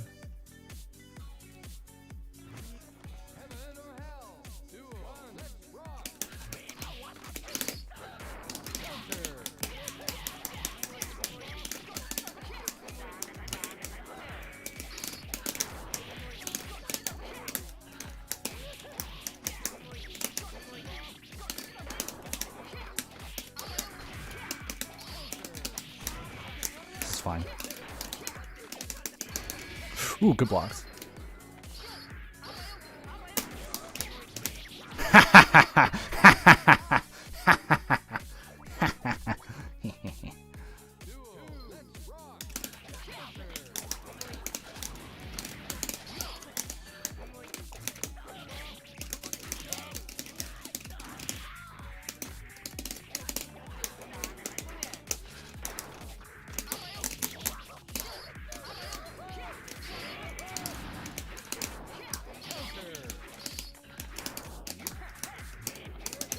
Oh, I messed up the link. That's okay.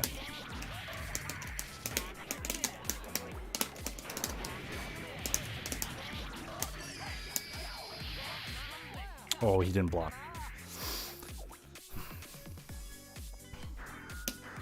But yeah, a lot of this matchup like hinges on just doing things cleanly at the earliest possible moment. Or at the earliest possible moment you can react. It's like, I guess all Guilty Gear is like that, but time is of the essence when trying to whiff punish Axel.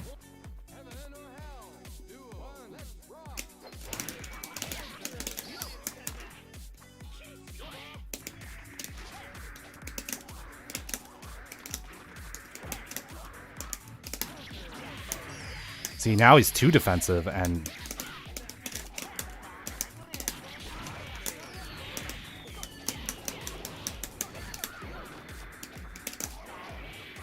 Too defensive. I think I've mind crushed him. Ooh.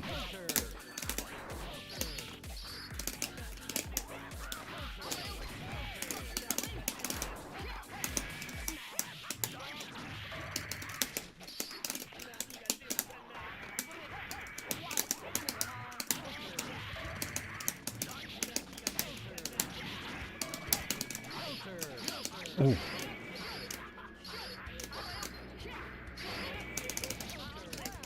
Mm-hmm. Dash far S, if you're close, is going to challenge anything he tries to do after rensen. If you're that close, right? The answers to rensen are distance specific. There's like a magic range that you can test in training mode. That'll be like, oh, far S is like super good here. And then you get past a certain range where there's not enough time to touch him with the far S. And it's like, oh, it's shit now.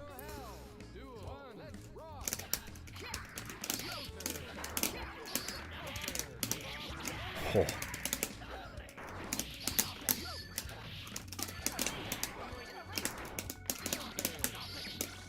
Oh, I almost got away. Almost got away. I was looking.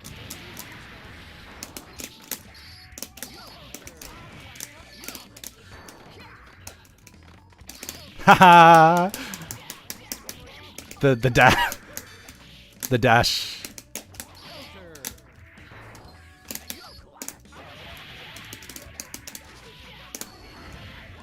The dash is 6p. It's in the wiki. It's in the wiki.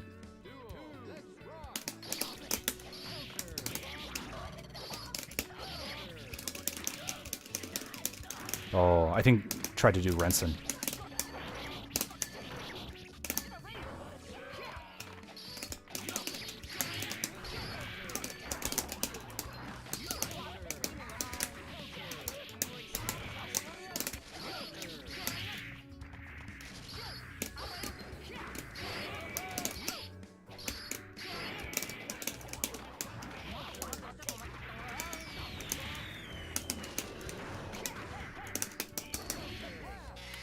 I think that was free.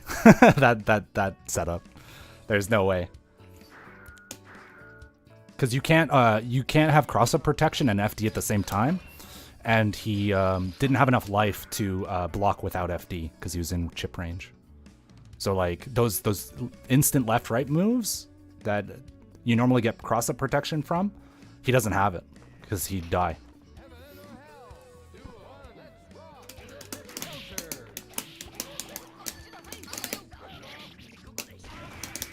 Oh, I saw you.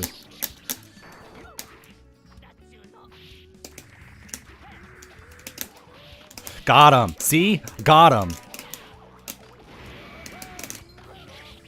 Did you see, lame guy? The 2K I talked about, the late 2K? He poked into it.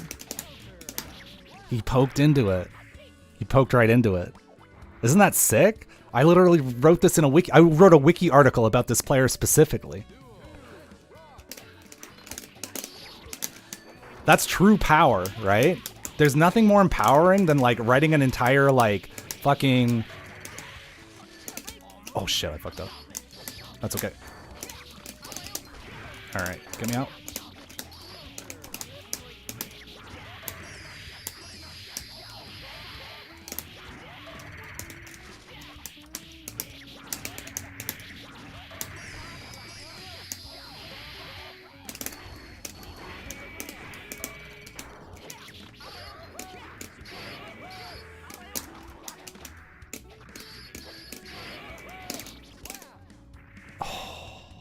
Fuck. That's the ultimate, like, science guy high. Like, it's the Bill Nye, like... Please select your character. Direction is all you need. Direction is, like... It's so powerful.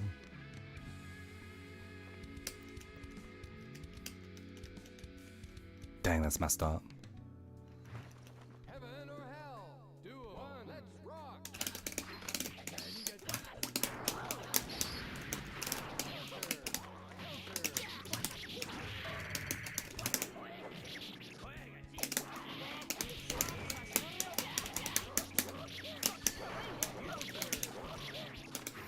I'm sorry, Axel.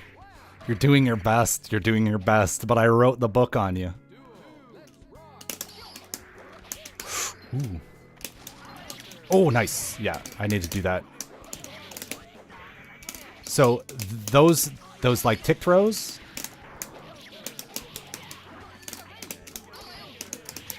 Oh, hold on.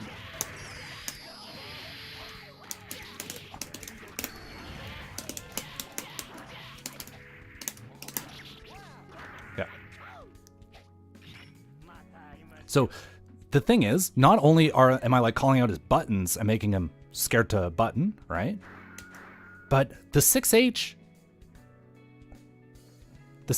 and the chop are also just hard to block. They're overheads, right? All that shit is going on the screen with items and garbage and like whatever. And you still have to block them on top of be aware that they might like crush your buttons, right? So it's a lot for an opponent to defend against. Like when I write my guides, I'm only talking about it from the perspective of like opening up a top player, right? Like all my shit is like fundamentally sound to the point where it doesn't matter who you are or who you're fighting. It's going to work against everyone regardless of their skill level.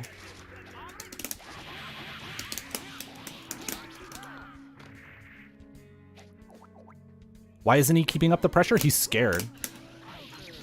He's scared of me and my reversal options. He's scared of 6H because I slash back them all. And he's scared of force break chop.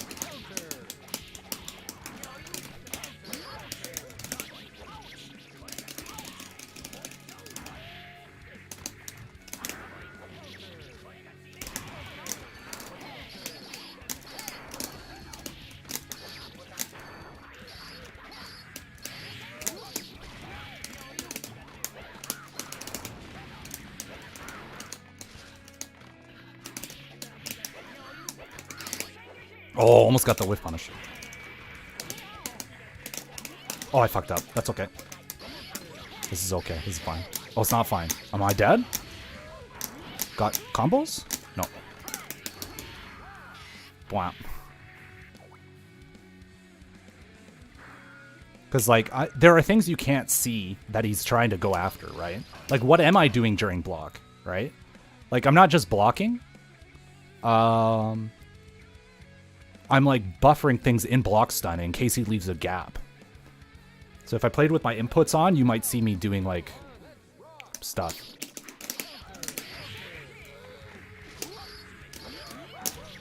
Oh, almost got him.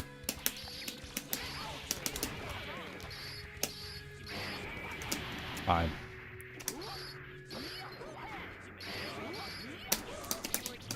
Gotcha.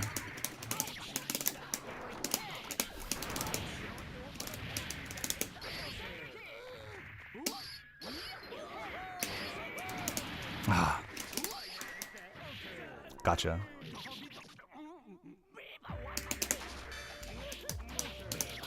Ooh, what a sad dead angle.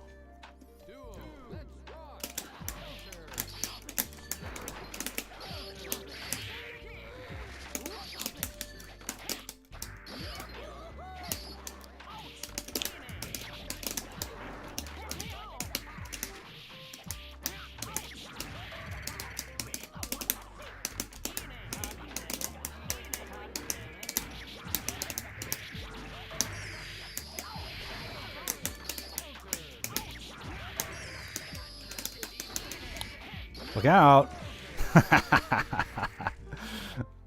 Burdened. So yeah, like this is an Axel player. Like this is a player who like knows Axels, knows all of Axel's moves, can do big combos. But that spread I mentioned in the Wiki article, like he's not familiar with it. Yeah, this is the weird slashback.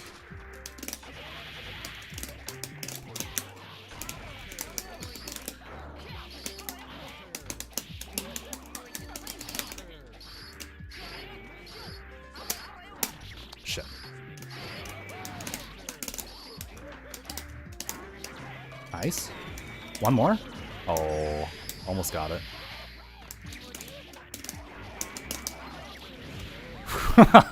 There's no escape. All right. That's good. Nice.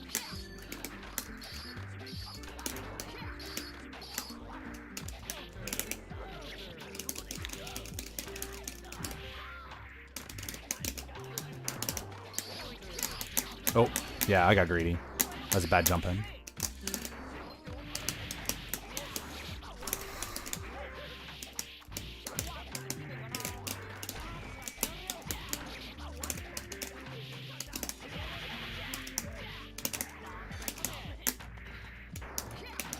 Oh no, the long bomb.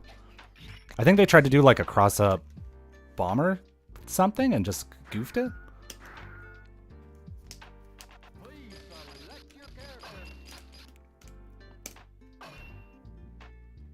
Yeah, just no one's read the guide yet. It's literally it's just you people here. You know? That's it.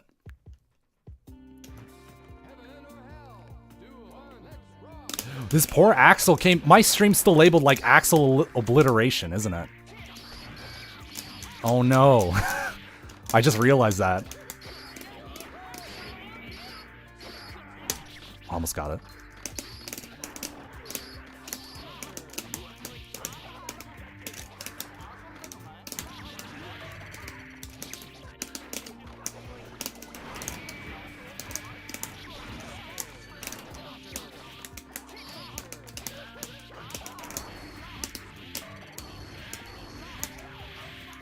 Very cool.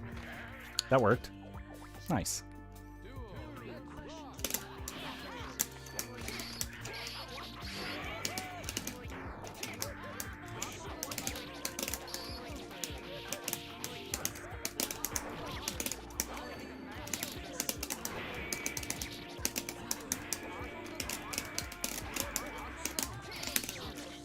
Oh, I almost got away. I should probably, like, chop that, shouldn't I? Because chop would go over it. Oh, they tried to jump. They tried to fuzzy. Ooh, the bait. The bait. Got the bait. The big read.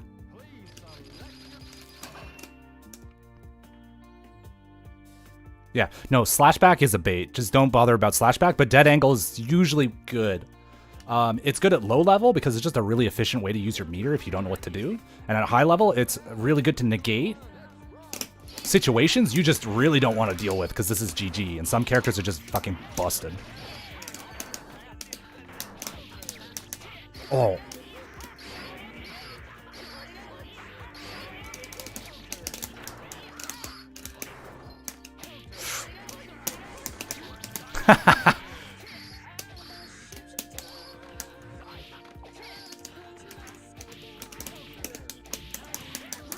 Okay, here we go.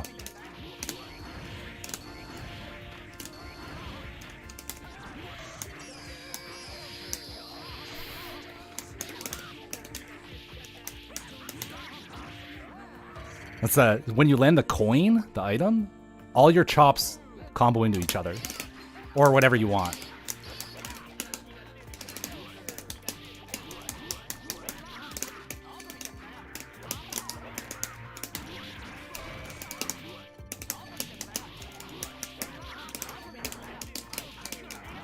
Ooh, nice. Nice trap. Oh, I almost got him. That's okay. Big damage?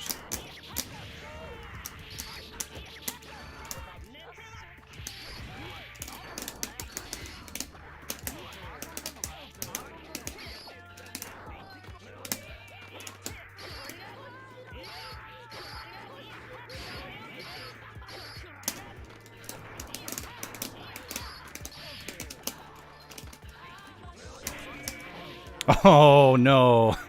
Oh no, got scummed out. Scummed out. So close. Last one. Okay, okay.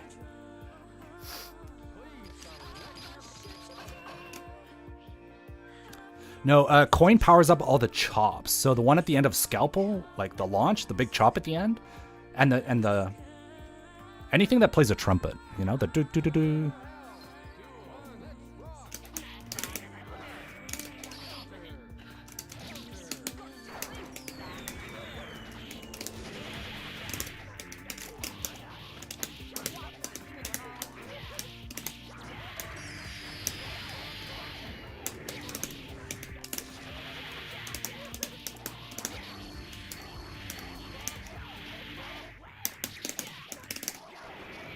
Oh, didn't have D. Didn't have D. Oh, footsies.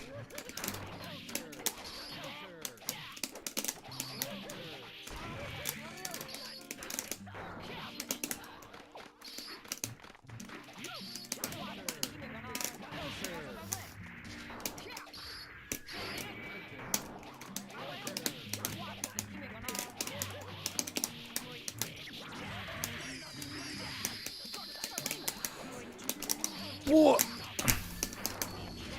Oh.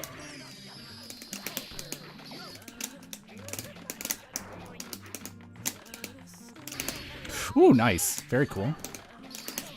But no, that 5P is very vulnerable to that dash up 6P. Very good.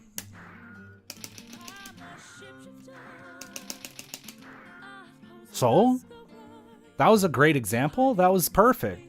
We labbed Axel for 3.5 hours, 4 hours. Then we went online and beat one guy in a first to 10 or something. That was good. I feel good. I might chill now, I guess. Leave on a high note.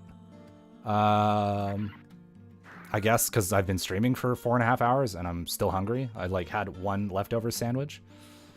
But yeah. Thanks for tuning in. That was good. I had a lot of fun.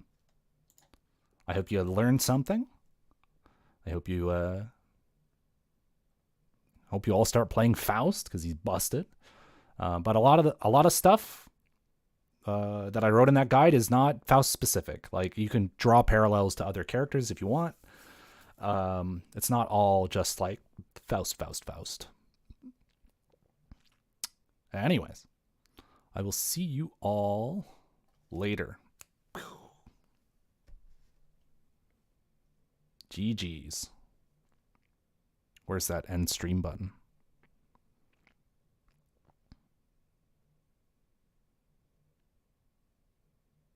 We'll see if I get through all the guides. There's like 25. There's 25 character guides. This takes me 4 hours to write like 5 paragraphs. That sucks. But that's okay. Anyways, take care, everyone.